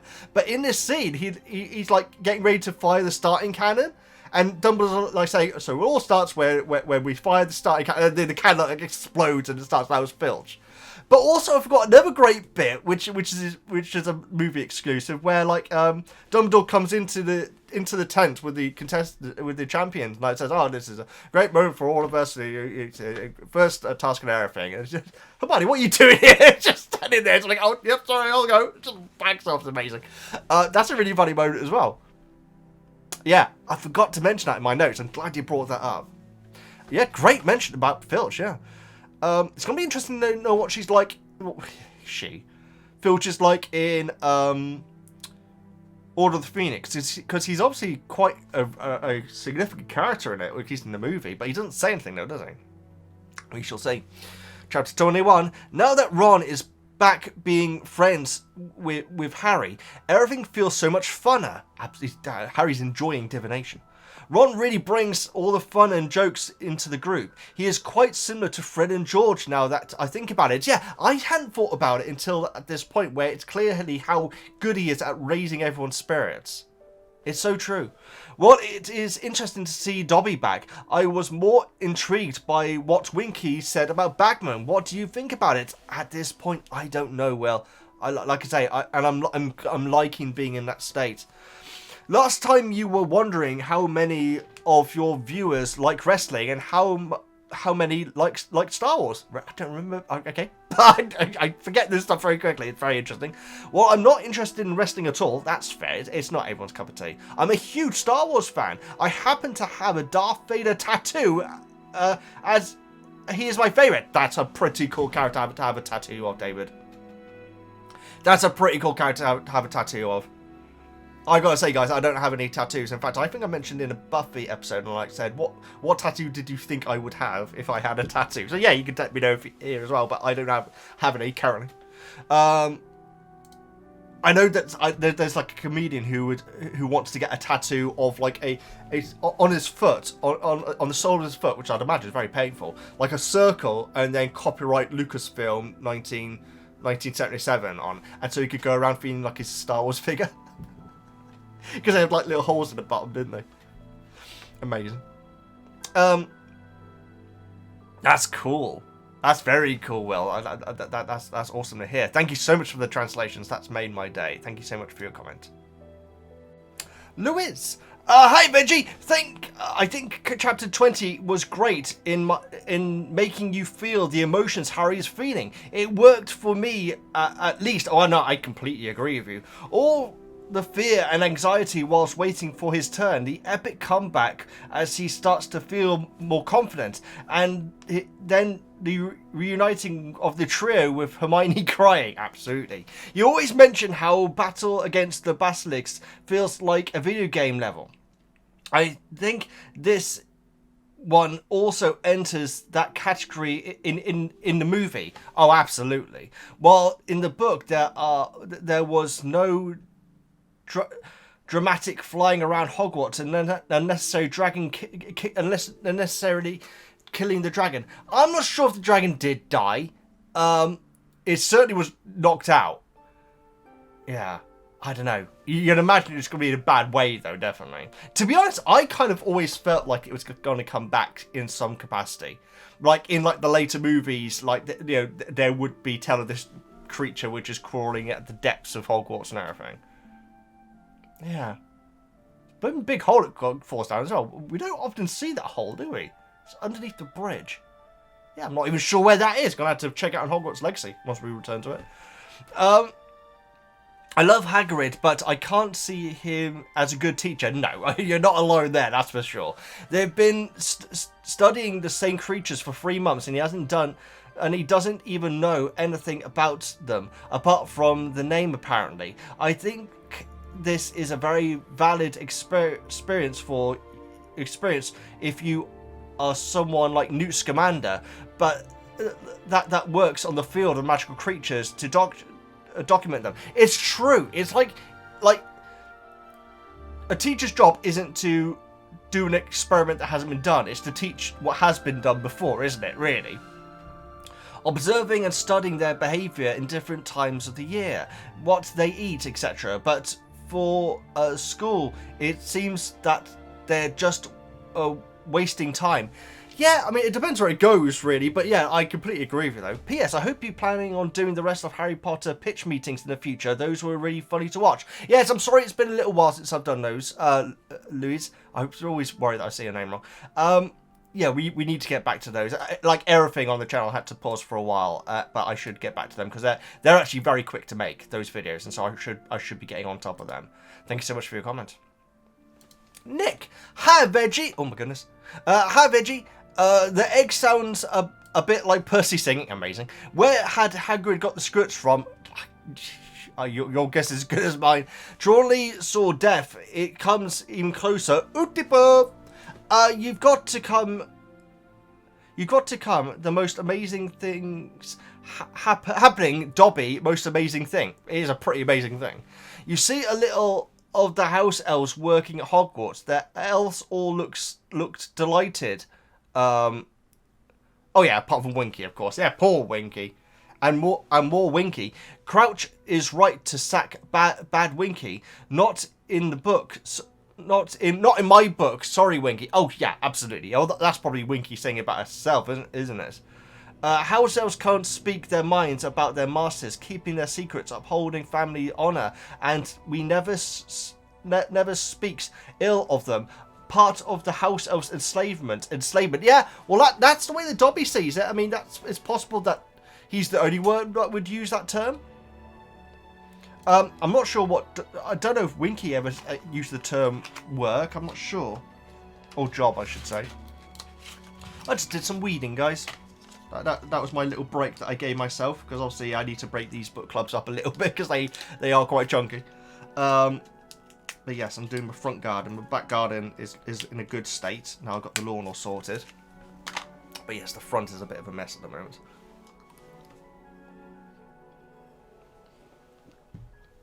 Paracetamol.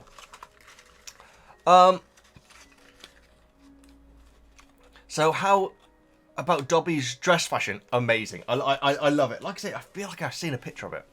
Difficult for a house elf to get work, new position.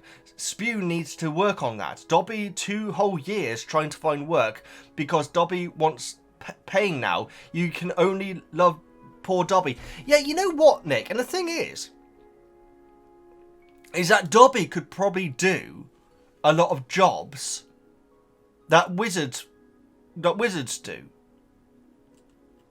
Like work in a shop and stuff like that. And they'd be a lot cheaper than getting a wizard or witch staff. So I'm surprised that there's nowhere that's willing to employ him. Diagon Alley, what would the book owner not want an assistant in there with all the disappearing books and the what was it, the Book of Monsters and all that sort of stuff? I feel like he'd be very useful in there, and he'd be next to nothing to pay as well. Be a nice work environment. Yeah. The thing is, if he's going for house elf work, that might be where he's going to struggle, because the kind of people that have house elves don't really care about house elves, like, you know, from what we've heard. And so yeah, maybe he should be going for other work in the wizarding world. Maybe. But I guess if a house elf is what they do, he wants to be doing what he naturally wants to do.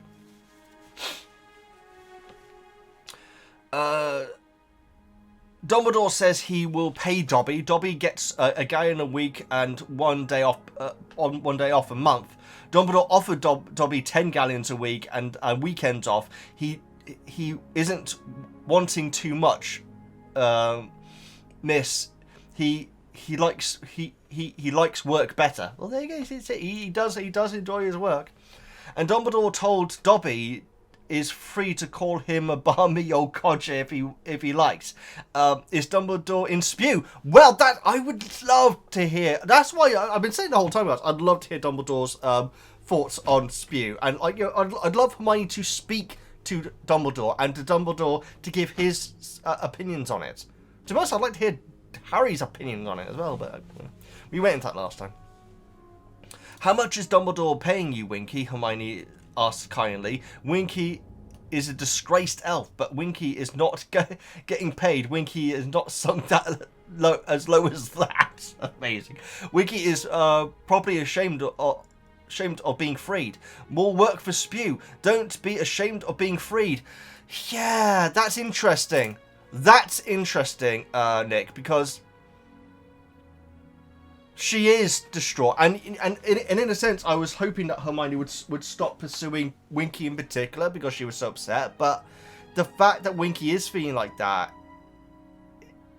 it does feel like it's the conditioning, and so hopefully she's able to get through it. I do hope. It'll be very interesting to see how Winky changes as this book goes on. I'm really looking forward to that. Great comment, Nick. Thank you so much for making it. Josh, oh man, the dragon scene. I hate the scene in the movie so much. It gives the impression that the dragons are as common as owls, and it's just such a waste of time that could have been better spent elsewhere. I mean, even by Harry Potter logic, Hogwarts would never be so irresponsible to let a dragon break free and fly after a student exclusively. That's actually a very good point. The fact that the chains broke. That is insane that was allowed to happen. No wonder they didn't have Charlie in it, guys. He would have looked like a right schmuck. I can't decide whether to hate the first or third task more in the movie, but that will be discussed when we get there. Wow, very interesting. Very interesting. Yeah, I can't wait to hear it. I love the kitchens. Dobby does seem to be the oddball of his kind. The majority of the elves seem to treat freedom as offensive to the very core of their self-floor, is it? Floods it? I'm not sure. But of themselves. It definitely wonder how much of that is their own volition, and it's fascinating psychological and social debate for sure. Absolutely, Josh. Yeah, that's what I'm enjoying the most about it. And their reaction to Dobby talking about his freedoms, it seems almost snobbish. They're like, oh, free. Like Winky, like I said, he's a bad elf and everything, you know. So I mean, that's not okay, is it, for them to say that about Dobby? Everyone should be able to do what they want. And if they want to be in servitude, that's fine. If Dobby doesn't, if he wants to be getting paid, then yeah, that makes it does make it feel like it is a psychological thing that they've gone through. Anyway, it's a great debate, and thank you so much for your comment, Josh. Florin, hi Veggie. Like many others mentioned, that there is an extra contrast of the dragon task between the movie. Extreme contrast between the movie and the book. I do understand why they made the action sequence out of it for the movie. I do prefer with the Mother Instincts version in the book. Well, exactly. It's not being portrayed as a villain, whereas in the movie, it absolutely is. What do you think will come out of the Rita Skeeter Hagrid into? I have no idea. I reckon it's all going to... It could be all about Harry. I feel like that's going to be it. And it might be Hagrid gets blackmailed, maybe? About the whole, where the Scroots came from and everything. I'm looking for... And it's this Friday as well. It's as in the book. So it's coming up soon. Or next Friday, maybe. In the book. Last but not least, the return of Dobby and Winky. What do you think makes Bagman a bad wizard in the eyes of someone like Crouch? I don't know. I mean, my instincts is to say just because they're so different. But the fact that Winky said it really suggests that there's more to it. So I'm looking forward to finding out. These last couple of chapters, when it comes to Bagman, have been very fascinating. Because they seem to be teasing something, but I don't know what. Great comment, Florin. Thank you so much for making it. Elizabeth, hi, Veggie. But Harry didn't care. He wouldn't have cared if Karkaroff gave him 0. Ron's indignance on his behalf was worth about 100 points to him. Lovely. That is lovely. And after all the tension, immediate forgiveness. Exactly. They just want to be friends. And our trio is back like nothing ever happened. Couldn't help shed a tear during that sweet moment. It is beautiful. It's just so human. It really is. Just like, forget about all that stuff now. Chapter 20. Love to see details that Harry catching the fly whilst practicing Accio with Hermione. We also get to hear how the other 3 took on their dungeons, and feel Harry's intense anxiety leading up to the first task. The movie never could. Yeah, yeah. They definitely wouldn't have the descriptions of how the other contestants took on the dragon. And to show it at all, even if it's like a montage, would have taken away from the moment for Harry's. And so, I get it, but it's wonderful hearing about him here. Then. Bagman's commentary was fun as well. Great Scott, he can fly. Are you watching, Mr. Crumb? There we go. I knew he had I knew he said something about Crumb. That's amazing. Chapter 21. Dobby's back. The most wholesome little dude in the entire Wizarding world, still wearing the sock that Harry gave him. I had a feeling he would be. I mean, how can you not love him? Actually, that's a good question. Does anyone not like Dobby? There must be some people out there. Hysterical Two, how he looks nervous when repeating Dumbledore's balmy old codger line. Yeah, it's amazing. Happy birthday to you and Woozle. Thank you very much. Woozle was watching me weeding. Unfortunately, there's no like seat for her in the front garden, so I think I need to like even make something. So I like to work with wood now, or buy something for her to just like chill out on when I'm in the front garden weeding.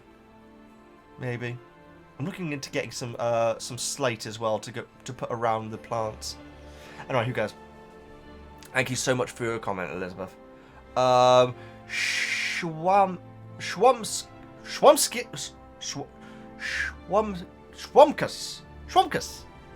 Hi, Veggie. Normally, I just listen to the book club and enjoy all the other takes and opinions, but today is for the first time I actually sat down, re-listened to the chapters, and wrote down some notes. Fantastic. I appreciate it. I'm so sorry if I got your name wrong.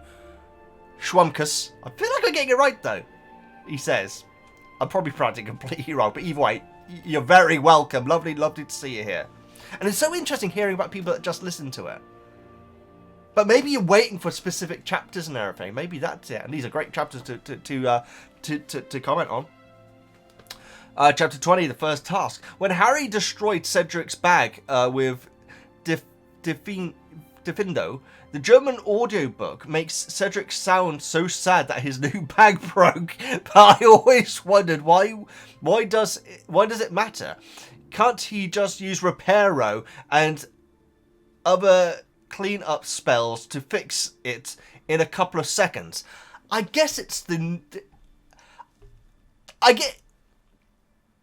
if you're a crack hand with a sewing machine and you buy a new bag and, like, say maybe you paid a pretty penny for it, you want to get the flashy like new rucksack, and after a week like a hole torn in it, you would be, well, actually I'd be annoyed. I wouldn't be sad. I'd be like, what? I bought this bag.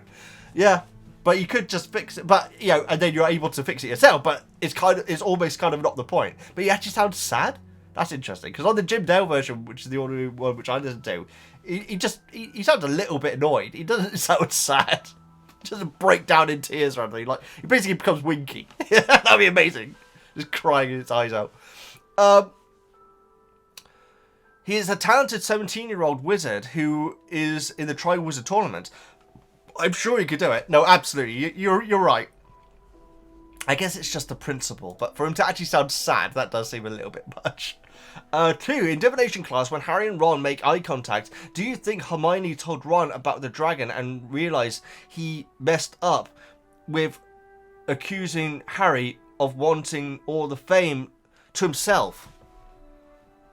Oh, now that's interesting, because Ron wouldn't have known about the dragon in the book, not in the movie. Such a weird addition in the movie, but I don't hate it though, because I like that riverside scene. I think everyone in that scene is acting brilliantly. I really do. Ron,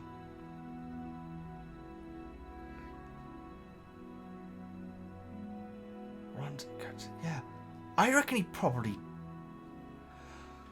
would. Hermione tell Ron about the dragon?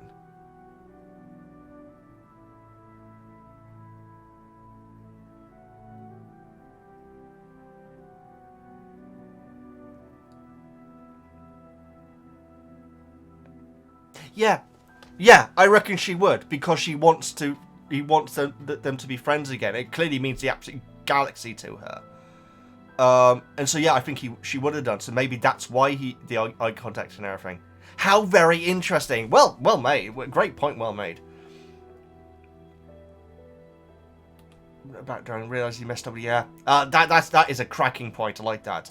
I can understand why the dragon fight scene got changed in the movie.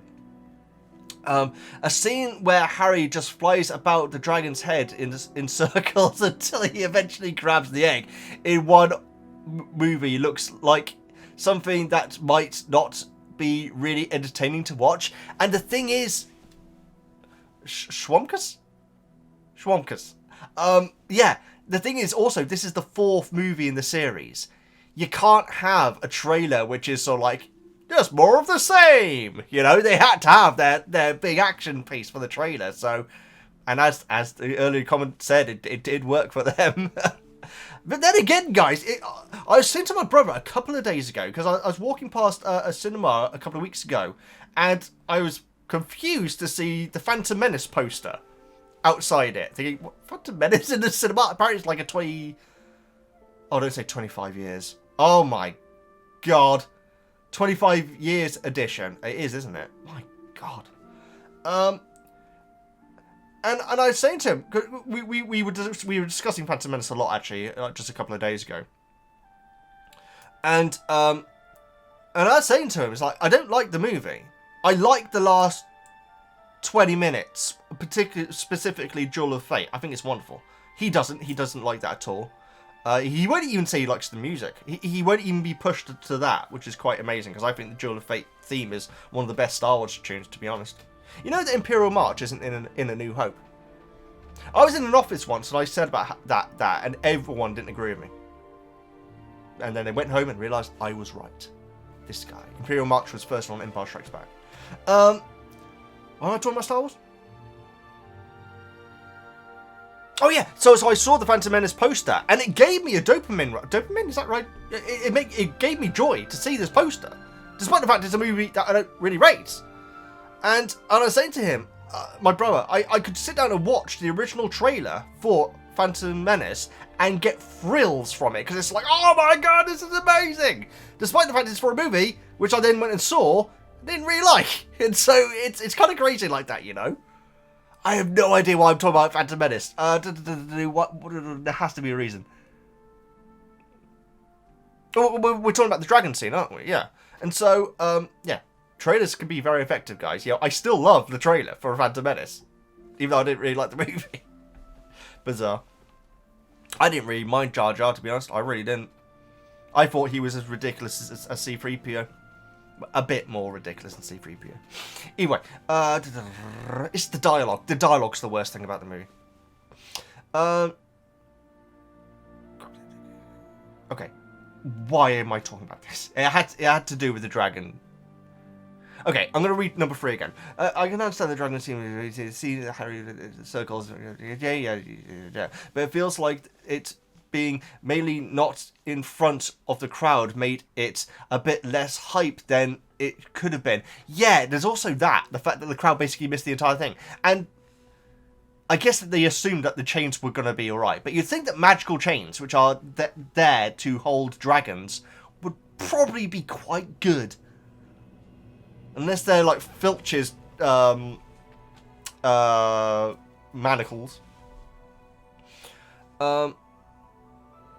Okay, I'm sorry about the Phantom Menace tangent there, guys. Let's move on. So, Harry and Ron making up kind of reminds me of the story you told in the last book club about you and your friend. No, absolutely, it completely did.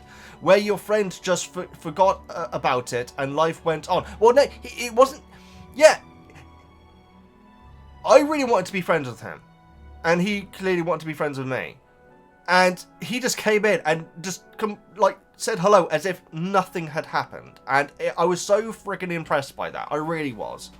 And so, yeah. Yeah,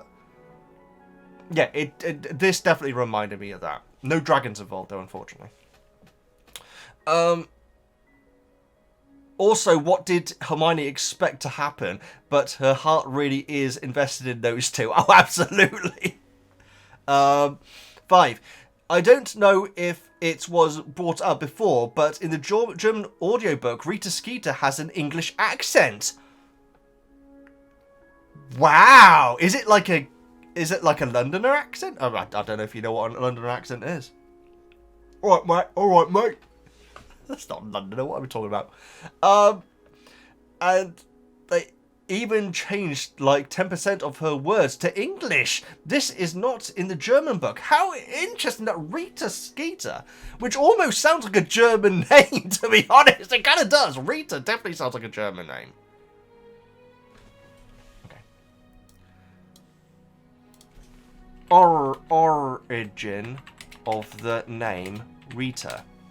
It sounds German. Oh, it's Spanish and Greek. Very interesting. It means pearl.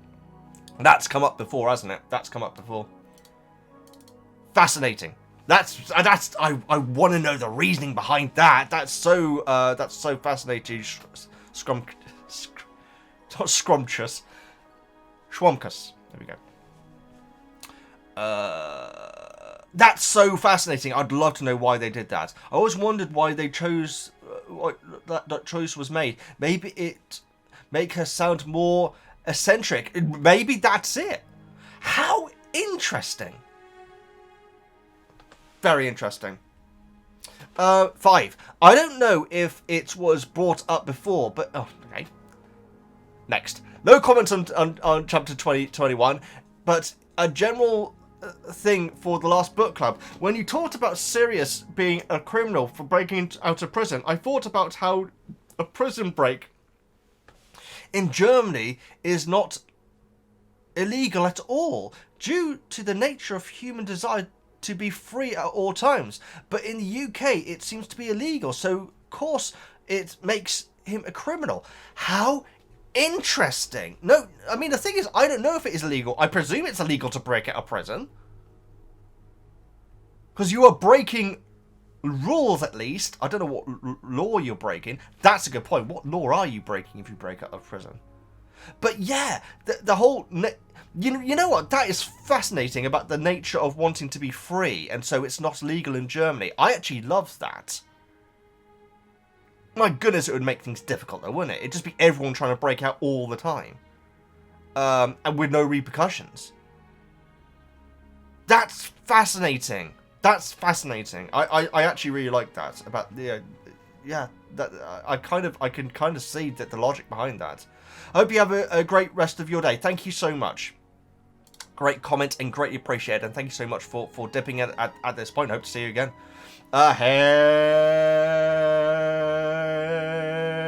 Everybody. Hi, Veggie. In the last book club, you were wondering if Harry was going to tell Hermione about the dragons and if they would research them. That was answered pretty quick, absolutely. Love that we actually see people practicing spells. The movie shows very little. Yeah, and I watching it again, I get the impression that she did help Harry, but there's no... It's very subtle though. It's the fact that she says, just, all you have to do is concentrate. That, and then her saying, the wand, Harry, the wand! But she could say that at any point during Harry Potter. And so, your wand, I should say. So I do think it is very subtly hinted that she did help. But she's so disconnected from the story in this movie, guys. I do love the bit where, like, because Dumbledore's like got his arm around and I was like, oh, we're all here. Miss Granger, what are you doing here? It's great. That's a really nice little moment. I wonder why Bagman is and she looks at it, her expression like, oh yeah, better go. It's amazing. I wonder why Bagman is trying to give Harry private tips and awards him 10 points, and why Winky is called I wonder why Bagman awarded him 10 points, and why Winky called Bagman a bad wizard. Yeah, the 10 points thing is so interesting, because it wasn't a perfect thing, and 10 points should be reserved for a perfect performance, and so... And this is just being kind. He's clearly quite affectionate to Harry being a part of this tournament, so maybe he sees himself in his eyes, which would mean that he's Lily. That would be a twist if Bagman turned out to be Lily.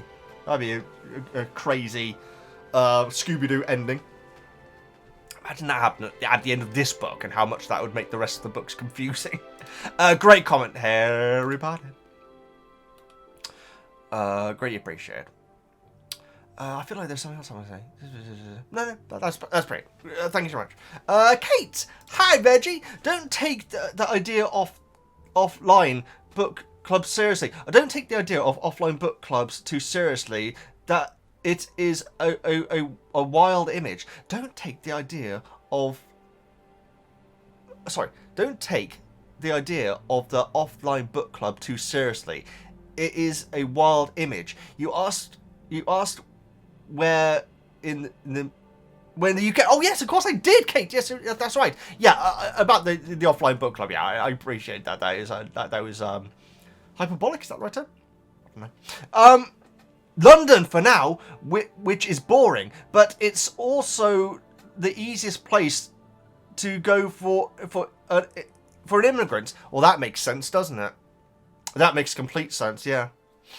Maybe I'll go somewhere else later. No, absolutely, yeah. Okay, I mean, London isn't boring. It's a bit. I would find it very difficult to live in London. I couldn't imagine myself living in London, to be honest. Like, just going into the subways, I feel like I'm on another planet, you know? It just feels so alien to me. And, I mean, luckily, London doesn't have many tall buildings and everything. Has a few. But, as I'm sure you all know, I have a phobia of tall buildings, being near or inside. I haven't had that for a while. When was the last time I had that? Things don't go anywhere. I don't do anything, ever. I really don't, guys. Well, I'm going to Glasgow next month, which is exciting. And maybe I'll go to that Manchester thing. I just can't see it happening. I imagine Manchester has some tall buildings.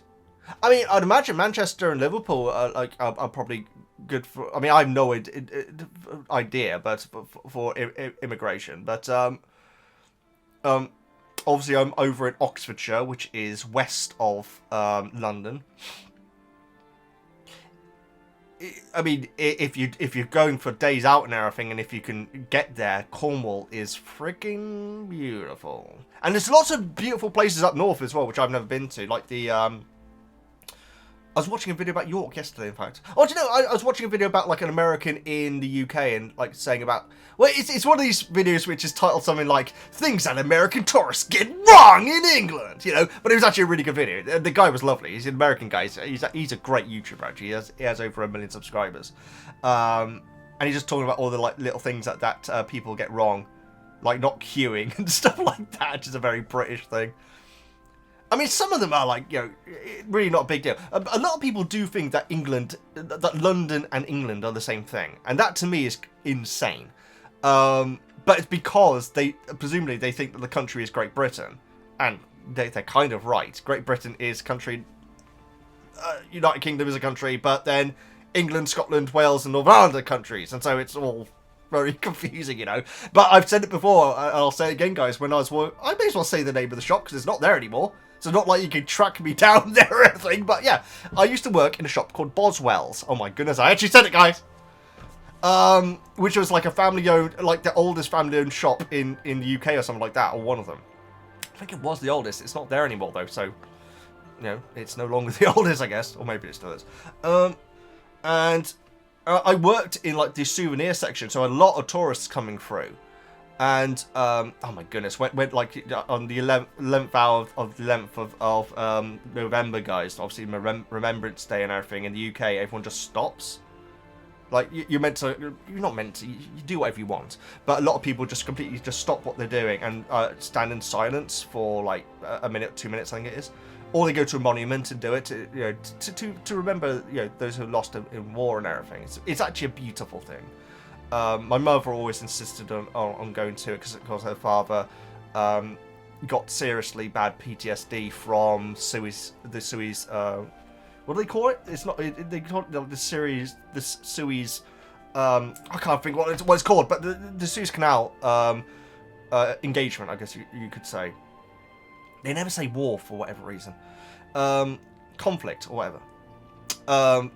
And so she always took it very seriously, and because of that, I'm glad of that. I also take it very seriously as well.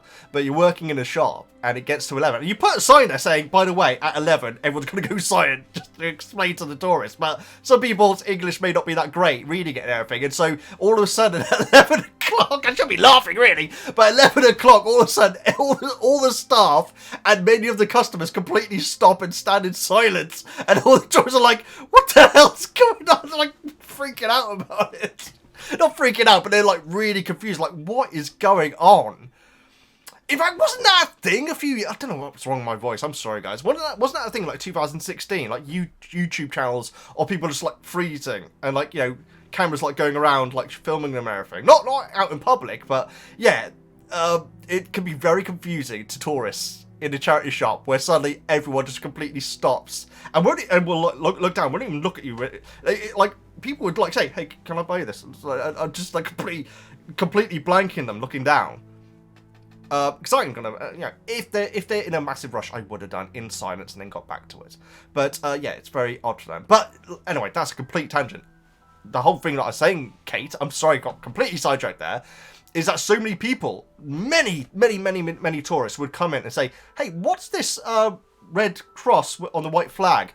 Not realizing that it is the flag of the country that they are in right now, And so, because obviously the Union flag, or otherwise known as Union Jack when it's on boats. God, yeah. And I wonder why these reviews are so blooming long, guys. Yeah, so many people would come in and like say, "What's this flag?" and everything. Just amazing. I was very polite, obviously. I'm sorry, Kate. What have I done to your comments? I'm sorry. Okay, but yes, go to Cornwall. It's beautiful. So, chapter 20, I noticed. I'm sorry, Kate. That was such a long tangent. In chapter 20, I noticed how they are now barely bothered by the wandering the castle after midnight. Yeah, well, it's second nature to them now, isn't it? Remember what a big deal it was in Philosopher's Stone. It's so true. That is so true. I guess because they did it from such a young age, it's just something that they do now. As someone who went to boarding school, I can very much relate. Very interesting. The older they get, the more relaxed both they and the professors become just about the rules. And also they have the Marauders map as well, which is a big help. Just thought it's a funny juxtaposition. Great word. The whole elf issue is so complex. The way how Dobby still punishes himself after saying something bad about the Malfoys is reminiscent of the way victims of abuse still carry it with them long after the abuse is over. Well, going back to the PTSD thing there, Kate, no, absolutely, it is PTSD, isn't it? But yeah, like that. Oh God, that is sad. It's horrifying, in fact. See the damage that abuse can do to your mind, like everlasting damage. Oh dear. I never knew my either of my grandfathers. In fact, that they both died before I was born. In fact, but yeah, his PTSD. He'd just be like on the bus, and then I don't know if I should say this. Oh, may as well say it. He would just okay, I'll say it. He would just suddenly start pointing, and apparently he would be seeing his friends getting killed and stuff like that. And so yeah. I'm sorry, I shouldn't have brought that up. So now I'm sad. Never met him though. I actually have his. I said about the Sueys guys. Obviously it was not a very good engagement. It shouldn't have happened, obviously. But at the same time, that wasn't my grandfather's decision. He was working in the military, and so he did what his country asked of him, which is the way I see 99% of when it comes to what soldiers do. Obviously, there are exceptions to that, but he was doing his job, and so I think in the 90s, which is obviously long after Sueys, they announced that they are actually going to be giving out medals for the Sueys conflict, and my mother wasn't sure if she'd apply for it because my grandfather had died by that point by quite a long time. But I said, you really should, because it's a medal. It's something that he earned, and he had bad ramifications because of it. And so she did apply for it, and she insisted on giving it to me. And so I do actually have his medal for that. But oh God, guys, despite that I didn't know him, it still upsets me thinking about his PTSD. Right, Kate, I'm not blaming you at all. I am taking way too long on your comments. Right, let's move on. Then there's always talk about the house elves being magically bound to the master. So is there magic or basic abuse elves denies them free will and brainwashes them into obedience? Now that's interesting, Kate, because a magical bond. That changes it a lot, doesn't it? That really changes it. Because right now, I'm thinking it is largely a psychological thing, but there's magic involved. But then, you'd think that Dobby would talk about that a lot more, wouldn't you? And Hermione, quite frankly. You'd think, though, Hermione wouldn't shut up about it, in fact. She's great in this book, guys. I feel like she's... Well, obviously, we're only halfway through the book, but she is up there with my favourite character of this book, definitely.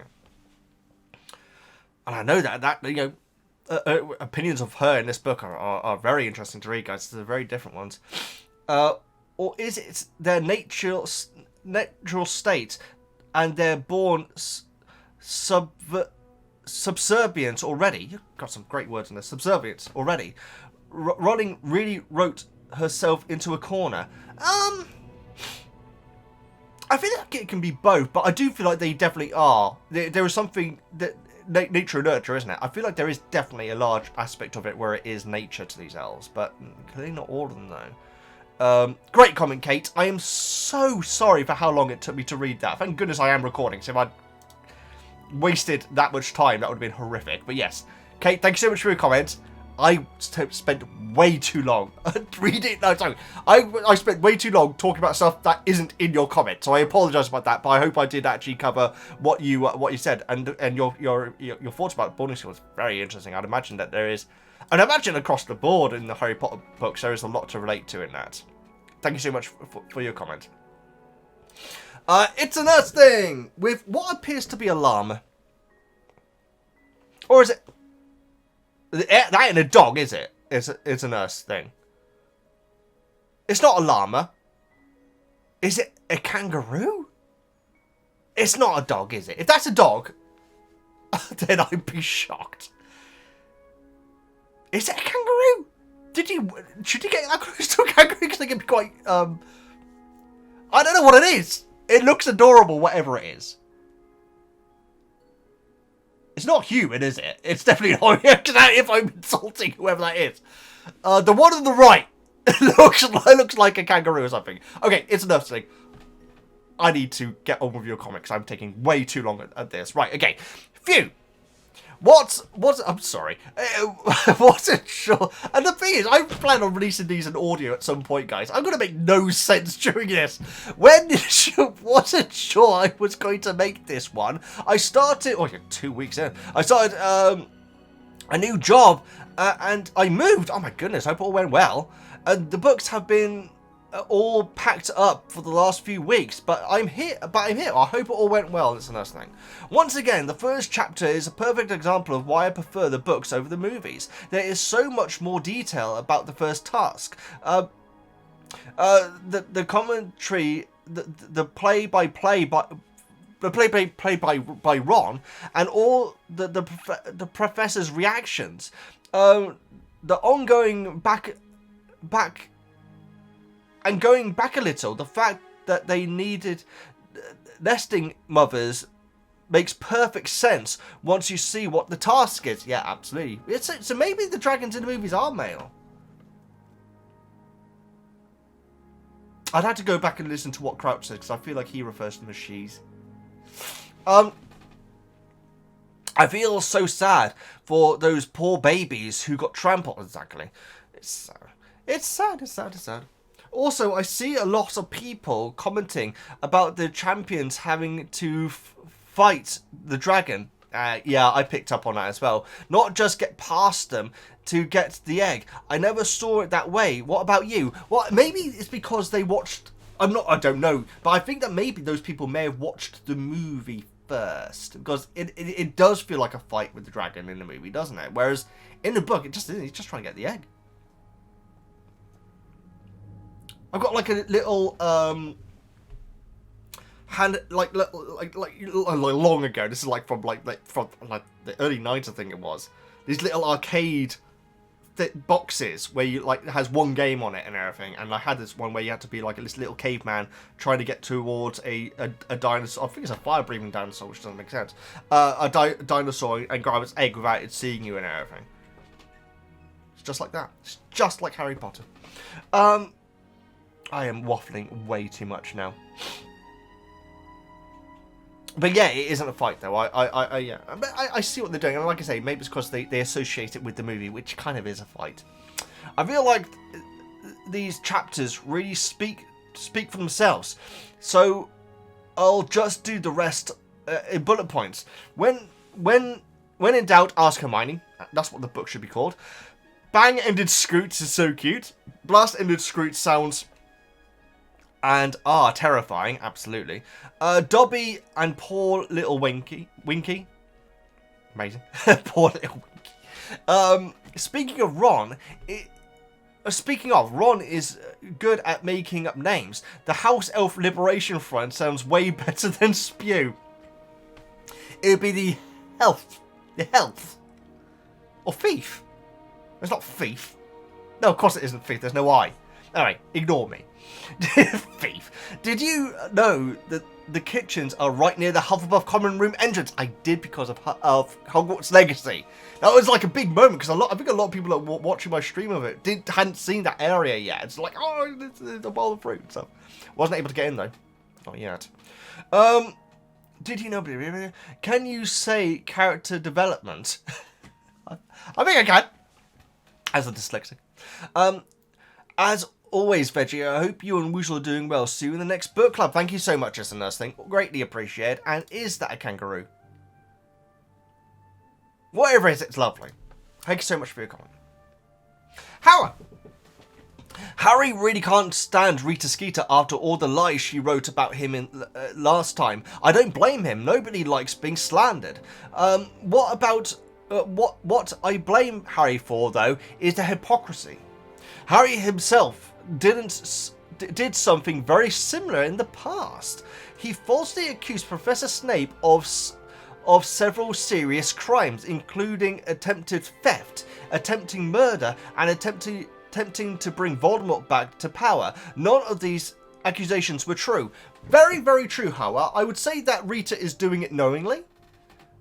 She's knowingly BSing. Whereas Harry, with his paranoia, I feel like did actually think that all those things were happening. I don't think he was setting Snape up at any point. And it feels like, at least to me, that Rita is. And she has no ethics when it comes to journalism. That's my reading of it.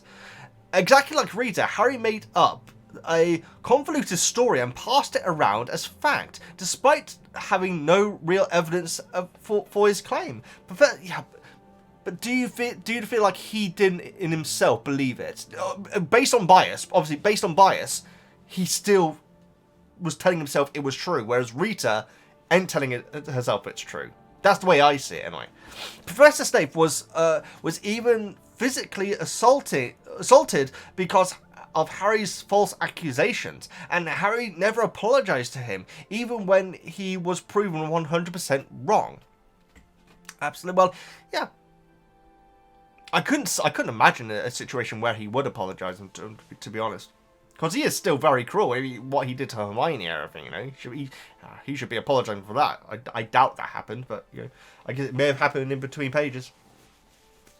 And he wonders why Professor Snape doesn't like him. To be fair, Snape didn't seem to like him before any of that as well, though. That isn't the reason why Snape dislikes him, obviously, because, like I say, he seemed to dislike him from the off. The lack of accountability and self-reflection makes Harry really unlikable in my eyes. He's so perceptive when it's others wronging him, but not at all when it's him wronging others. I feel like that is quite common in people, though, and realistic, in fact. I found out I wrongly accused an innocent man, I would be horrified. Harry doesn't bat an eyelid. It makes Harry seem arrogant, entitled, and self-righteous. That's one way of reading it. I'm not defending Rita Skeeter here. What she does is wrong, but you can't deny that she's giving Harry a taste of his own medicine. To an extent, but like I say, I feel like Harry does believe what he imagines Snape is up to in these. I don't believe that Rita does believe what she writes. Because for one, Harry didn't say the things that were in the paper, and so yeah. Anyway, Howard, great comment, always appreciate. Liz, bit of a drunkie.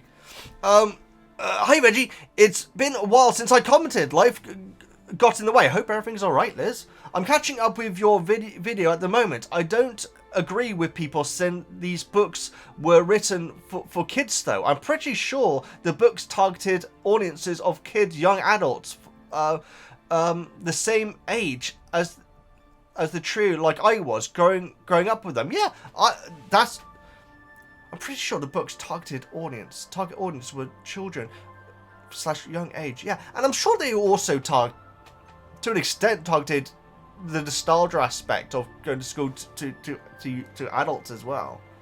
I mean, I remember my mum saying that like people at her work at the time were like, you know, talking about the next Harry Potter book and all that sort of stuff. Which was, I mean, she didn't like fantasy at all. She liked dramas and everything, but it always had to be set in reality, no magic and stuff like that.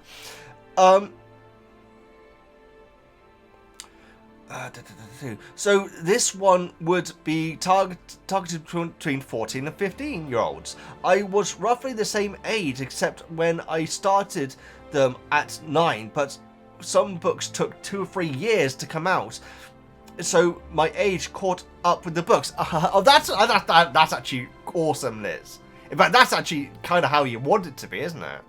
I didn't realise that some of them took 3 years, but it completely makes sense considering how long some of them are. Draco Malfoy, the amazing bouncing ferret. Amazing. I don't apologise. I do apologise. I know it was a while ago, but that phrase has stuck in my head since the first reading. That's alright, Liz. I said about your comment being chunky, but I clearly, like, you haven't been able to be a part of them, so I get it why you wanted to bring that up. I had to make sure I commented for this one, though, because the House of Liberation Front is my favourite chapter because Dobby is my favourite character, and we finally find out what happened to him after Chamber of Secrets. Yeah, it has been a long time coming. It really has. It was delightful to hear that he was the thing that was going on that Hermione was talking about. I understand Hermione's view on the house elves, but she is not paying attention to how they act when Dobby talks about freedom. I don't like the way they act, to be honest. I feel like she has this narrative and won't change it, even though the Hogwarts house elves are proving her wrong. Well, we shall see. We shall see. I'm very interested to see how it goes from here on. I don't know if they were brainwashed or conditioned or whatever, but this is how they are now, and they enjoy their work. She may be able to convince a few, as Hagrid said, but most won't listen to her. I do understand her outrage at it, though. Although, doesn't she really? Does she really think Dumbledore would mistreat them? Well, the thing is, it's not just the mistreating that she's concerned about, is it? It's the pay, it's the work conditions, which is treatment. It's the days off and everything. That I think you could argue they simply don't want, and she shouldn't be pursuing it. But the mistreatment of them is definitely something which should be treated. And quite frankly, obviously Dumbledore wouldn't mistreat them. I want her to speak with Bloomin' Dumbledore about this, guys. I really, really do. In regards to Chapter 20, I prefer the book version of the first task and how Harry got past the dragon. It annoys me that the movie felt like they had to go against the fact that there are dragon handlers there that wouldn't allow the dragon to fly off like that. Charlie would have taken the lead at that point and brought the dragon back, but movie makers love doing the action scenes and the director wouldn't read the book. Yeah, that still blows my mind. It bothers me, guys. It's so insulting to the text that you're working on, you know. But you know, some directors are like that, you know. Look at Hitchcock and not Hitchcock. No, it was Hitchcock. No, it wasn't. The Shining movie. That was purposefully against what the book was like, and so you know, it's you know, directors can be like that. Kubrick, there we go. I always get his name muddled up.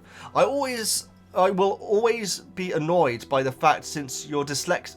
I will always be annoyed about the fact since you're dyslexic and yet you are listening to the books. And yes, Stephen Fry did the audio book.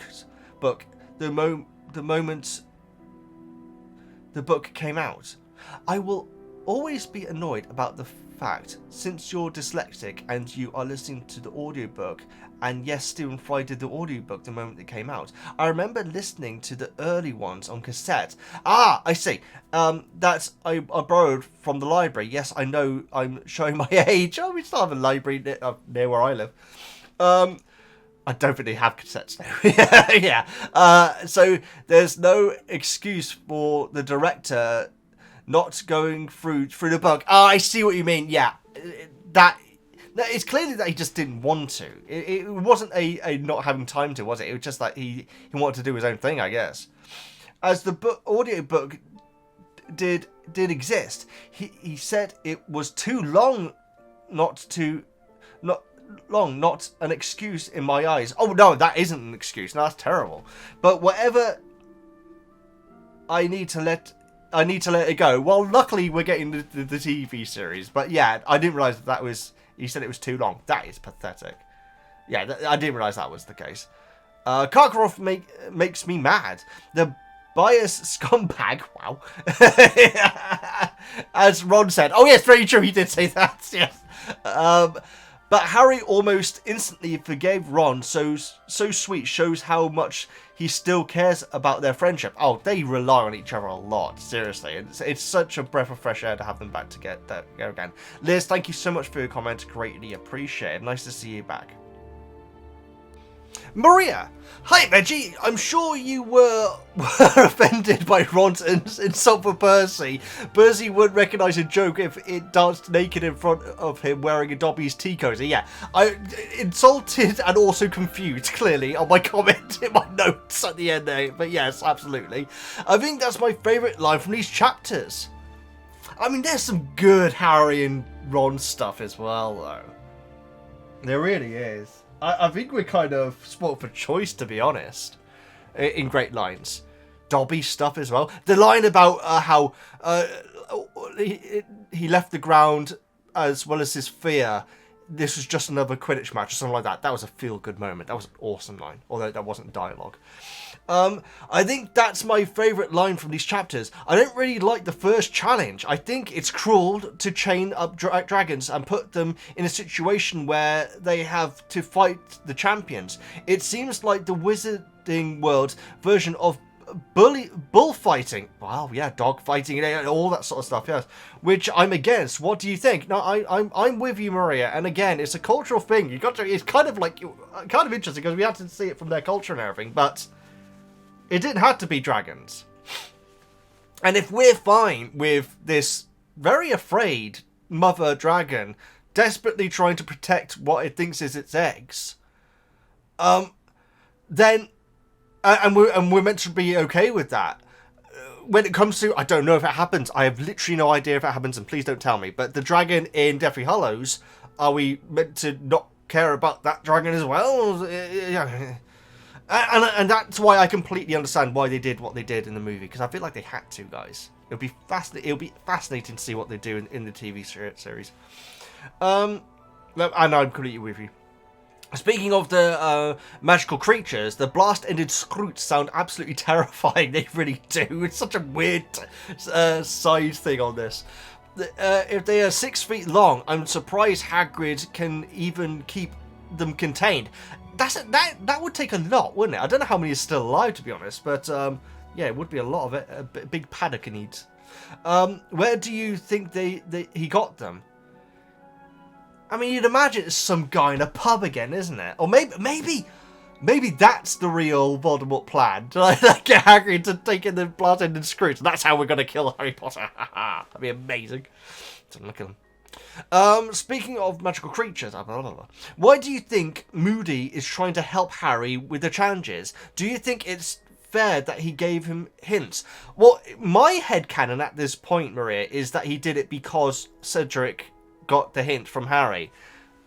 If there's more to it, we shall see, but that's how I see it. Knowing what we know currently in the book, that's the way that I see it. Obviously, there could be other reasons. I know that everyone else is getting help, but it's still cheating. Well, Cedric is getting help to an extent.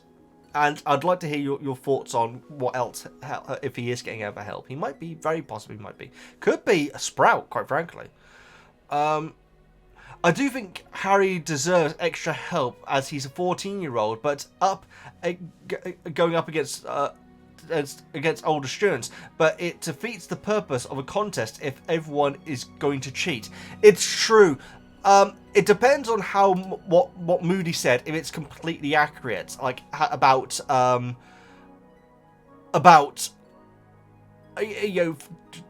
cheating is a part of Triwizards tournament. It always has been. If it really is just, it's always like this, and so you just have to take the rough with the smooth sort of thing, maybe. In which case, it's kind of okay because it's just expected of them, you know.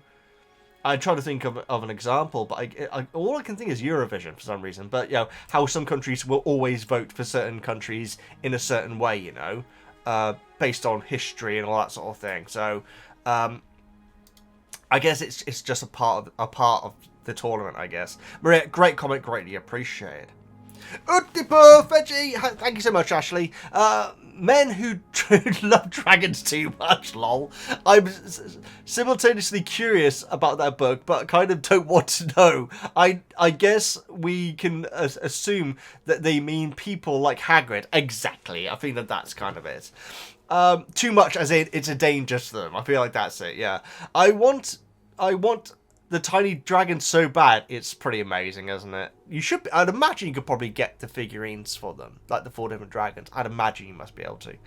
I mean, I have a bearded dragon, so that's the closest I'm going to get. But still, both in the book and the movie, those tiny dragons just seem entirely awesome. I love that Harry gets to keep it. Yeah, I didn't expect that to be the case at all. That's actually amazing. Imagine if, like, on not Deathly Hallows, but like, say, Half-Blood Princess or something like that, it just had that on in the background. That'd be so cool. What a great little reference that would be. It's crazy to me that unemployed house elves can't find work. Given how useful and loyal they are, it seems like it would be an incredibly rare opportunity. I guess if most dismissed house elves react like Winky, they might get the stigma of not being useful or loyal, since they would still be emotionally connected to their previous masters. That's very interesting. So yeah, it would be very important for Dobby to break any loyalty that he had to the Malfoys. Luckily, the Malfoys helped him out on that, didn't they? But yeah, being able to get past that, being able to go to work for someone else would be integral, in fact. So true. That's a very good point. Ashley, great comment. Thank you so much for making it. Gary, not Jerry. Ha, Veggie, cowboy hat. I appreciate it. I always wonder why Harry didn't leave the firebolt somewhere a bit easier to summon. I've got a reason for this. I've got a reason, Gary. Rather than have to summon it all the way from the castle. Presumably, it had to fly out the window of his room. Yeah, unless it could open the fat lady's door. I suppose that might have looked suspicious. You answered it before I could say it. Looks suspicious if they had moved it, because it's not supposed to know about the dragons. Where do you think he could have put it that would be less suspicious? Well, I guess Harry could have said it's a wizards tournament. It's which is outside. Well, you don't know it's outside, but it's a wizards tournament. There's a chance that being able to fly might be useful. So that, I feel like that would be, he could have brought it with him. Like, say, no, I'm going to bring this to each time. I'm going to bring it into the bath, whatever it is, if that happens in this book, just in case if it's going to be useful. So I think that he could have covered his back there, but I guess that he really didn't want his peers in Gryffindor to be suspicious at all. But it's the first task, though, so I think that he could have said, I'm going to be bringing it every time, no matter what the task is, just in case it's going to be useful, because it makes sense. And not take it in with him, but leave it nearby. But would that be loud? Because that would... You're only meant to go in there with your wand. But there's no mention about setting up safeguards, though, so I think he would be alright. But I think you're right, though. I think it is the suspicious factor of it. Where do you think you could have put it that would have been less suspicious? I think that it's either where he usually keeps it, or he took it along to the tent, just on the off chance that it's going to be useful. Because I feel like he could argue that. I really do. Gary, great comment. I appreciate that. That made me think there. H. Veggie. I love that Percy singing in the shower joke. Amazing. It's such a sibling thing to make fun of each other in that way, while knowing that you would be standing up for each other in important moments. Yeah, absolutely. I do think that Fred and George love Percy. And Percy loves them. It reminds me so much of my relationship with my siblings. Well, there you go. Perfect. Ludo Bagman and Bertha Jorkins is probably the most interesting characters that at this point, since you have no idea of anything regarding them in the future. To be fair, that could also be said of a few other characters because of all the massive changes, but it's much more fun with the completely new characters. That is very well said. We were also introduced to another important character here, the ticklish pear.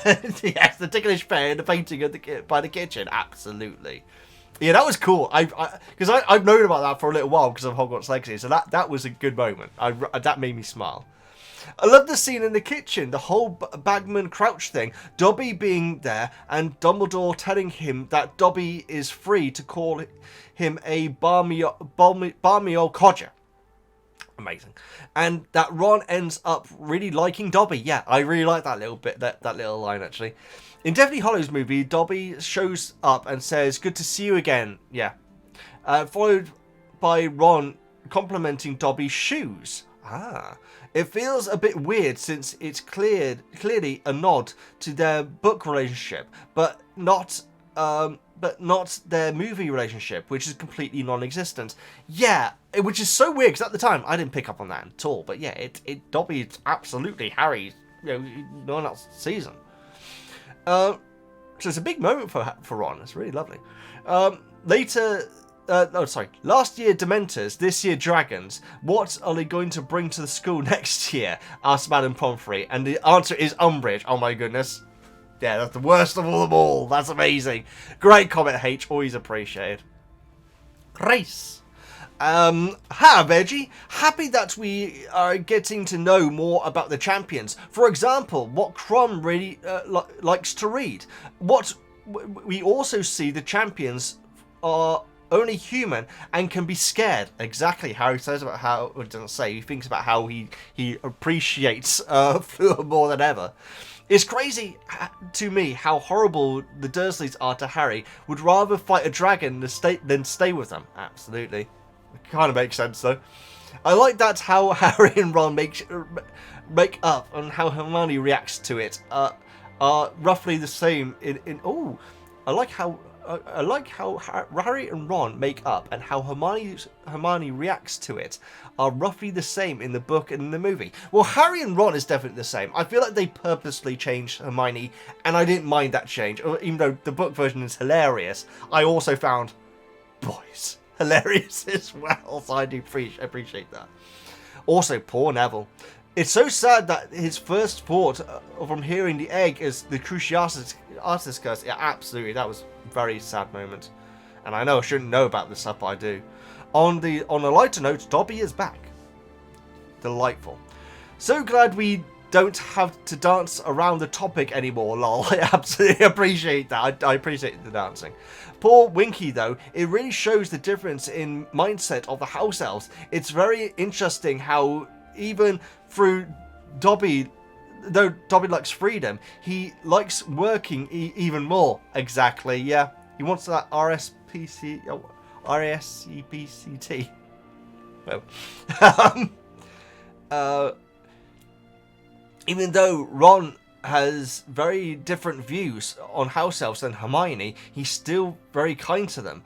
Anyway, I hope you and Woozle have a great day. Yeah, Ron's appreciation of Dobby and the other house elves is actually very important when you think about the fact that, you know, the way that he sees house elves. It's very important, guys. I really appreciate it. Thank you so much for your comments. Jonas of the side panels, thank you so much. Wonderful job this time. If Dobby has done... Hi, Veggie. There we go. If Dobby is doing anything perfect at work, do you think he tries to negotiate a lower wage in the annual performance review by Dumbledore? That would be amazing. Oh, an annual performance rate where he tries to get less money.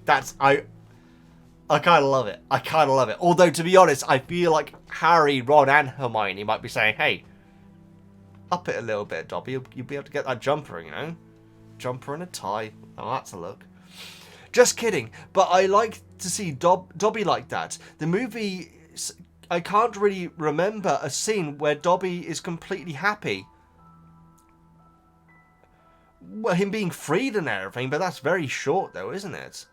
But now he is getting that money and that sweater from Mrs. Weasley. Yes, I hope that does pay off. I hope that does actually happen. I'm sure it will. Jonas, thank you so much, as always. Greatly appreciated. Q. Hi, Veggie. So many little things and big things developing in these chapters, I can't choose what to talk about, so here's a random selection. Number 1, Harry, I haven't got any strengths. Potter. It's true, he kind of down on himself there. It's little moments like that that remind me how little self-esteem he has. I completely agree. So true, and I didn't bring that up in my notes. Characters keep describing him as arrogant, Snape especially, but also the general public attitude, yeah, with Rita around, yeah. But I just don't see it. He's occasionally proud when he achieves things for himself, like telling Sirius about his first task. Well, that's fine. He's his guardian. You'd expect that, wouldn't you? And he can be stubborn when he believes he's right, but arrogant? I'm pretty much constantly putting himself down. Yeah, yes, it's true. But I think it's great that he feels he can brag a little to Sirius. Just outflow a dragon. He's allowed to be proud of himself. Well, yeah, outflowing definitely in the movie, yes, but and I see what you mean, and to an extent in the book as well. Number 2, Dean is so talented. He's apparently a talented artist, yes. Just thinking about how quick he must have drawn those posters of Harry flying with the horntail. That's very impressive. And of course, he also drew a couple of Cedric with their head on fire. Yeah, also not that great. Although maybe that just straight up happened, you know. I know that he got singed, sure, but the face being on actual fire, I don't know. Maybe it isn't meant to be disrespectful. It just seemed a bit odd, though. I'm developing a theory that Dean, Seamus, and Cedric. Seamus is jealous of Cedric's popularity, intelligence, and talent, etc., and also that also has a crush on him, which is disguised poorly by making fun of him. Well, they do say the people that that complain about certain people. I mean, you could say it with Hermione, with Crumb ruining the library for her with the nattering girls and everything. Maybe that's what's going on there as well, you know. In fact, in the movie, when she reads the paper about her apparently setting her eyes on Crumb, which is something which just isn't mentioned in these chapters at all, in the book chapters at all. And also another example of Rita being a bit creepy around students as well is in the movie with Crumb in that scene. Like her reaction to reading the paper, it's like, it feels like she's putting up a front about setting her eyes on Crumb, despite which she's not. But she's also putting up a front of, but there is something going on there, you know. It's a good performance. Or maybe there isn't. Maybe there isn't. Although in the movie, you definitely get the impression there is. Pretty boy Diggory. Oh, there we go. Dean is sick of Cedric living rent-free in Seamus's head, and therefore holds his own resentment towards Cedric. Oh, wow, so you think this is like a love triangle sort of situation. That's very interesting. Plus, in this case, drawing someone with their head on fire is both artistically funny and very teenage boy. Yeah, I concur with that. Yay, it's Dobby! How dare the movies leave him out, etc. It does seem like a strange choice. But then again, there's so many new characters in it. There really are. Maybe that's the reason. Anyway, hope you have a good day. Love and scritches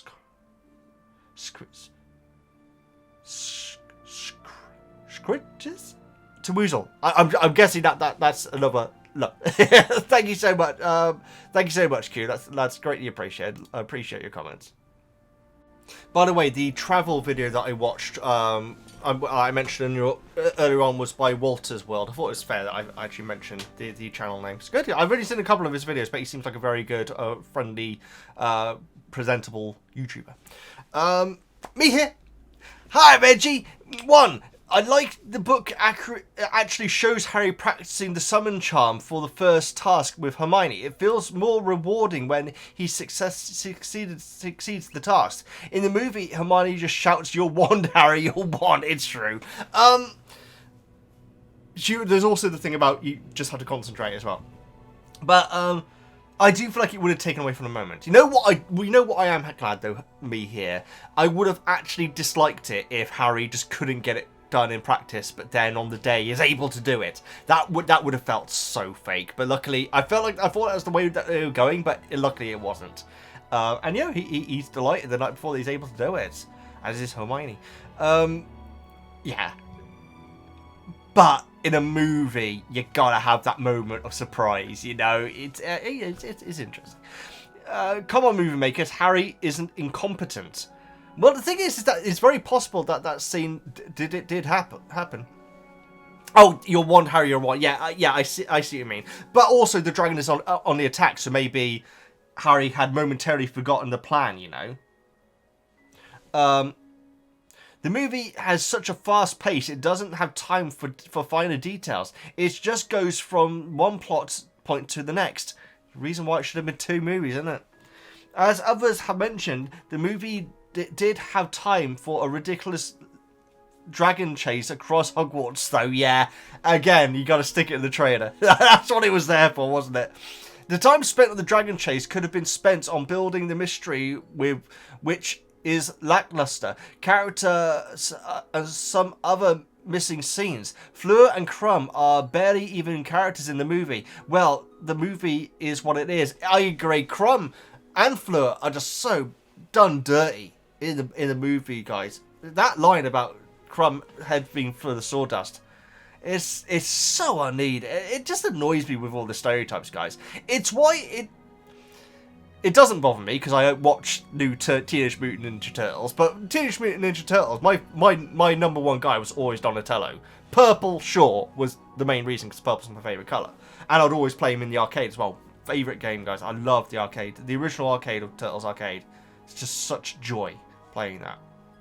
And in latest ones, he seems to, in some of the, because there's been very many different Turtles adaptations, in some of them he wears glasses, and in some of them he's like much skinnier than the others. I don't see why in this day and age they have to still revert to that sort of thing, because he's intelligent, which means he wears glasses. That's kind of what they're going for. Now, granted, he can wear glasses and be intelligent, that's absolutely fine, but they seem to be going out of their way to bring back a stereotype of, oh, he's wearing glasses, that must mean he's a nerd, he must be really smart.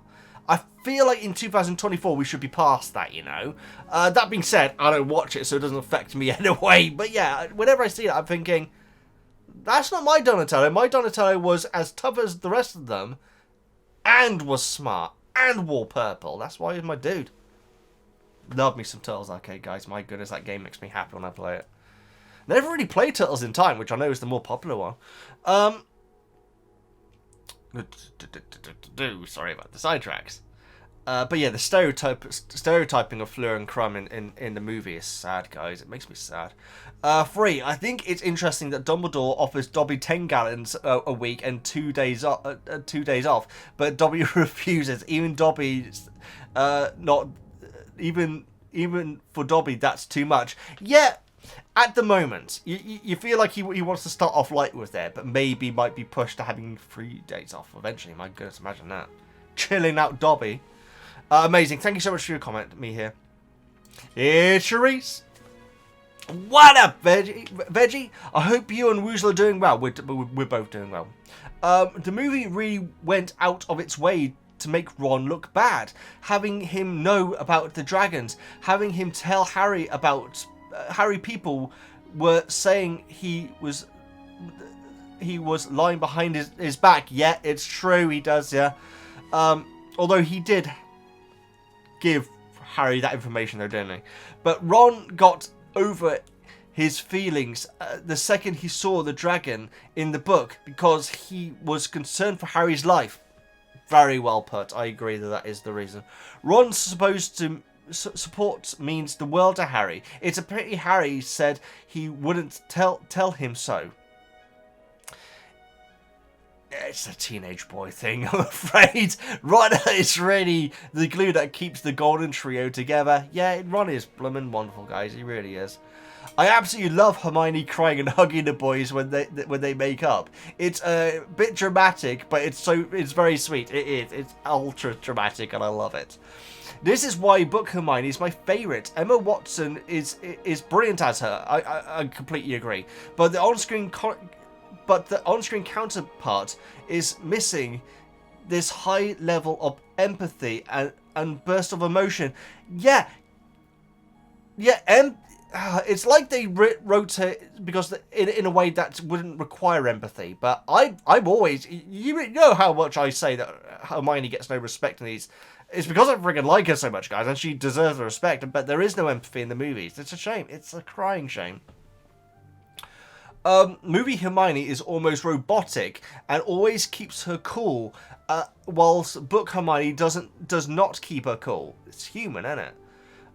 Book Hermione taught me to be a more empathetic friend when I was a kid. That's a beautiful thing. Isn't that a beautiful thing? That's wonderful. That really is. I know a lot of people talk about elves, so I won't in the interest of time, lol, sending love from New York City stateside. Sorry, Charisse, I don't know what that was. I don't know why I just did that. I don't know why Charisse, I'm sorry. I don't know why I just did that. I'm not saying that's how you talk at all. Hey! Sorry. Stop it. Sorry. Charisse, I am really sorry. I don't know why I just did that. It's this time. We're over 5 hours. In fact, we're probably way over 5 hours. My brain has turned to mush. I don't know why I just did that. Now it's just can't leave. That's not New York, is it? We talked about that in the Buffy reaction recently. There's one scene from a movie called A Bronx Tale, which I've seen.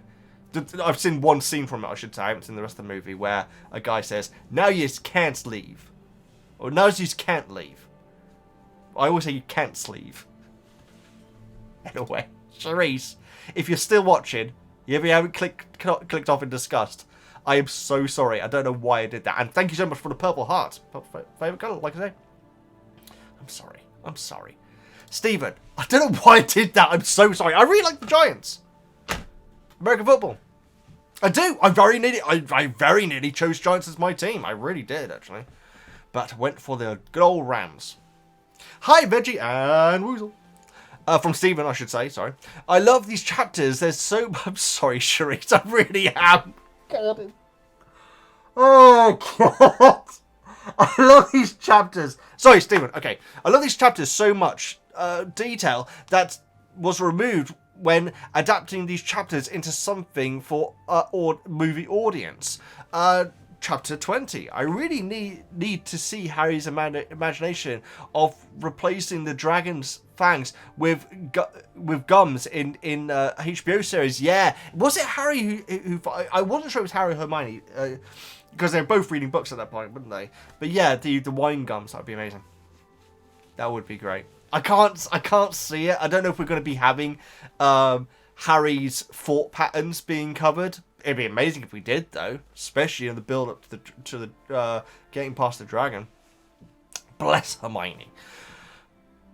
I don't know why. My God, my brain's gone mush. Because he said bless Hermione, now all I can imagine is Brian Blessed playing Hermione. Imagine that. The Golden Trio with Brian Blessed playing Hermione. Sorry.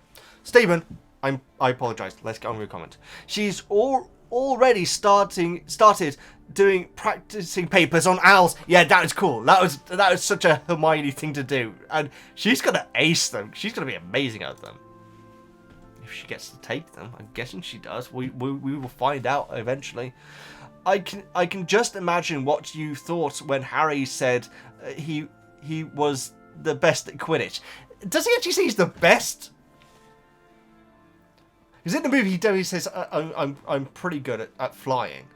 Does he say that he's the best? I am the best at Quidditch, even though Hufflepuff he's not bringing it up. It's the rest of Gryffindor that are obsessed by that moment. But yeah, I was okay with that moment, Stephen. Chapter 21. The Screwits are by far one of the most interesting side plots in this book. Every time they mentioned, I can't help but be horrified by the idea of them. Absolutely, and it really is like it's almost like per review episode we have one Screwit update, which is kind of amazing. Just checking out their evolution. I remember the evolution of the story. I remember the first time I read the book and being disappointed by the Deathly Hallows movie that they didn't give Dobby his new clothes, like the tea cozy. Yeah, well, I'd be interested to see what he should be wearing at that point when we get to it, quite frankly, because maybe he won't be, but it would have been a nice callback, at least. Well, not a callback, but a reference to Goblet Fire book. Dobby calling Dumbledore a balmy old codger is another thing we need in the series. Oh, that's going to be glorious. In fact, I hope that there it cuts to a scene where Dobby is, contract negotiating with Dumbledore. I'd love to see that scene. Winky crying in the background. Poor Winky, there we go. What do you think of Bagman so far? He's so fascinating. And I've trusted him fully up until what Winky said. I feel like there's more to it than just, that they're an odd couple, Bagman and Crouch. Stephen, great comment, greatly appreciated. Simon, as the sequel to my last quote, oh God, I can't do, I can't do it. Oh no, you don't. I saw that film. I can't do a Frankie Howard impression. I can never remember his name. I remembered his name. I'm very, very proud. So last time Simon likes to quote British comedy quotes. And see if I recognise him. And last time we talked about Carry On Nurse, where the movie ends, sounds a bit strange, with a patient getting a daffodil put in his rectum. Because he thinks he's getting his temperature taken, but it's actually a daffodil, or a flower at least. Now the great thing is that was one of the very, very first Carry On movies, and that was when they were all quite lovey-dovey and not very dirty, despite the fact of the final joke. The Carry On movies then changed drastically and became a lot more your sleazy, dirty comedy sort of things, very 70s, 60s sort of dirty comedy sort of things. And that was, and now this is jumping forward to, it would be Carry On Doctor rather than Carry On Doctor, again Doctor, wouldn't it? It would be Carry On Doctor, where Frankie Howard is on it. He's on a few of them.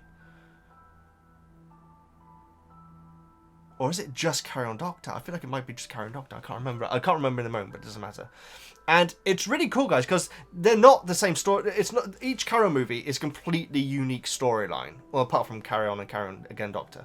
But Carry On Doctor has nothing to do with Carry On Nurse. Like, no carryover characters. And there's just a really subtle line at one point where a nurse brings a vase into Frankie Howard's room, like private hospital room, and when she brings it in, he says, "Oh, no, I can't do a Frankie Howard impression. That was terrible to snap." It's like, I can't do a Frankie Howard impression, but he says, "Oh no, you don't. I saw that film," which is such a subtle reference to one of the first Carry On movies ending where the daffodil is put in his guy's rectum. And so yeah, it's a great. I remember when I was watching them all. I want to watch them all just like. Even if I don't enjoy them, I want to watch them all just to understand what humour was like back then. I find that very interesting. And I was so impressed by that line because it's subtle. I bet that 99% of the audience didn't get that joke in the moment. So, Simon, thank you for quoting that. If you don't get the dream sequence, if we don't get the dream sequence of a ferret versus a dragon, or the canary creams canary creams in the series adaptation, I won't watch it. We'll definitely, I get the feeling we'll definitely get the canary creams. It may not happen here, but I do feel like that will be in it. The ferret versus the dragon, I just don't think it's going to happen because they want to build up this image, much like in the movies. We don't see the dragons completely until it's it's task time. They're going to do that as well, so they wouldn't show the dragon at that point. So I don't think the ferret versus the dragon's going to happen. The canary creams, I would put money on them having that in some capacity. Maybe not in that moment, but at some point. It's going to be very interesting to see who they get cast for Fred and George. I presume they're going to get twins rather than just cast one person. I do hope so. I really feel the films didn't capture enough of the moments like that in them at all, which is a bit of a shame. Yeah, I mean, they had so much plot to get through. The less important stuff would have to be cut, but you definitely miss the vibe of what Harry's going through when you don't have these sort of light-hearted moments. A lot less damage to the castle in the version of the task, which is good for Dumbledore's insurance no claims bonus. Absolutely, yeah. Again, him just sitting there as it all happens does seem a bit insane. You know, he could have just, like, you know, stopped the dragon going a certain way and you know, and still let the task continue. But to let that happen does seem ridiculous. I bet you didn't expect Winky and Dobby back. No, not at all. I was so happy. And I wonder what Winky means about Crouch good, bagman bad, or bag. and the boy, I bet Percy's ears were burning. Absolutely. Yeah, it's nice for Percy to be mentioned because he's not around anymore, so it's nice that he's still being mentioned. Currently reading something which I don't know what it says, or at least trying to. I guess I could translate that, can't I? Translate to English. Did that work? Apparently not. Well, whatever it is, Simon, I hope it's going well for you. Just looked it up. It is Harry Potter and the Philosopher's Stone. That's cool. That's really cool. I like it, Simon. Greatly appreciate it. And yeah, thanks so much for your comment and your quote as well. I do appreciate that quote, I must admit. Thanks so much. Lou! Oh, Lou, I'm glad that you made it in. Hi, Veggie. I do wish Harry would show Hermione a bit of gratitude. You and me both. She helped him so much on top of her own work, and he just snaps at her all the time. Yeah, normally I would completely agree with that. In this point, he is stressed. He thinks he's about to die, essentially. And so, yeah, I give him a little bit of leniency this time. But yes, Hermione is a saint. She really is. Also, poor Cedric having his new bag destroyed because of unpleasant social situations. Yeah, I wonder if he worked out. I genuinely think he's like, oh, that's what happened to my bag because Harry wanted to speak to me.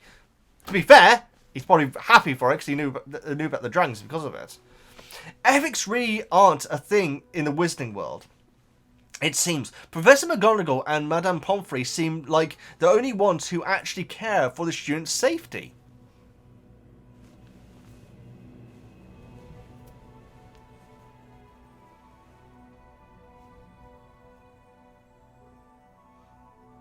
I'm going to say it. I think that Snape does. All the poisoning things and everything, yeah, he's going to be able to fix that immediately. So we have to see it from the magical point.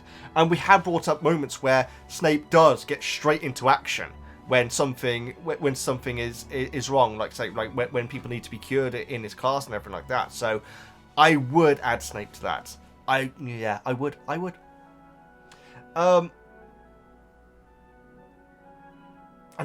There's probably examples where he has endangered people, but right now I can't think of them. The poisoning thing doesn't count because he would be able to fix it straight away. When he says that we're going to be you'd be testing on Potter and all that sort of stuff, he's not trying to get Potter killed, and so yeah, I do feel like you can add.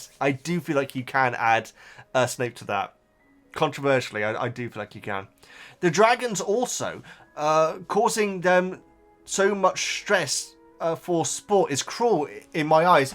Yeah, I agree, Lou, but then again, like, there's those real life situations, you know. But it did specifically say that the dragon was terrified, or scared at least, you know, of leaving the eggs. Poor thing. Ron spewed all... Oh my goodness. Ron spewed all the thoughts... Oh no, I thought you meant spew as in S.P.E.W. I actually did. Ron spewed all his thoughts he had been holding back like word vomit. I completely agree. And it made me smile when he was doing it. It really did. I'm impressed with his lung capacity. Fully understand Hermione's frustration with the pair of them. Yeah, but also the relief of them being back together was just... it was a great moment, guys. One of the best moments in these chapters. Ugh, Rita again. Showing up at the end of chapter 20 in acid green because she's so toxic. I like what you did there. I feel like it mentions acid green each time with her, but a different thing. Well, maybe not.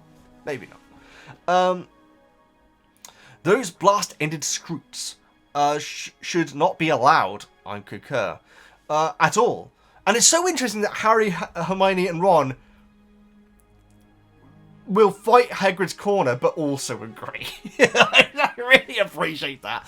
I wonder if Hagrid is consciously aware that his students are far more vulnerable than he is. I think that...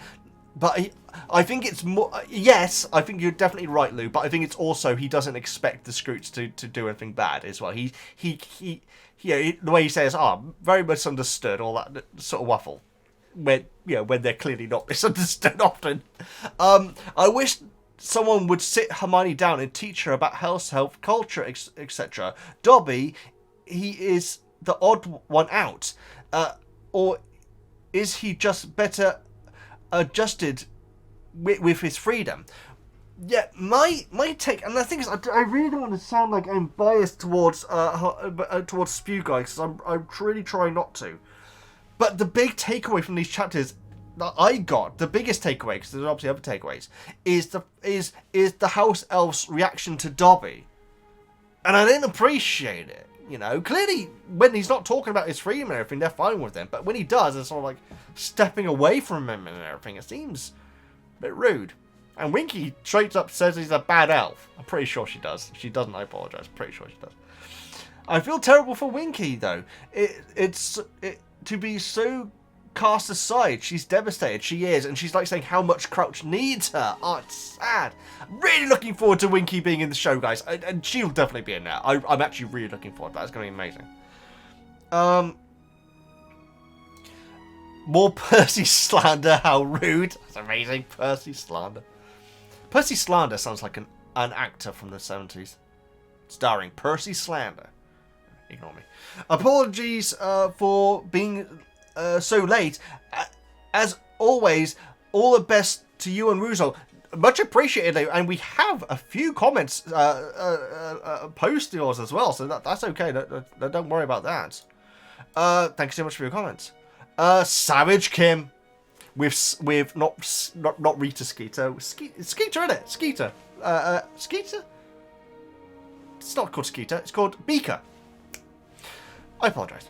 Hi, Veggie. I found your reactions a while ago online and just joined the Patreon recently. Thanks for keeping it so accessible. That's okay, Kim. I even felt bad about even saying it up, to be honest. I really... my favourite thing about doing any of this stuff is hearing people's feedback about and opinions and things like that. It's absolute joy to me, and so I really wanted to keep that as low as possible so more people are able to be a part of it. So thank you so much for being here. Keep doing what you're doing, as long as you're enjoying it, of course.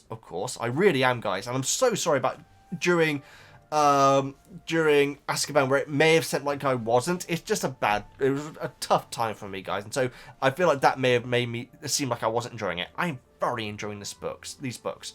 I really enjoy hearing your reactions, opinions, and perspectives. Greatly appreciated. Here's your perspective. I also hope you like the rich detail of the world, characters, and storylines that the book adds. I used to constantly have the audiobooks on in my house, and my husband, who had only seen the movies, used to perk his ears up and say stuff like that never happened in the movies. I bet he did. I bet he did. And while he's well, that's interesting so much that I finally convinced him to just listen to them, and we did it together. That's beautiful. What a beautiful thing, Kim. Looking forward to getting caught up. Kim, thank you so much for being a part of it. Seriously, that's amazing. That, you know, and I can see it. I can imagine like people hearing, oh, now that's a bit interesting, especially all the S.P.E.W stuff and everything. It's bloody fascinating. So that's so cool.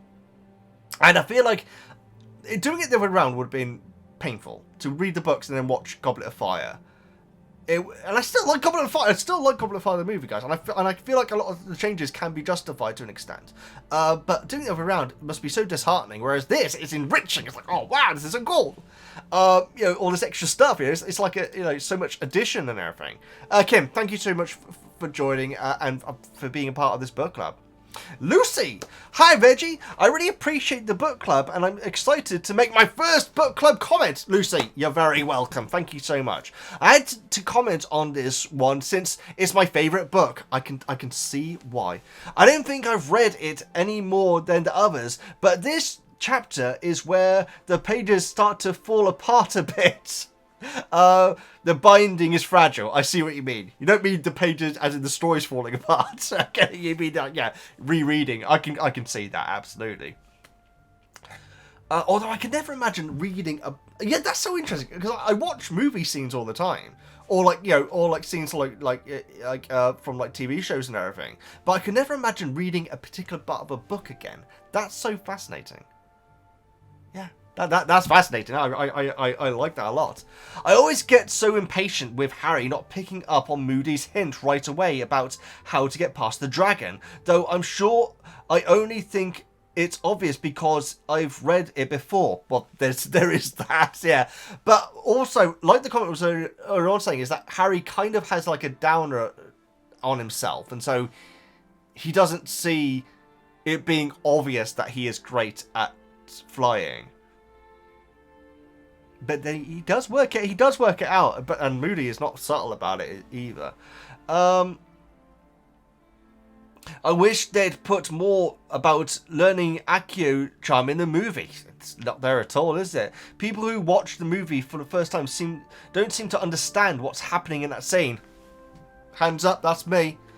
Plus, I love how the book has this extra challenge of mastering the spell before outwitting the dragon. It makes it that much more awesome when Harry succeeds. It feels like an achievement, doesn't it? Whereas in the movie, it's just a cool moment. Yeah, you know what? That is so true. It's like he has succeeded, and I'm so glad that it wasn't the case of Harry wasn't able to do it that night, but then was able to do it on the day. I'm so glad that he was able to do it beforehand, and we had that little bit of joy between him and Hermione, who've been at loggerheads at this point. And I love it when she says, "What do you think I've been trying to do?" When she says, "I need your help." I love that. I hope she says that in the HBO series. What do you think I'm gonna do? Trying to do. I'm sure you've covered it by now, but I'll be interested to hear exactly what you think Crouch was saying to Winky about Bagman. I mean, I don't know. It can't be that he's like a Death Eater or something. Jeez. I doubt it.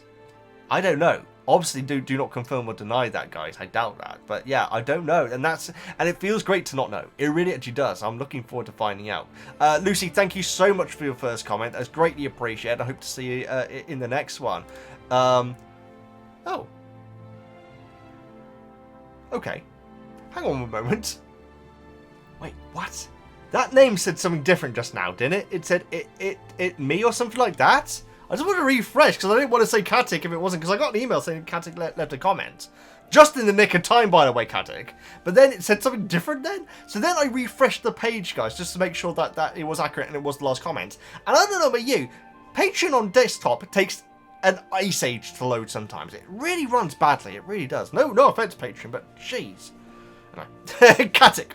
Hi, Veggie. Last comment on the book club, guys.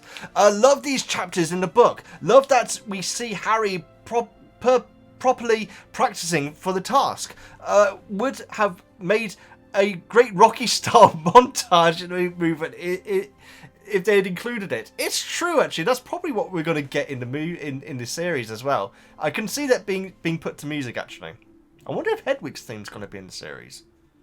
I think it kind of needs to be, right? It's like, you know, the old Superman theme playing in newer Superman movies every now and then, you know? That's a very good question. I think it probably will be. Speaking of which, this first task depiction is the point I started to hate the movie. I hated that they had to squeeze in unnecessary action scenes purely for action's sake. Yeah, I can still see it why, but yeah, it must have been very frustrating, you know, seeing it for the first time. If you'd read the book, guys, it did not make any sense. If a dragon would chase poor Harry all over the castle when there were hundreds of other people just sitting there and screaming, and when she was just trying to protect her eggs, this is what made the film too Hollywoodified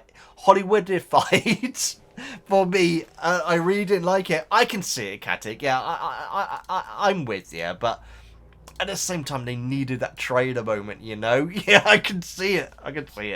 By the way, Hermione, don't say it like that. Oh, there's David Thingy that we were talking about earlier on, of Bones fame. Speaking, by the way, Hermione's comment to Harry, when they finished practicing Accio, Harry worried about it working when the broom is going to be so far away from the castle. Hermione says it doesn't matter as long as you concentrate, which is obviously what they're referring to in the movie, I believe. You know, when she says you just need to concentrate. It made me wonder about the range of spells. Yeah, me too. Is Hermione being hyperbolic? Not hyperbolic, but basically like encouraging Harry, saying, no, it doesn't matter. As long as you concentrate, you can do it. Or is she saying, no, it doesn't matter how far away it is? I want to know how literal she's being in that situation. Which I'm guessing is what you're about to say, maybe. Does that mean that in theory, he could summon things that let him say from London, as long as he knew exactly where they were and concentrate really, really hard? Or what do you think would be the coolest way to use if the spell really work on such a long range? I'd imagine there probably is a limit to it. And it depends on your skill as a wizard, or your potency as a wizard. Or witch. And that would suggest that what Hermione is saying is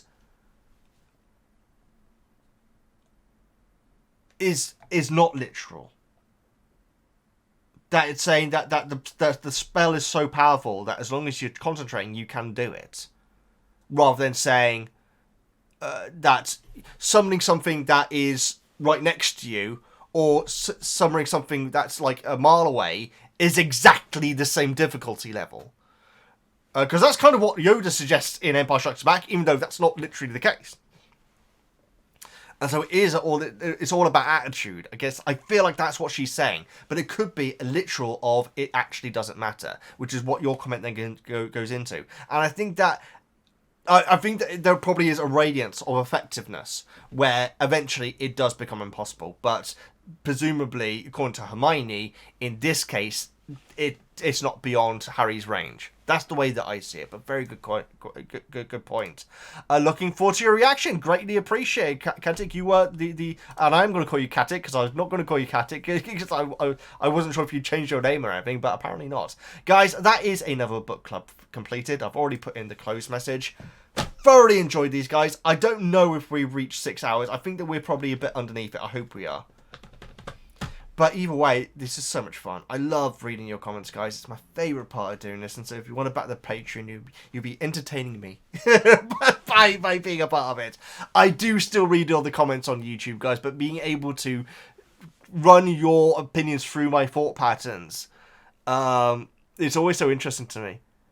And maybe I've got it twisted, guys, but I do see Snape as being one of those people who does look after who protects the students. Doesn't mean he had to be nice, but he does protect them.